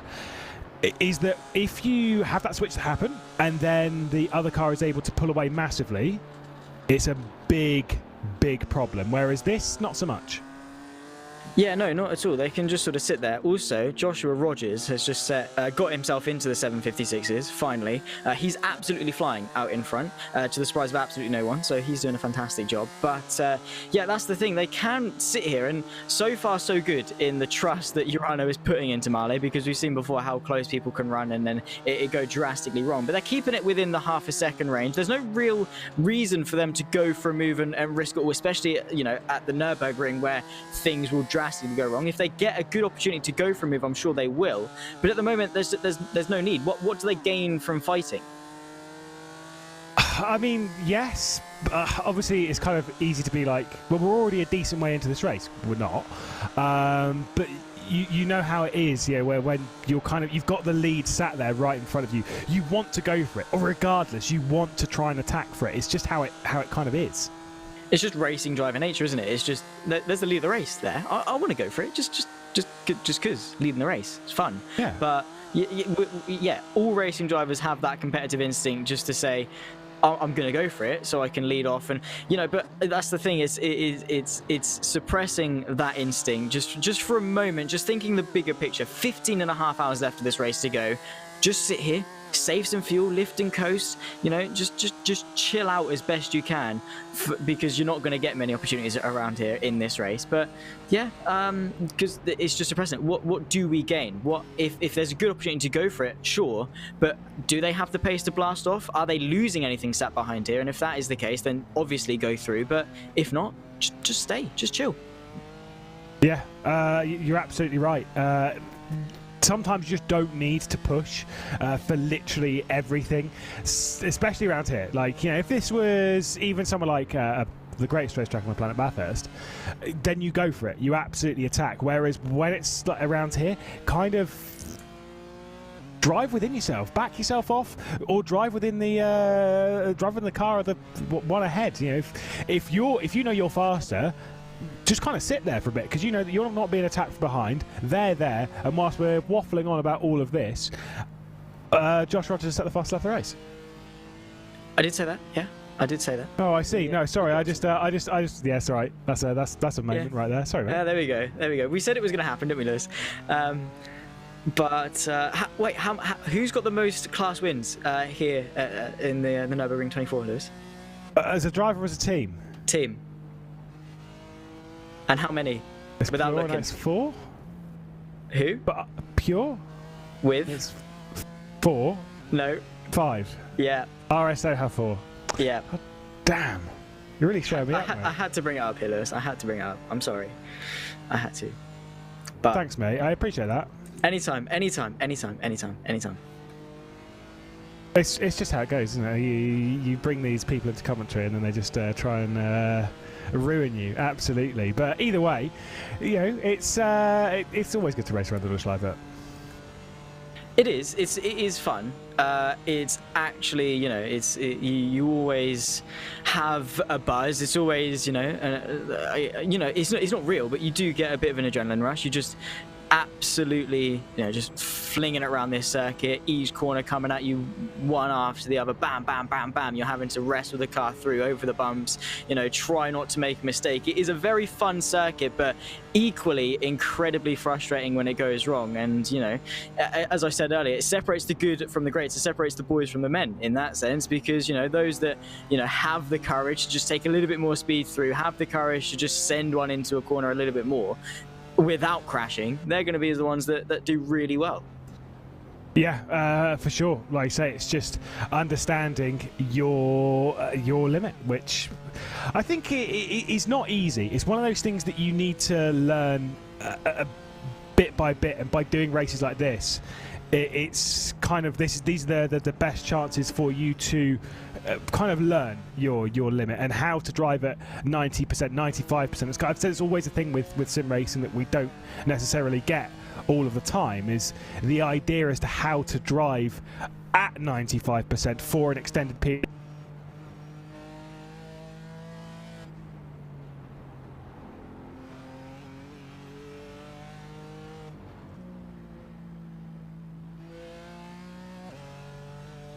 I think we have lost Lewis again. I'm not entirely sure. His mic did cut off midway through that sentence.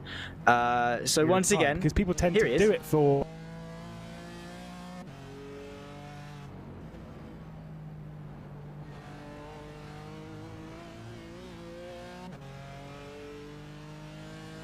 I think we have lost him. His mic is now muted in TeamSpeak.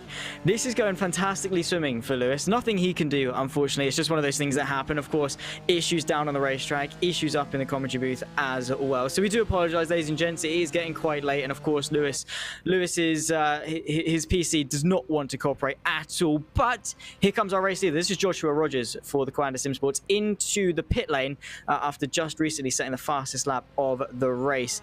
Just a couple of moments ago, 7:56.977 is the time he's setting. He's blisteringly quick in this Porsche, and he's doing an absolutely fantastic job of keeping it consistent, keeping it on the road, and he's managed to pull over just such a big gap to everyone behind.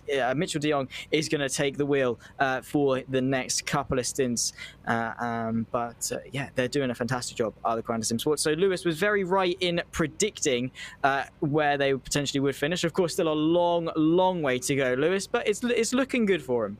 Yeah, certainly is. Like I say, they're a strong team, and quite literally the very best. Actually, if you want to have a mosey with the idea of who's the best sim racing team, when VCO Send It comes out, which I would recommend everyone pick up their copies, because there's so much good content in there, including one heated debate, I think is the best way of putting it, between me and Arjuna about the best sim racing team.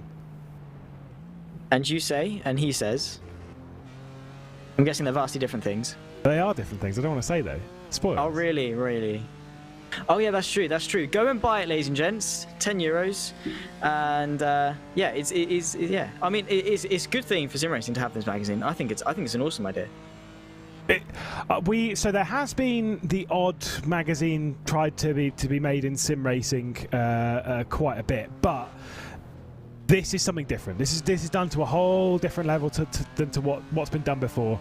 It's focused on, rather than a lot of the articles being focused on various series or whatever. This is focused on sim racing as a whole, and how sim racing has moved forward so much in the last couple of years, and what actually is going on, and where things are moving. I think it's a great thing for the sim racing community to have something like that to focus on, and somewhere for me to have an argument with Arjuna in, which I'm never going to pass up the opportunity. You can't do that, can you? I mean, No, you get enough of it absolutely with the Bathurst versus the Nordschleife, but it's our junior. You've always got to just sprinkle in a little bit. But yeah, it's good to show the progression of sim racing and how things, especially over the last couple of years, of course, with lockdown and things like that, it's been given a ton of attention. With now getting support, a lot more support from real life teams and real life drivers to come in, have a go, and it's grown as an industry to now the point where sim racing and real life racing are becoming more a unified industry as opposed to two very different, very separate ones. Yeah, it's. I've been kind of the arguer of the sort of growth, or the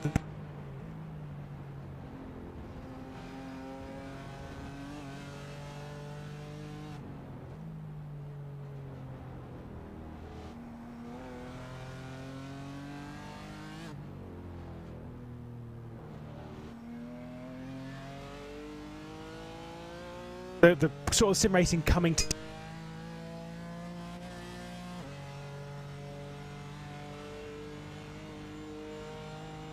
Is he back? I'm not entirely sure. It really is a shame what's happening to Lewis, because I'm sure we were going to have a very in-depth discussion as to the progression of sim racing, things like that. To those asking in the chat as to when this magazine comes out, it is available for pre-order at the moment, so you can go on and pay €10 for the pre-order, as well as a small delivery charge as well. But it will be a very good addition to have. It'll be a good read as well, and you can keep it, and you can, as Will said a little bit earlier on, it's a nice physical copy. If you are into that, you can cuddle with Roman Grosjean, or at least a picture of Roman Grosjean's face. Not that that is my cup of tea, or particularly most people's cup of tea, but for Will, it seems to be a good selling point of the magazine. So if that is what you're going for, certainly do go and have a good cheeky gander at that magazine. Once again, we will have to go through the running order until Lewis, excuse me, goes through his PC process, and hopefully, fingers crossed, it can get sorted. But yeah, as we always say, apologies for those at home who it's one of those things that's out of our control, unfortunately. However, it is still the VRS Grand Slam Sport number 8 car. This time, after their most recent pit stop, it's Mitchell de Jong at the wheel. Then comes the Team BMW Bank in second place with the Valkenhorst Williams Esports in third. BMW Team Redline Red P4 with the Mercedes AMG team with Alexei Nezov rounding off the top 5. Mercedes AMG Team Williams in P6. Pure Sims Esports 116 in P7 with the Coming Soon Racing team in P8. That rounds off the GT3s, except for the Valkyrie competition, who are behind a couple of the Porsche Cup series. But leading the way in the Porsche Cup is the Team Redline car, who our Juno predicted we're going to win. Then comes Kova, the 707 that Lewis predicted we're going to win. So that's going to be spicy between those two, battle of the two commentators. Then comes the Apex Racing Academy 199, rounding off the podium for that. Then comes the Zenith Esports 120 P4, Pure Sims Esports P5, Asher Racing still in the pit lane and trailing at the back of that series after a pretty hefty shunt. If you did miss it, it was a very big shunt. Leading the way in the GT4 category, Niels Koch for Marley Racing Team, closely followed by Urano Esports, 0.6 of a second between those two. Very, very close in the hunt for the race victory in GT4. RSR by butt kicker Jesse Jones is also there, 18th overall, but just trailing the back of the Porsche Cup field. T3 Motorsport by Mantini as then comes next in class for Team RSO397. Next for the GT4s, SimCity Esports, German Sim Racing, T3 Motorsport by Mantini, then Minavo Corse Delta Sport, Core Sim Racing, then round off the grid for the GT4s. Then we go to our final category. It's Team Hoyks-Velk who lead the way in fact, I apologize, I scrolled down a little bit too far. Ollie Peacock for the Majors Garage FSR, sorry, the 185 leading the way in the touring car field. Then comes the Team Hoyks-Velk 404 in second. Impulse Racing P3 with another T3 Motorsport by Mantini rounding off in P4. Wizards Team P5, Pro Drive Esports 6th, Marshmallow Racing P7. Then comes the Protocharge Sim Sport TCR, I think, rounding off the grid. Then comes the Sim 3D Sport Ghostbusters, who then rounds off the grid, the final running car in this race. So we've had a fair few retirements in this race so far.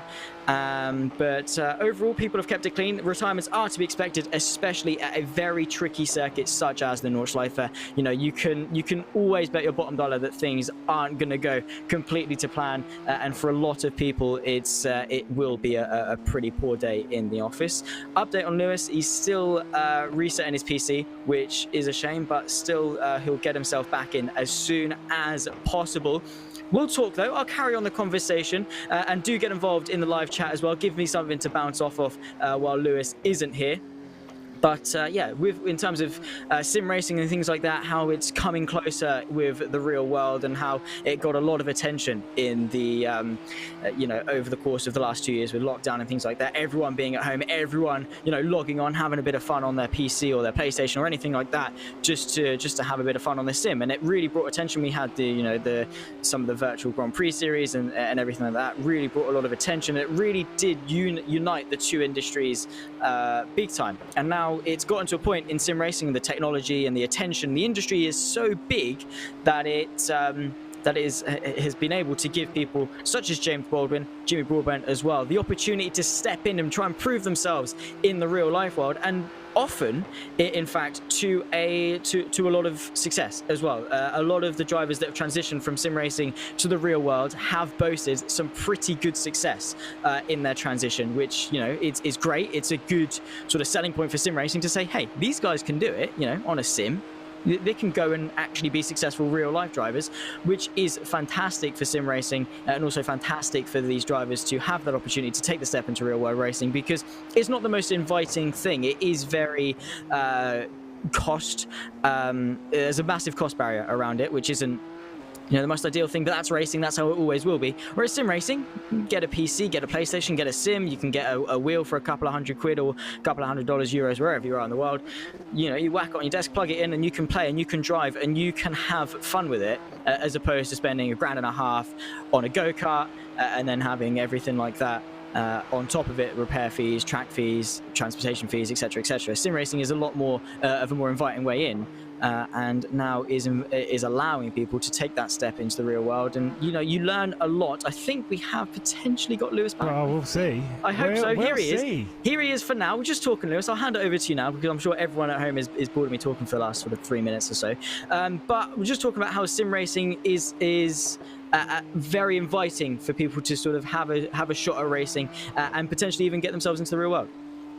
I mean, there are opportunities. I mean, you'll know this now, of course, about how there are the odd opportunity out there to progress from sim racing into the real world of motorsport. There are plenty of things that move it. We've kind of been over this topic, I feel like, ad nauseum in the sim racing world, where we say about all the stuff that is kind of almost one-to-one. You know, how sim racing, what you're doing is you're pressing the throttle down, you're pressing the brake, you're steering the wheel, which can be transferred into the real racing car, which is an interesting thing. It's not obviously 110% just because of G-forces and stuff, the typical thing which kind of makes the difference, and also the strength required whilst we have things like direct drives and such.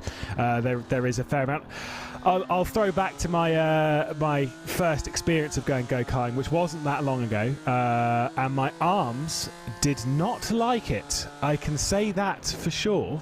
I felt it for the next couple of days, and it's despite having 8 years of sim racing, that was still a step into the unknown. Doesn't mean it's a bad thing, and obviously there were skills that I'd learnt from sim racing that 100% applied to kind of how to use the racing line and stuff. I know it kind of sounds like 101 type stuff, but it is the basics which make the difference. But it's kind of one of those interesting topics which is explored in sim racing and will be explored further. I mean, you're up for potentially, I don't know if we can talk about it though, because no, we're going to talk about it anyway, why not? Obviously being up for a potential drive in a certain open wheel championship in England based on a sim racing experience, which is to be fair, pretty cool. Pretty cool, yes, we'll go with that. Just a little bit. But yeah, it's fantastic to have these opportunities. Of course, as you say, you can't build a house without the foundations, right? So you learn in sim racing these key things, the theory behind things. You know, when to overtake, when is it stupid to go for a move, when is it right, the theory of how things work, how racing works as a whole, you know, the racing lines, as you said. But then going into the real world, you do have to adapt to, you know, the differences, the G-forces, the strength, the fitness required. But that can all be learned over the course of a few months. You can't just hop into a car and expect to be with the fundamentals very quickly. And if you do that, it's going to cost you quite a little bit of money in order to do that. So again, sim racing is a good platform in order to learn those fundamentals and then go into the real world and have a bit of fun. Yeah. It's also a lot cheaper as well. But again, yeah, with sim racing and companies and series holding these competitions to allow, you know, not only young talent, I say young talent, young people, because yeah, I'm not by no means a talent, but young people to have this opportunity to go into the real world, and people in general to have that opportunity to go into the real world. It's good to see, because it shows that there's faith in sim racing, and it could be a viable option as a sort of a feeder series in the future. I think it's a okay. We're going to dive into this because why not? It's a dangerous potential. And dangerous is probably like a really aggressive word to use, but it's more so of the sense of it might almost to some degree eradicate quite a lot of lower categories. Now that's not necessarily the case, but it.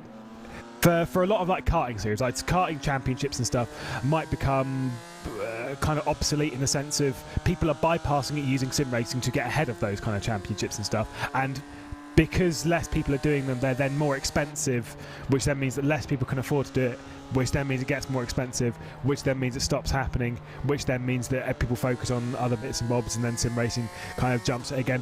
It's very interesting how that dynamic is going to work, because as is the counter to most other esports and stuff when it comes to FIFA and CSGO and stuff, is the real world counterpart doesn't really have a correlation to what's going on. We've been over this quite a few times, but like FIFA, for example, you're playing as the whole team using your controller to pass everyone around and then decide when to take the shot. It doesn't teach you how to play football.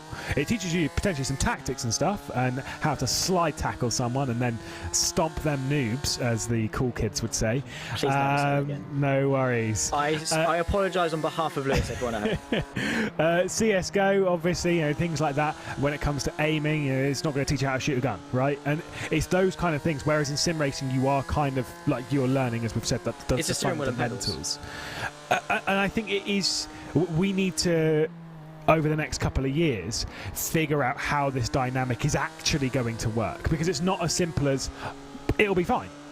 Because it might not be. We don't know how it's going to impact each other, and the last thing we want is for one to potentially cancel out some of the other, or for something to become obsolete. We kind of want this dynamic to continue in the right way, and it's not as simple as just let things happen, and you know we'll be fine. Yeah, absolutely. They need to find a way to sort of cohabitate and work and feed off each other as best they can. I mean, of course, you know, karting has been the more generic route to get into racing, you know, since racing, because it's just it's fast. You learn racing. It's not the most expensive thing in the world, though. Once you get to the World Championships, very easily does become expensive. But I mean, yeah, sim racing is a good platform, but I don't think people would necessarily turn away from karting, because it is still, as you say, a lot of fun. It's a fantastic experience. You can travel, you can meet people, you can have those experiences that potentially you wouldn't be able to have. And if you have got the money, you have got the ability to do it, you know, why not train yourself to withstand the G-forces? Why not build your neck muscles up? Why not have the resilience early on at a younger age and build those talents with both fundamentals and the G-forces at a young age? So there will be ways to have them coincide and things like that. But yeah, you're completely right in the fact that sim racing, as I said, it is literally you've got a real world car, it's a steering wheel and pedals. You come home, you can buy yourself a set of steering wheel and pedals, and even now you can get yourself some motion platforms and VR headsets and all that sort of thing, which again will really help the immersion, will really help the fundamental skills. This is Ollie Peacock over the crest and under brakes, just lost it under the brakes. Very twitchy, snap back. He's done well to sort of hold it, but then he gets onto the grass, and you really are just, the worst thing you can do is brake. Yeah, but that's our. It's kind of important to know. To be fair, he's got big leads, so fair enough. But that is our race leader in the TCR category, so that'll be a bit of a wake-up call to go off, and jumps into the pit lane now. Does the 185? Nice to see the Hyundai Veloster driving around. I do like it. I mean, I'm a big fan of the TCR category, and to have that. I like seeing the other TCRs we've got. You know, it was just the Audi for a while, but now we get to see a whole category of cars. Only two there in this, being the Audi and the Hyundai. Here's another one. Let's see what's happened to the Sim 3D Sport Ghostbusters car on the run down. This is just before we get into Kallenhard. So it's Metzgersfeld. Once again. Braking? Nah. I think it downshifted a bit too quickly. And that sort of. You know, it's a front-wheel drive, right? Oh yeah, of course. Just ignore me. Oh, poor man. No. Literally, no. Because I was talking to Cameron. No, yeah, right. Listen, everyone. I literally was talking to it's because it's such a recycled phrase I use all the time. I was talking to Cameron Roger. He'll be on with you in the early morning stint. He literally said they're front-wheel drive cars. I was like, yeah, I know. So that is strange. He's just lost the rear that suddenly. But I'm just, yeah, no, okay. It's a strange spin.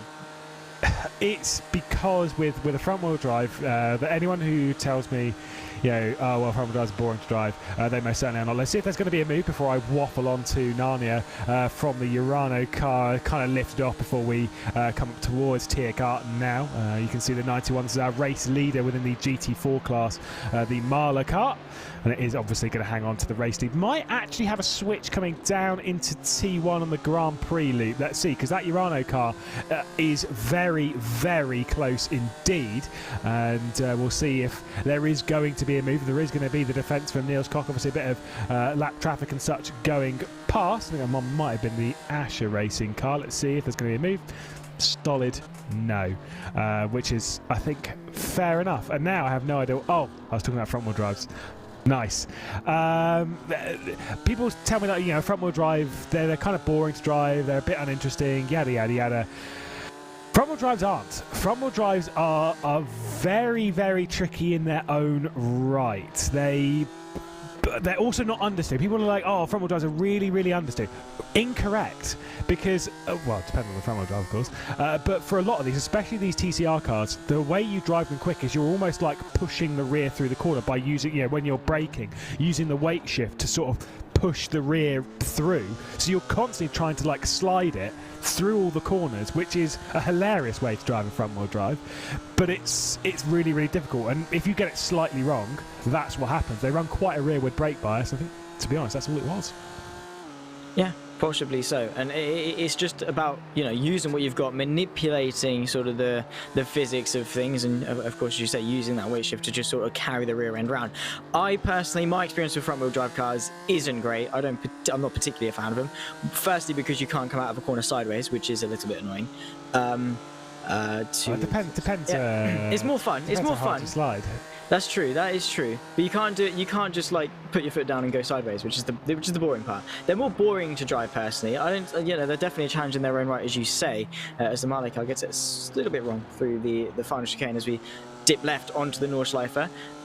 But yeah, they're difficult in their own right. I just find them slightly more boring to drive for me. But that's me, and yeah, everyone is entitled to their own opinion. And I'm sure there'll be people out there that love front-wheel drive cars, but just for me, they're not my cup of tea.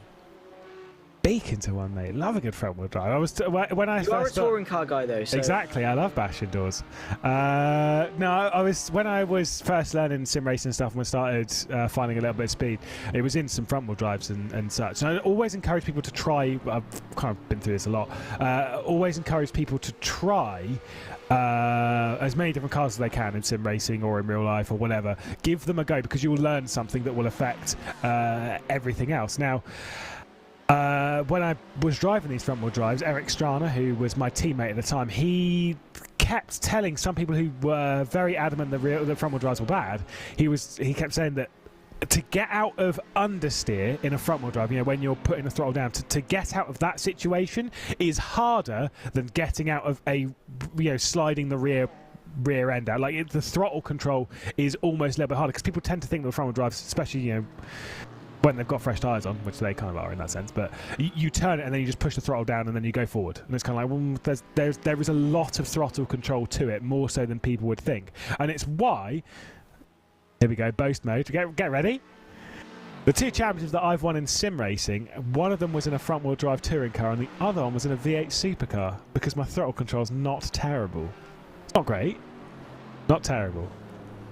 Heard it here first, ladies and gents. Lewis McGlade is a beast when it comes to manual traction control. 2-time champion, mate. But How then many championships again, have you won, mate? It depends. It depends how low you want to go. It depends how low you want to go, because, go onto the PS4, mate. I've won loads. Come onto the PC, niche. So yeah, that's do with that what you will. Then again, in my defense, I haven't done much racing on the PC. That's true. But then again, circuits you haven't even heard of. Oh, let's not start this, Lewis. It's I mean, we are halfway through, so I'm sure you've been waiting vigorously, looking forward to this. Where's this where's this housing estate track that didn't exist by the time you were born? What's this called? Yes, well, actually, no, Oran Park definitely did exist when you were born. It was 2010, I think, so I was four, so yeah, don't okay, it's making us feel all of us feel old now. No, Oran Park's a great track, depending on who you ask. It is now a housing estate though. One of our new tracks is another one that you've not ever heard of on the iRacing service, Winton. Definitely not heard of that one, surely. Absolutely not. I'm sorry, everyone. It's just too easy, mate. I feel. Ask me any Formula One track, I know it. Terrible excuse. I haven't been around long enough, Lewis. If it makes you feel better, Arjuna we did have a little bit of a track quiz, and Arjuna did show me multiple tracks that even. Oh, that sounds so egotistical. Even me, the Lewis McGlade, even I didn't know it. Look at me. Okay, that's terrible. I'm really good with my right foot throttle control as well. Yeah, okay. Touche. I'll back myself into a bit of a corner here. Focus on the race at hand, shall we? Our race leaders and AGM's going to be straight on. As we approach 15 hours to go. See, there is a good segue here. VRS Carana Simsport are leading in the GT3 category. In the Cup category, it is Team Redline Cup. We are focused here on the battle for the leader in GT4. Marla versus Urano Niels Kopp currently leading the way, with Stein Bratton directly behind in that Urano Esports car. But the Urano car, despite them being too different, you can see there the Aston Martin rolling its way through the carousel. It's the BMW in the car reverse. No real move from the Urano car. I think it's just happy to sit there on the rear end, keep its eye on the Aston Martin. The leader in the TCR category at the moment is the Huysingveld, the Team Huysingveld 404 car, the car that won here 12 months ago. But I'd say realistically, it's kind of hard to tell who's leading that category, because the Majors Garage FSR, the Full Send Racing car, did come into the pit lane not a million hours ago.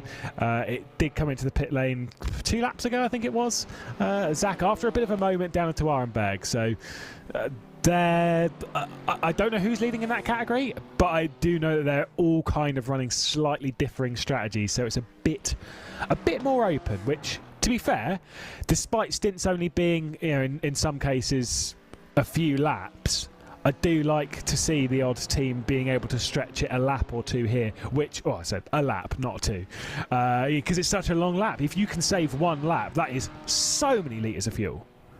Yeah, absolutely. That is just an incredible job, but it's going to be tricky. But yeah, it's weird that we have this different strategy, because again, it's the Nordschleife, and you can't exactly, as you say, it's very difficult to save a massive lap of fuel and then just go for another lap. Or and again with the tyres, it's a long track that's very demanding on the tyres. There's a lot of braking zones, a lot of acceleration zones, a lot of long, fast, twisty corners as well that are really going to demand a lot of the tyres. So yeah, it's weird. I'm surprised we've got this much difference. difference in strategy overall. But yeah, I'm sure it'll all funnel its way back down towards the end of the race. Of course, this is where the teams sort of spread out, do their own thing, and then it all sort of concertinas its way back together towards the sort of final couple of hours where they're all then close and we can really have a good look at who's where and who stacks up where in the final running order. And again, whilst we have crossed over with an hour complete, you've put up with us for an hour, you poor, poor people, that we should probably focus again. VCO, if you go to twitch.tv/VCO esports and type in chat #VCO Grand Slam, you can put yourself in the running for 50 iRacing credits. #VCO Grand Slam. Said it before, it's to say, you know, obviously to shout out about the start of the VCO Grand Slam season. We did this last year as well with various events when it comes to the iRacing special events. We're doing it again this year. The 4 events that we have, you'll be shocked to hear that the iRacing Nürburgring 24 is one of them. Weird.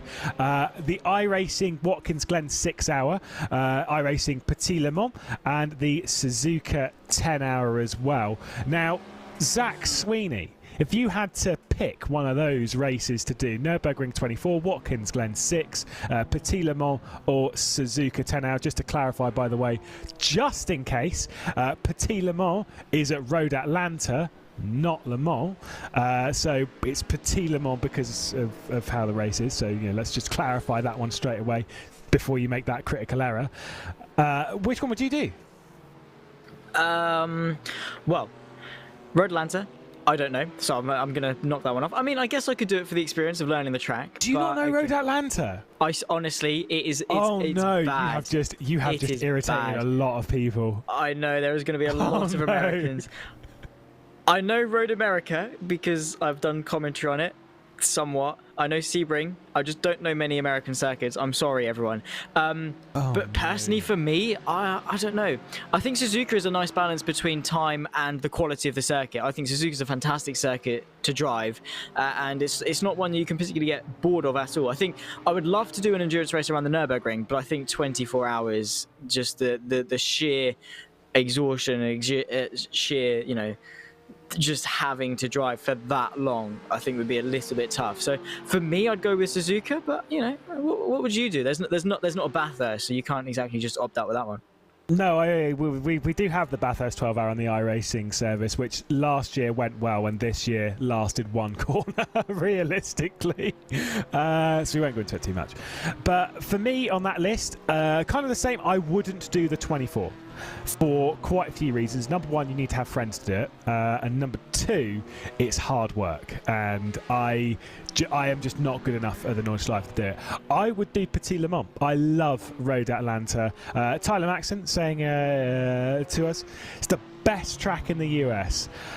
I don't know if I fully agree, because there are quite a few actually good tracks in the US that I really do enjoy racing, Sebring being one of them. But Road Atlanta is right up there. It is a brilliant track, a proper roller coaster, one that provides great racing, if a little bit of carnage. Petit Le Mans would be the one for me. Do like myself a bit of Suzuka, do like myself a bit of Watkins Glen, but I'm all over that Road Atlanta goodness. Do you know what? We're going to do Road Atlanta. We're going to do Petit Le Mans, Zach. Me and you. Are we? Yep. Okay, that'll be fun. Well, the silence though that followed that. My goodness me, the cold air that was coming. No. I had to clock it for a moment because I'm going to have to do it, and I'm going to completely and utterly embarrass myself because I've never done an endurance race. I've never done a multi. The longest I've done a race on an iRacing. Is it multi-class? Yeah, it's multi-class on this as well. Yeah, well, no. Multi-driver. There's more than one of us. The longest I've done a race on iRacing is 40 minutes, and that was on the GT Sprint Series. So it would be a big shift, big change, but yeah, I'd do it. I'd be up for it. I think that'd be cool. I will say, and close your ears, anyone who's from other platforms and stuff that knows me and my opinions on other platforms and stuff. iRacing, if you're going to do some, particularly with the more casual endurance racing, there is no better place to do it on iRacing. And that's not me even being like, oh, we're doing a broadcast here on one of the iRacing special events. No, that is just my opinion. I think that iRacing is the best place to go and do some casual, or obviously if you're a Josh Rogers, then fair enough, do whatever you want. But for people like me who just want to kind of jump on and do the odd race here and now, there isn't anything that's better than just sort of jumping, especially at my skill level, because I am bad. And so the idea that you can just jump on, it's kind of intuitive. It kind of makes sense as to how to do it. The stress of being like, how do we do driver swaps? Let's practice driver swaps for 40 minutes, and then you think, why? Because you just pull into pit lane and then you press escape. That's it. You get out of the car and then someone else clicks the drive button and then you go. It's a brilliant place to start doing it. We will do Petit Le Mans. It is going to be intensely hard work.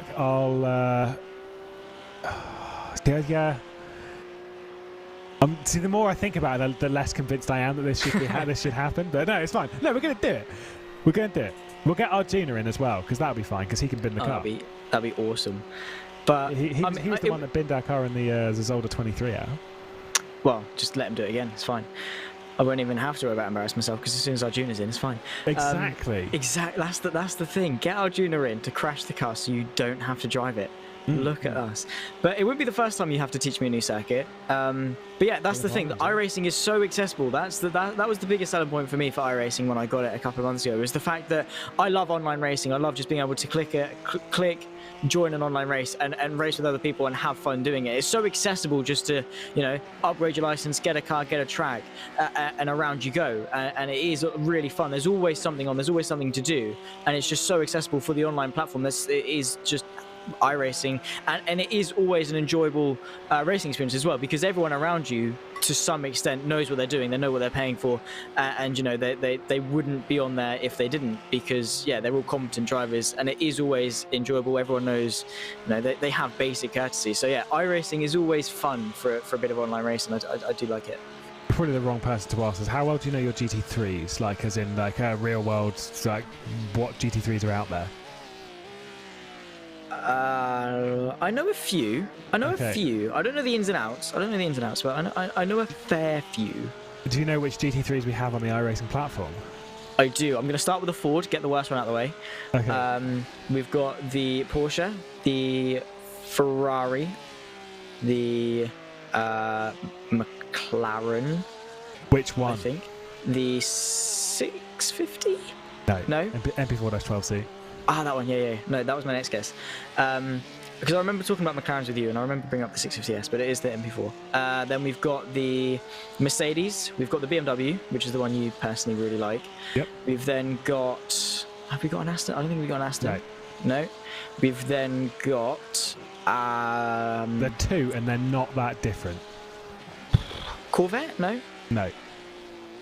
What nationality? What German. Well, sorry, no, they're not both German. Let's just clarify. Sorry, they're not both German, but the German one will give it away a bit more because it's a bit easier. The other one's Italian. We'll go with it. Oh, Lamborghini. Oh, okay, there you go. All right, fair enough. Lamborghini, a German tiny car. Well, think of one that's quite similar to a Lamborghini Huracan. Wait a minute. Hang about. I'm trying to think now. You've puzzled me here, Lewis. Lamborghini Huracan that's German. I mean, yeah, okay, when you say it like that, it's not the case at all. You really stumped me there, Lewis. Okay, say you're walking around town and someone drives past in a German supercar or sports car, however you want to classify it, and you're just like, I've seen 1,000 of these, I'm no longer interested in it because it's a V10, and it's kind of like, I like these, but I've seen so many of them because everyone has one. I've said the Porsche. No. V10, man, you can't say a Porsche and a V10. No. Listen, the Porsche, the Mercedes, they're the two obvious German ones. Yes. What's the other one? God. You are going to kick yourself in a second. I really am. Please wait. No. One more tiny hint, please. I I don't know. I can't give any more hints other than it's a V10 and it's German. Yeah, but I don't know the engines very well. I know the difference between the engines. I don't know which one they have. I'm trying to think of people that drive them. Other than like the Vanthors drive them and stuff. Oh, hang about. It's an Audi, isn't it? It is an Audi, okay. It is. There we go. Got there anyway. I can see the similarity because it's low. It's low and long like a Lamborghini, I suppose. They do drive fairly similar as well. I feel bad. That took me way too long. It wasn't even going to be my question as well. I wasn't intending to quiz you on which ones there were. I was going to ask the Arjuna question and ask which GT3 would you like to see on the platform?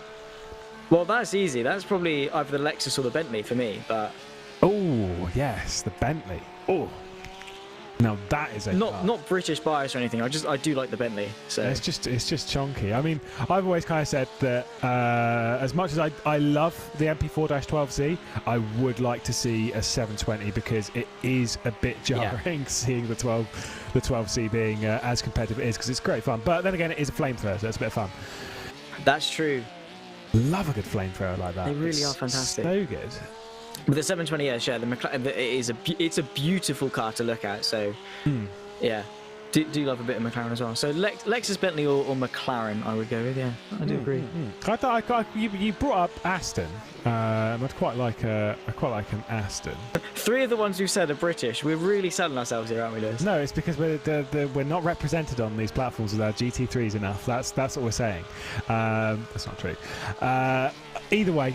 The race, by the way, because it is going on, because there has been a switch in GT4 because Marla have been into the pit lanes. They've dropped down now in their class. They are now 3rd in class. T3 Motorsport by Maniti have jumped up into 3rd place. I wonder what livery that's got on. I guarantee it's...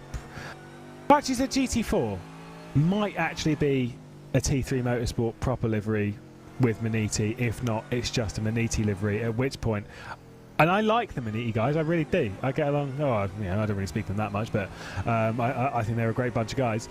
But if your car is green, black and white, it's a Maniti. It's not a T3 Motorsport car. I'm getting angry here. You know me, I like to just go off on complete other topics that you really don't know what I'm talking about. Let's see what's happened, though, to another one of our Velocitas. Oh, and guess what we're coming down into? Of course. Same corner we've seen a few issues on. Ooh. Same kind of issue we've seen a few times. Pretty much was a carbon copy mistake, just lasted a little bit longer, went further into the corner, didn't he? And he saved it.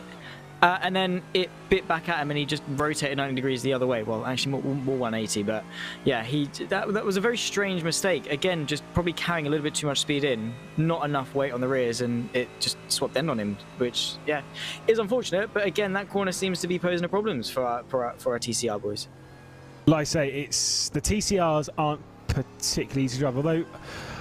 I was going to say we've seen a lot of issues in the Veloster, but then again, I don't necessarily know how many Audis we've got in the race. So I'll kind of hold back on the criticism of, maybe some of them are just struggling with the Hyundai itself. But either way, who knows in that sense.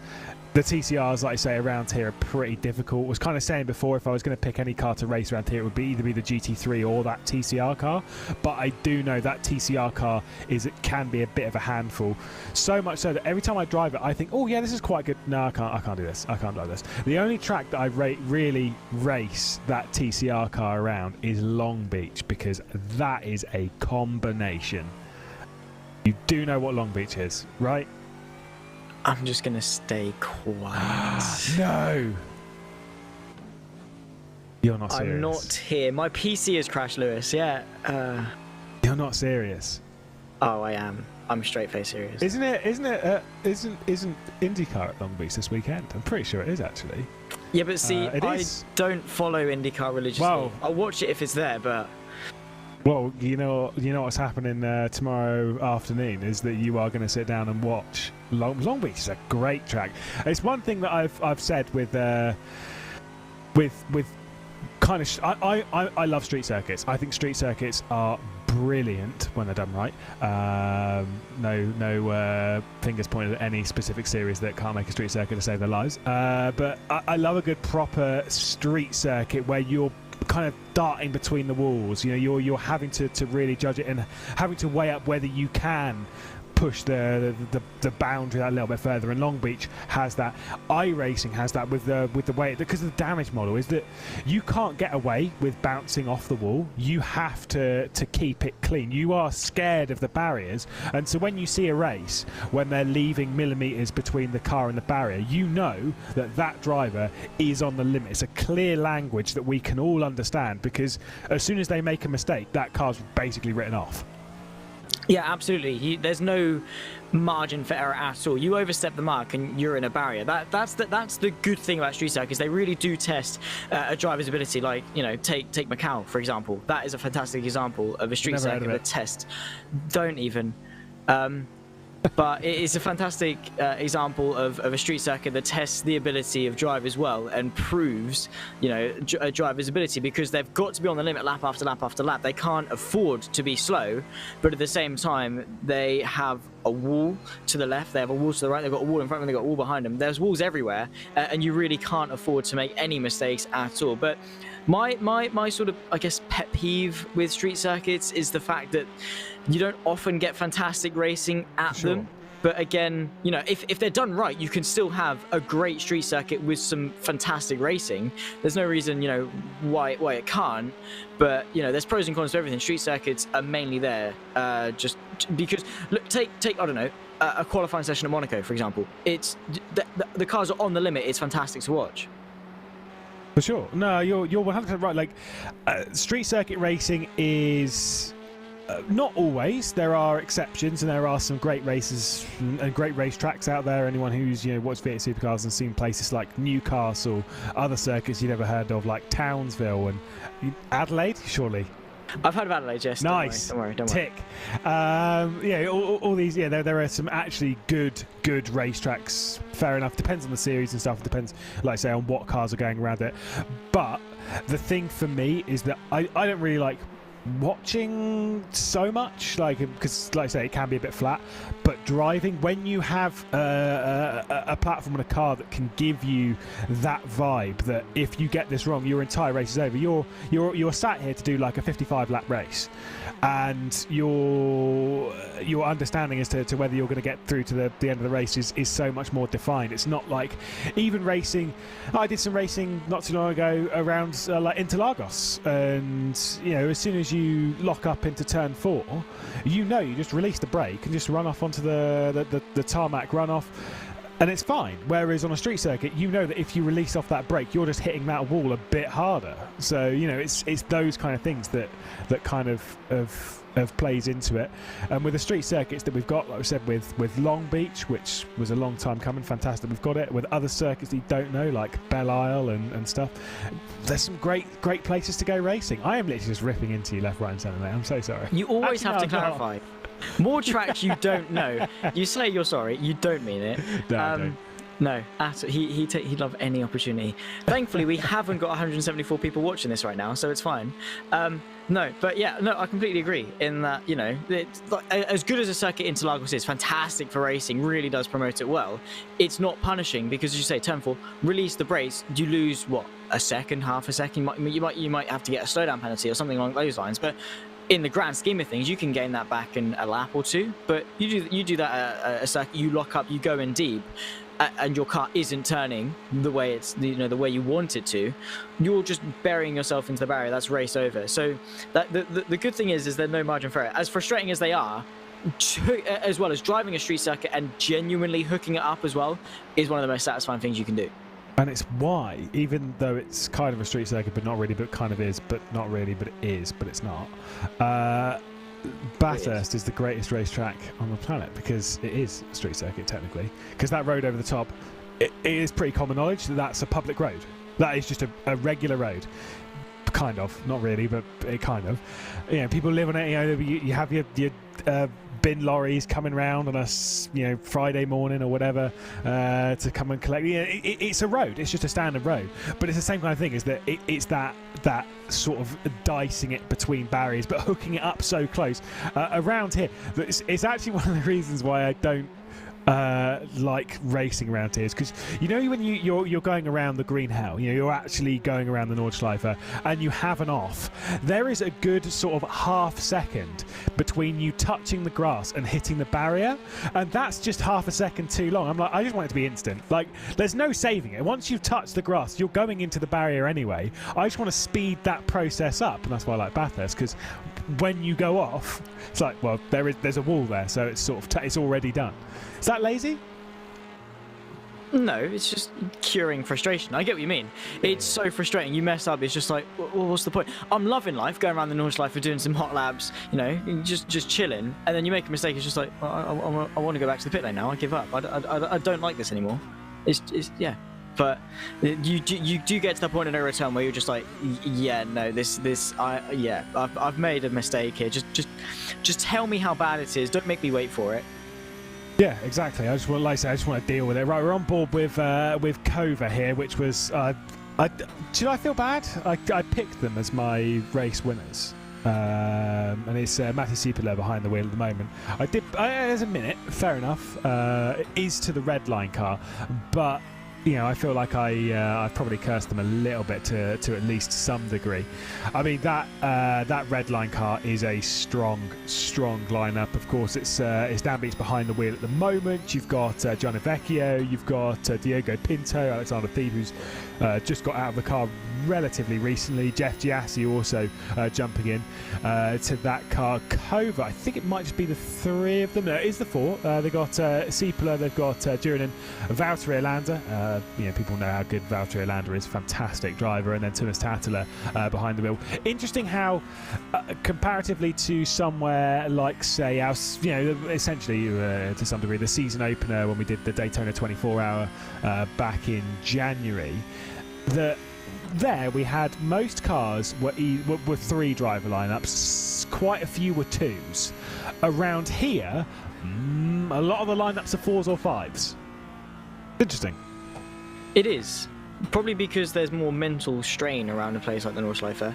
And again, they're not feeling the G-forces by any stretch of the imagination, but again, it's just a much more mentally demanding circuit where you have to push hard, you have to use a lot of concentration, and of course, the drivers will at some point get bored, get frustrated, and need to swap just to take a minute, just to breathe, and then that's when they can take another driver just to step in. But the difficulties that come with that, though, is setting up the car. You've got more drivers to cater to, more drivers needs to cater to, and that's when you need to make more compromises on pace.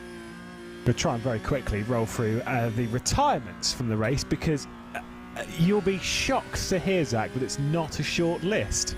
I'm looking. Enough. It's not. She's a long one. Obviously, we'll go from like early doors up to now. Only a couple laps into the race. Do not fully remember why all of these are retired, but either way, we'll try and get through them. BS Competition retired. They started on the front row of the grid, unfortunately, but they retired fairly early. Pure Sims, Team 75, Bernhard by Sim RC. Last Minute Racing, another one of the Sim RC cars. Inertia Vendaval. Team RSO. They're the team that I told you had won the most races around here. Solid answer to that was a no, because it was only by one. Thanks, mate. RSO have won it 4 times, though, 3 times in the MX-5. So, and it's 3 years on the bounce. So, yeah, they're out of the race. Rick Energy, Sunshine Autos, Majors Garage FSR, the 158. They obviously still have a car in the race in the 185. The AAA and the AA RHG Esports car, Logitech G Autos Esports, 5-Star Motorsport, Impulse, Sim 3D Sport Predator, Carbon Sim Sports, and Team Fordzilla. That is quite a few retirements from this race. Obviously, Team Fordzilla was when we joined the broadcast, so maybe we cursed them. It's a bit of a shame because I like the Fordzilla bunch. Is that Lewis McGlade admitting to the curse? Is it? Nope. No. Don't believe in the curse. Well, what happened? So, respect to Pablo Lopez, much better driver than I am. But what happened in that incident? He went a little bit wide. Which tells you what? That you It was a driver error. telepathically took control of his car. Gotcha, I am picking up what you are putting down, good sir. We ride on board with the Wizards team, great name, down into the hairpin. It goes quick, doesn't it? It does. It just... Oh, and the throttle up to try and catch it as well. Yeah, I mean, to be fair, I mean, you were saying how you want the incident to come quickly. You know, it does. It doesn't. You've got to drive it on a knife's edge. You've got to have it in a specific window whereby if you don't, you're going around. This is Petri in the BMW going uphill through the right. Is he just going to carry a bit more speed through? YouTube corner. Well, that's certainly going to get a couple of views. Smack bang into the wall, pirouetted round. And yeah, well, I'd certainly watch that. I have seen that crash so many times. That is the perfect YouTube corner crash. I feel bad for them in the coming soon car, but if you want to ask me about curses, they're driving in a number 13. Is that not a curse in itself? You always set yourself up for failure, don't you? Yeah. Just superstition, the number 13. Are you superstitious? I don't know, but then again, I'm not superstitious. Like, if I ran the number 13, I wouldn't be like, oh, I'm cursed in this race. But I would stay away from the number 13, you know, just in case. Yeah. So this was the. Because if something did go wrong, I would blame it on the 13. Look, see, this is the thing. There's a class. There's other things I would stay away from on the racetrack here than others. People who might know, even though I don't actually know why this is a thing, but. When I first started, it was always, if anyone was in a perfectly white car, it's because it was rookie white, and you stay away from them. And I was kind of like, but the default colours normally for your cars, I'm pretty sure, is blue and red, so surely you should stay away from any blue and red car. But no, rookie white apparently. If you see a perfectly white car, stay away from it. Which then meant that I wanted to make my car perfectly white, to be honest. No, I'm not really a superstitious guy, but I do know that of quite a lot of people who have like especially when it comes to their preparation for a race. I think everyone's kind of heard the story of people like Jenson Button only climbing into the car from one side. They would never climb in from the other. It's those kind of things. It's interesting. I always kind of want to know sim racers' variants of like, are there things that sim racers do that are appropriate for air that kind of, yeah, I just wonder if there is anything like that, because I don't know. I guess it kind of has to be for some of them, surely. I guess so. I guess it's more just for, I guess, sentimental significance more than most things, just doing a certain something before a big race or whatever, more so than superstition. But yeah, I mean, it comes from success. If you do something and it goes well, it's just like, okay, it's just like a good omen. It's a pin of good luck as you go into the race, because and then if something bad happens when you do something, you stay away from it, because it's like, well, if I do that, then it's not going to work. Like, I don't know, lucky socks or something along those lines, you know. It's, you do well, so it's like, okay, I did well in these socks, I'm going to wear them next time, see if I can do well. They don't do anything at all. They're not going to magically give you 0.3 of a second, but sentimentally, it's sort of just, it's just a nice touch, and people enjoy that, and it might help them psychologically just to give them that boost. Because just imagine, you know, you haven't got your lucky socks on, you look down, it's like, I haven't got my lucky socks on, and you're going into the race then with a slightly more paranoid mindset of something's going to go wrong. Like, obviously, rationally, you know full well it's not going to change anything. It makes no difference. But it makes no difference. But just superstitiously, sentimentally, it's a massive thing that for a lot of people would be massively significant. You see, now you've said this, there is actually something which I guess you could classify as it being sentimental, superstitious. Is that I do actually have a specific pair of socks that I wear for racing, but it's not the same. It's grippy because, socks. Huh? Grippy? No. They're not really grippy. They're just they're the right. They're the right amount of thickness, right? So some socks you wear are just too thin, and then you get like too much, like, obviously, you know, pedals and stuff. Like my pedals are metal, right? Quite a lot of people's are. You know, we race around on plastic pedals at this level. But no, the metal pedals, you know, and if you got a thin sock, then they can be quite cold. If you've got a thick sock though, then you know it might be too much. You can't really feel. It's like wearing a shoe. Whereas you need to find that right middle ground and the right sort of texture that doesn't slip and slide but also doesn't grip fully. There is a fine margin between all of these things that creates the perfect sim sock. Yeah. I used to race barefoot though, so you know. I would never do that. I used to for a short while, and then I backed out of the idea because it is grim. Categorically, no. I can't wear shoes. Like, obviously, for a bit of a joke, just whack on the karting boots and have some fun. I know some people do because, but for me, for my air quotes, quote unquote, rig.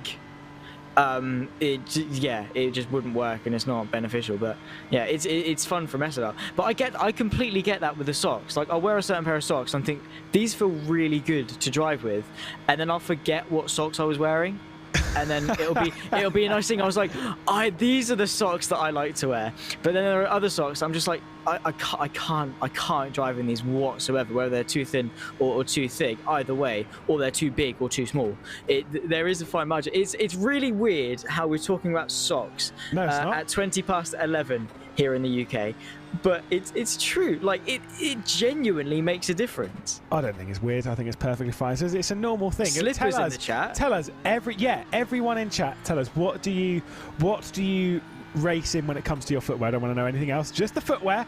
Do you race in some people do. There is a thing in it's like sim shoes or whatever, which is like a slightly thinner version of like a karting boot. Do you just race in karting boots? Do you race in socks, bare feet, shoes, high heels? You know, it's a weekend after all. Who knows? Get back into work. I never. Since I got into the rhythm of doing it in socks, I can't really go back to the idea of doing it in just barefoot or even in shoes. I've tried shoes, even proper decent karting or karting style boots in the form of those sim shoes.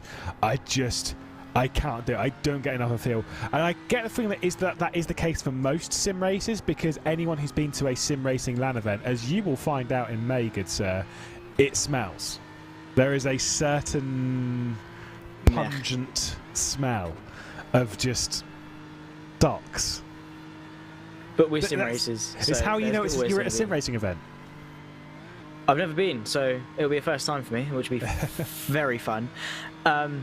But yeah, no, I agree. Like, there's a difference, but I can't do anything. Like, I wear shoes or a pair of karting boots or whatever, and I just don't have any feel. The pedal feels way too light for me. I wear a barefoot, metal-plated pedals, freezing on the foot. And yes, you get used to it, but then your foot starts to sweat, and it's just, you're slipping, and it's horrible. So yeah, socks definitely the way to go. Meanwhile, our race leader Mitchell de Jong was just into pit lane a moment ago. Yeah, that's why obviously that gap, which was typically around the form of 2 minutes, back to the Team BMW bank. It's kind of one of those things that has been brought up before about Mitchell de Jong, of course, this weekend, that most of the time that you'd say, right, he races from the Command House in Germany or their new esports studio this weekend. That is not the case. Has been home in California this weekend. I'm pretty sure it's California anyway, but not 100% sure. I'll take a wild stab in the dark that it is. But either way, back over in the States to do the racing, which, when it comes to this style of racing, when it's endurance racing, you don't want to be racing and doing a 4-hour stint this late at night. Can confirm it is California. I'm all right at this. Go on. You're doing well, Lewis. I'm very proud of you. Did a fantastic. It's almost as if you have an award for this, Lewis. Yeah, but I didn't this year, did I? Someone stole it from me. I do know. So it's a bitter rivalry between you, whether that be predictions on track or VCO Simi Awards. Either way, you're having a bitter rivalry. I'm gonna tease people, actually, because I think if we say which team we were rooting for, I don't think it's too much of a problem, especially now that Hugo Luis has just joined to get ready for his, by the way, mammoth, I think it's a 14-hour stint. I don't think he wanted me to remind him of that, but still I did. In VCO send it, which you can, like I say, pre-order now, €10. Go and get it. A sim racing magazine, so much in there. Plenty of articles, like we said, with Roman Grosjean and Jimmy, and Arjuna's writing his own article. We've got an article from me and Arjuna, an argument, our little piece, where we argued about the best team in sim racing. Now, there are plenty of good candidates candidates in this category. You know, whether it comes to Williams, when it comes to BS competition, even over on other platforms, you know, Burst and that. There are so, honestly, countless good examples. But we do tend to find ourselves always coming back to two examples of the best team in sim racing, and we chose one and they chose the other. I chose Redline and he chose Coanda. But it's quite an both teams favourites for race leads and categories today as well. Exactly. It's an interesting conversation. I mean, it's not like we were at each other's throats, but you know.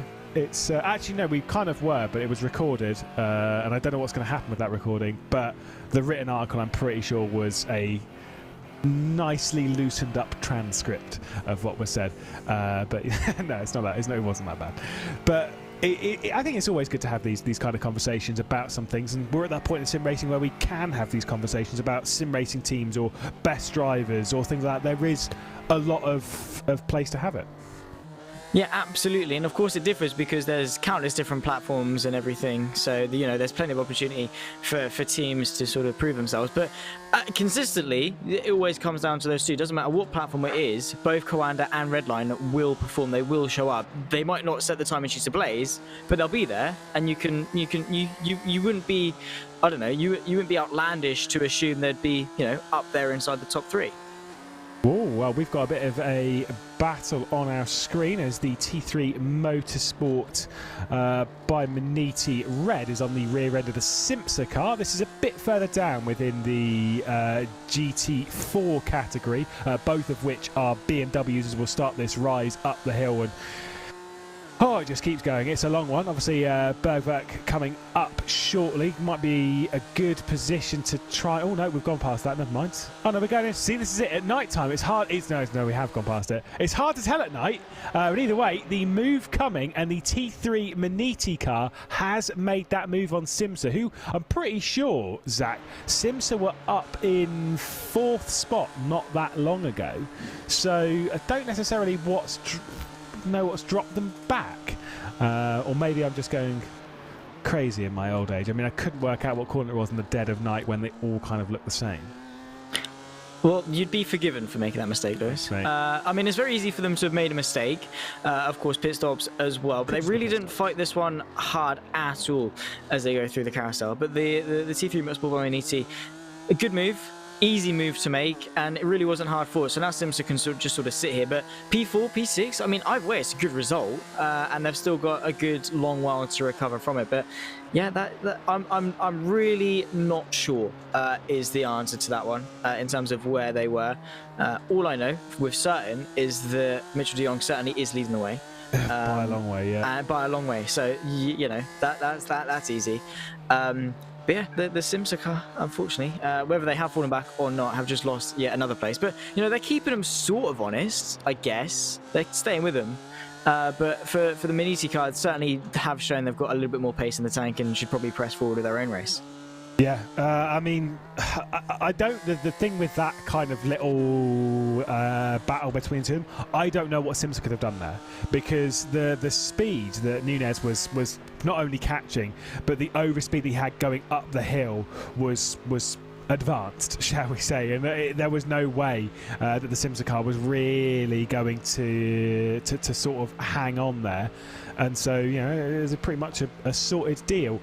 On board with the Mercedes AMG team Urano Esports, of course, two of these Mercedes-backed teams that are within the GT3 category. I'm pretty sure there was only two at the start of the race as well. Yes, there was. Just the two of them. Obviously, a few of the BMW-based teams. Bit of an almost a manufacturer-based rivalry in the sim racing world, which, again, we do love a little bit of. It gives that extra little spice even still. It's kind of something that we're seeing more and more in sim racing, though, isn't it? With manufacturers jumping into the sim racing world, at least even from a branding point of view. I'm all for it. I know some people aren't all for it for various reasons. I am all for it. I love seeing the real world of motorsport again coming into sim racing in a different way, rather than it just being drivers or teams or, you know, various series that you know about backing a major championship. It's nice to see manufacturers jumping in as well. Yeah, absolutely, and as we were alluding to a little bit earlier on, about an hour and a half ago or so, how how sim racing and the real world are being able to unite in more ways than one. So yeah, the fact that different manufacturers and things like that can show support for teams as opposed to just coming in, starting their own team, bringing their own drivers in, etc., etc. They can show support and sponsor teams and things like that, and collaborate with teams as well. And that also it also does the flip side. We've seen sim racing teams take the step into the real world and also support real world racing things as well. So we have got the vice versa action of real world and sim racing, and again just goes to show how the two versions of motorsport, both virtual and real world, really aren't that different at all, and do have the capacity to work together and both try and build on both just build on each other's industry. I think that's kind of the thing. I mean, I've had a chat with a lot of people from both sides of this, from the real world of motorsport, from the sim racing side, about how the two worlds are merging, how it's positive, how it's even negative. There are negative sides to all things. It's kind of what we were bringing up a little bit earlier, Zach. There are still even the odd detractor and stuff, and an issue with it coming across, but for the most part it's a positive move. The more it happens, the easier it'll get, the more backing it gets, the more that it all grows, and opens up those pathways to jump both ways, opens up the idea that being a professional sim racer is a genuine thing. Because whilst we kind of sit here and we think that there are people out there that are earning money from doing it, and are actually earning enough money to get by, when you actually consider percentages, even at the top level, kind of that's a percentage and a percentage, but yes, even at the top, if you say the top sort of 3 or 4%, like the actual ones that we kind of see, well, even less than that to be honest, the ones that we see always in top splits, in the biggest leagues, think of that kind of like 3 or 4% level, even 1% of the sim racing world. What percentage of that amount actually make enough money to get by in the real world? It is not a large percentage, and the more we get manufacturers, the more we get real series, the more sort of backing from the real world of motorsport we get, the higher that percentage grows within still the elite, yes, but the more the percentage grows either way. Absolutely, and there will always, there will always be the odd bit of prize money and things like that, but it's never a sustainable or reliable bit of income. But no, it's good that progression is happening, not just in the drivers, but also, the support, broadcast teams and things like that as well. Are also having to get, there's more demand for it by paying a little bit more for it as well. So from both, just sim racing in general is getting a big influx in terms of money, prize money, things like that, and of course the prizes are ramping up as well. Of course, we were talking about a little bit earlier about getting a seat in a certain British single-seater championship. That's a pretty big prize, and that is part and part thanks to the progression of sim racing and the support from a larger company coming in and giving that support. Who are you going to thank when you win?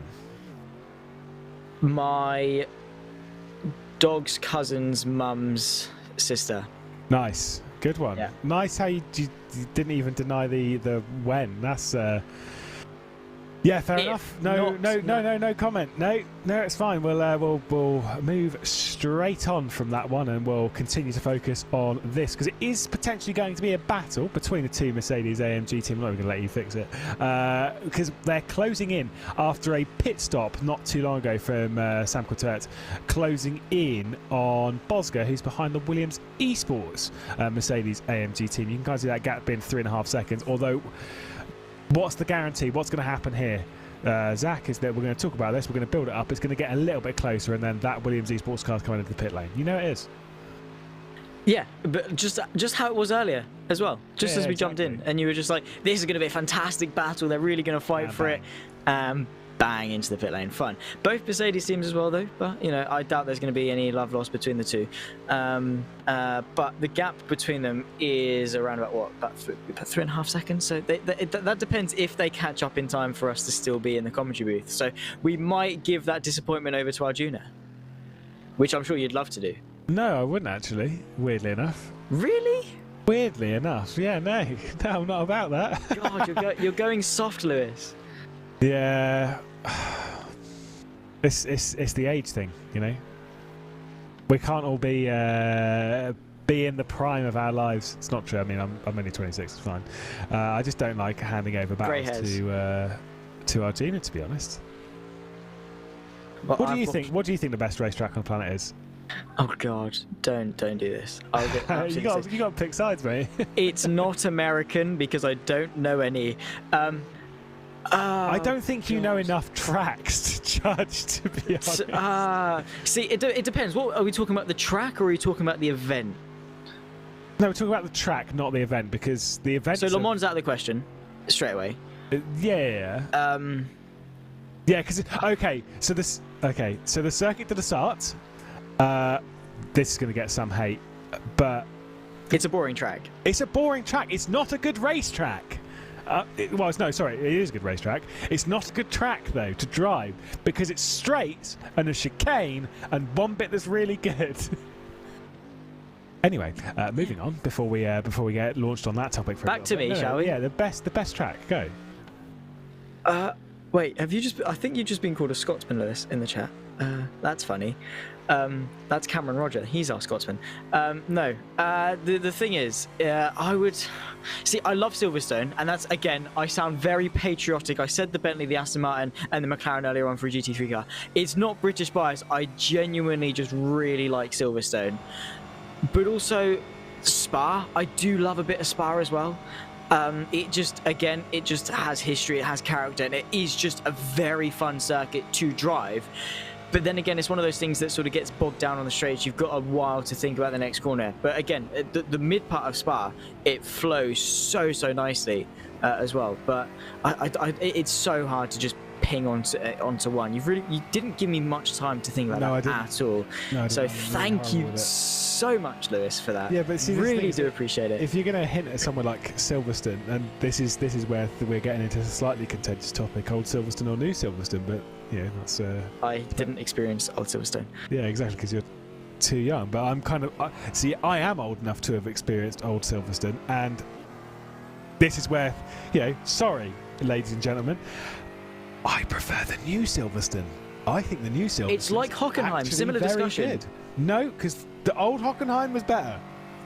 Really? Yeah, I don't like the Hockenheim. I love the new Hockenheim. I'm sorry. I'm not a fan. My racing experience might not show it, but I do like the new Hockenheim. Yeah, true, mate. Dropping at the final corner. Good lad. No, I blew up 4 cars though. That was so funny. The thing is old Hockenheim, I've only had the chance to race it twice, and I think it is an unbelievable racetrack. It's so much fun. Even though it is just straights and chicanes, it's so much fun. The chicanes are varied, and kind of the way you attack them is very interesting. But no, going back to Silverstone, it's just the mod one. You've got quite a lot there. You still got the history. You've got a couple of good corners, and I've said it time and time again. The way they've changed it so that the way you attack Brooklands makes that track for me, because that is a proper overtaking opportunity, and it's so much fun. Brooklands let's is be honest, such turn a fun 3 corner. and turn 4 is just a bit rubbish, but yeah. But yeah, I agree. New Silverstone is fantastic. I just, especially in a high downforce car, you can just chuck it into Brooklands and just know the car, like 50-meter board, brake down a few gears and just chuck it in. It's such a satisfying corner. Then you got Maggots and Beckett. Stowe as well, I think, is a really underrated corner. I love a bit of Stowe. Like, again, just especially in high downforce cars, you can just chuck the car in and it will stick. It just is a good circuit, and it promotes good racing as well. It's one of those ones that it flows so nice, it feels amazing to drive, and you can genuinely have a good race.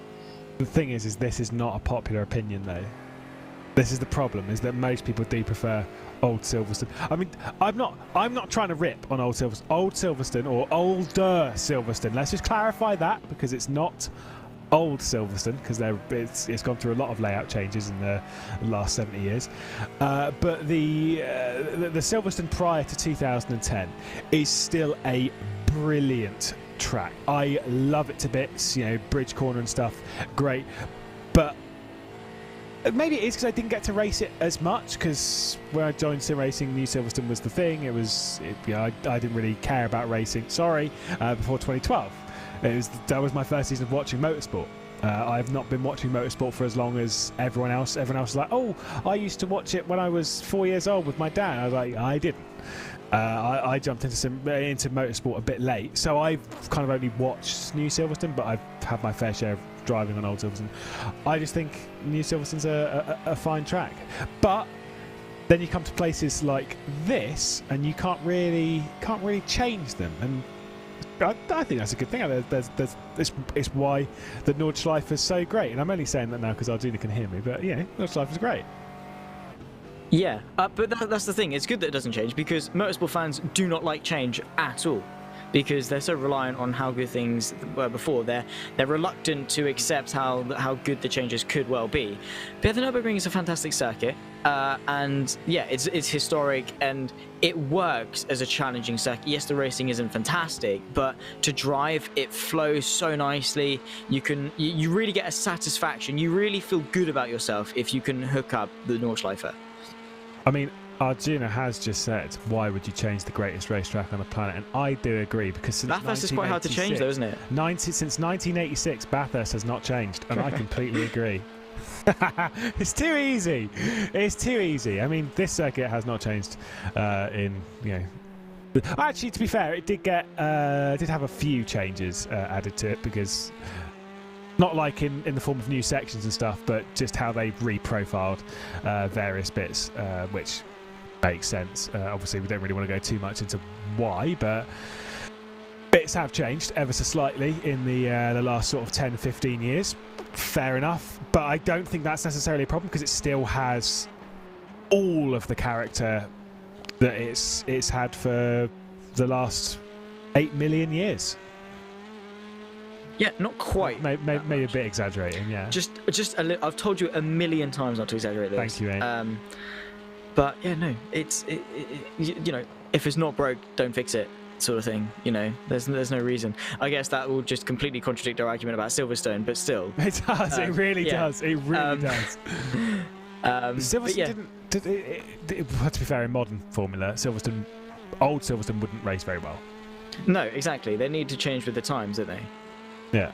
Yeah, it's like I say, I mean, whether you can say that's a problem with modern Formula of motorsport, and I am not just speaking of that certain open wheel category, I am speaking of all kind of motorsport to a certain degree, just with how things are in modern motorsport. There is a shift over the entirety of it, and also with the style of racing, which is something which I'm not really a massive fan of with modern motorsport. Whatever. There's that kind of thing, which maybe it would be a worse racetrack. But then there's also the argument of, is it a great racetrack at the moment? I don't know. I'm not really the person to judge on that one. What do you think of your local circuit, localish?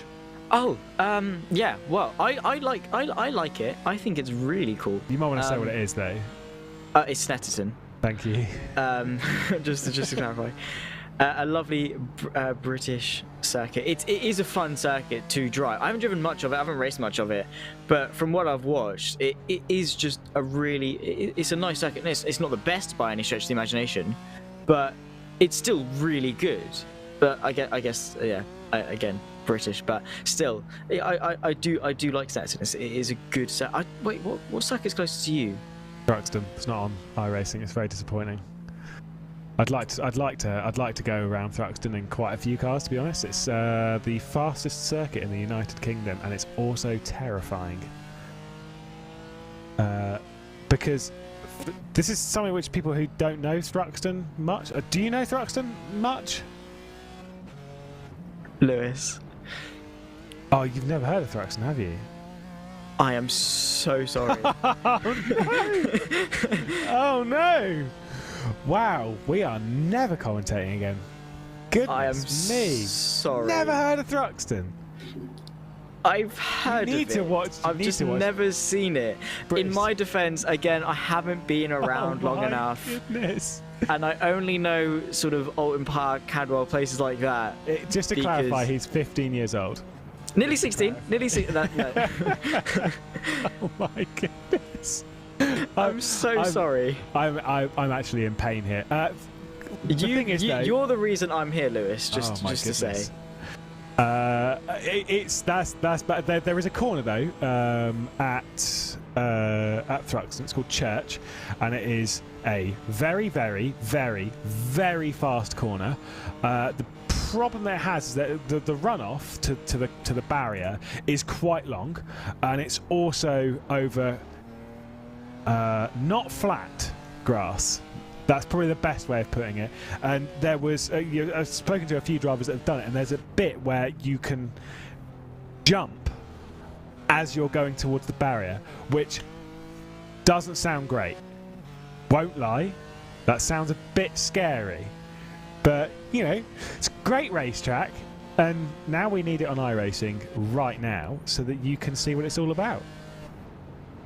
That would be lovely. Although I will say it's probably not the most entertaining in some cars, because for quite a lot of it is flat. You really do need to know it if you get that seat, mate. That's true. I'm sure I'll learn it, but I won't. Did you see that moment from the Maniti car? That was a fantastic bit of rallying, to be honest. Yeah. He got a bit bored, so he thought he'd just change disciplines mid-race. Well, yeah, no, that's the kind of thing. It happens every now and then. This is obviously, as we're riding on board at the moment with Simsa, Baumler behind the wheel right now, behind the T3 Motorsport by Maniti red car, not their lead car, which is the number 3, which is in 4th position. This is the battle for 6th position. If there is something which will wake you up, though, around a circuit like this, having a near... as much as it wasn't too close to a crash, but that was a near crash, right? That'd wake you up.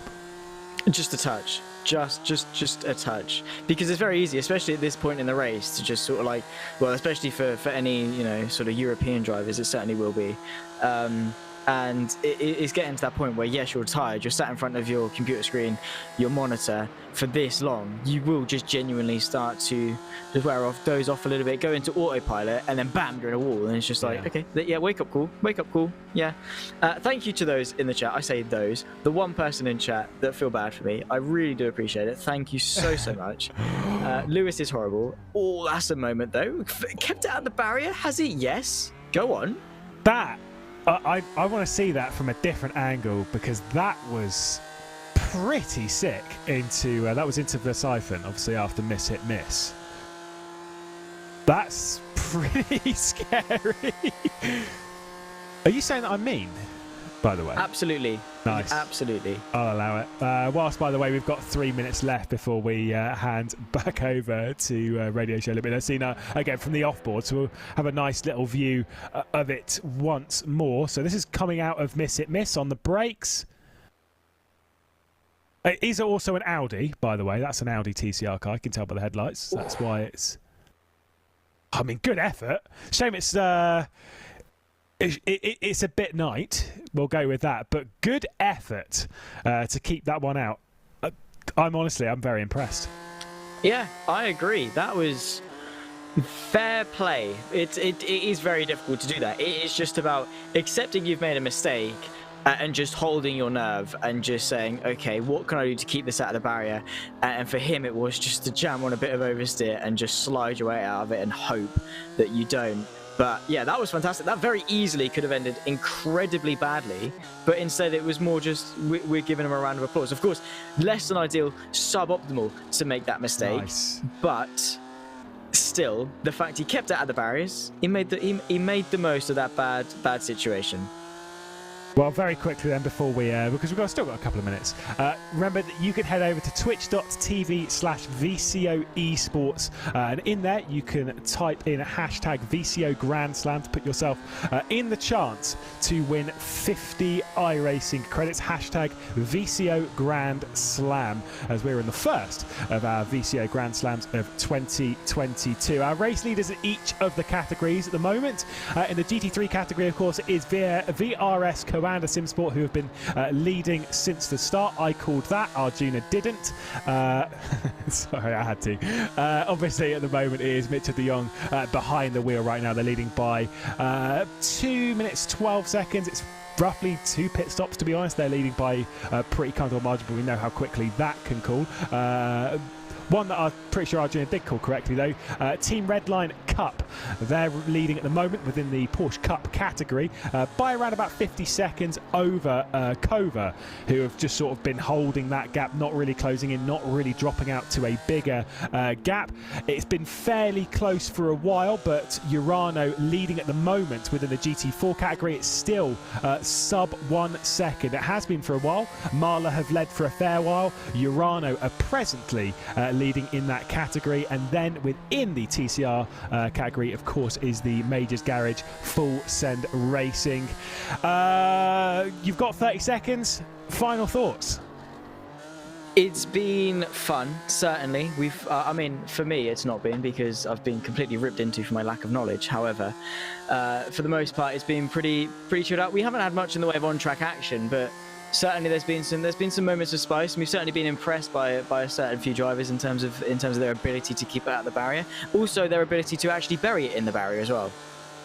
Well, that's a fair cop. I'm going to hand over straight away, though, because our Julie Kankapati and Nick Damon are waiting to take you through the next 4 hours. Lads, enjoy. Thank you, RaceSpot, for working us into the night hours.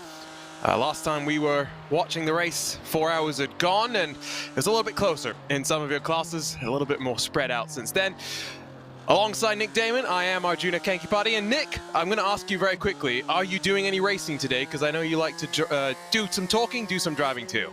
No, the team has tactically decided not to do this race. based on the fact that none of us could do more than 2 laps in the dark without completely writing the car off. To say it myself, I've actually got relatively okay as far as not falling off the track during the day. I was able to do 7-8 laps without falling off. Once it gets dark, it's nearer 7 or 8 corners, to be honest.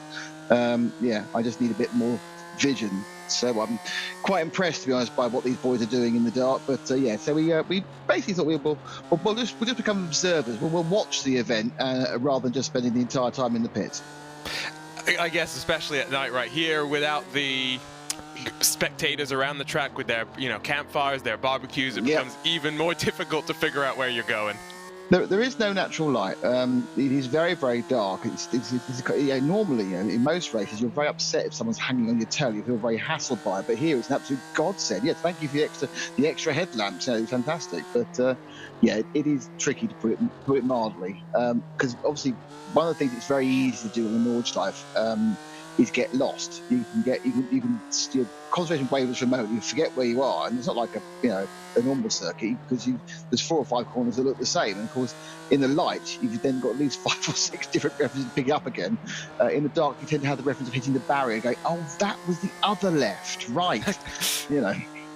It's hard for us too. 170 corners, try picking them apart through the dead of night. We're riding on board with the Aston Martin, the Marla Racing Team car. I mentioned this earlier to Peter Mackay. Niels Koch races an Aston Martin today. We're most used to him seeing in a BMW as part of the BMW BS competition gang, but works for Mercedes. So an interesting dynamic going on there.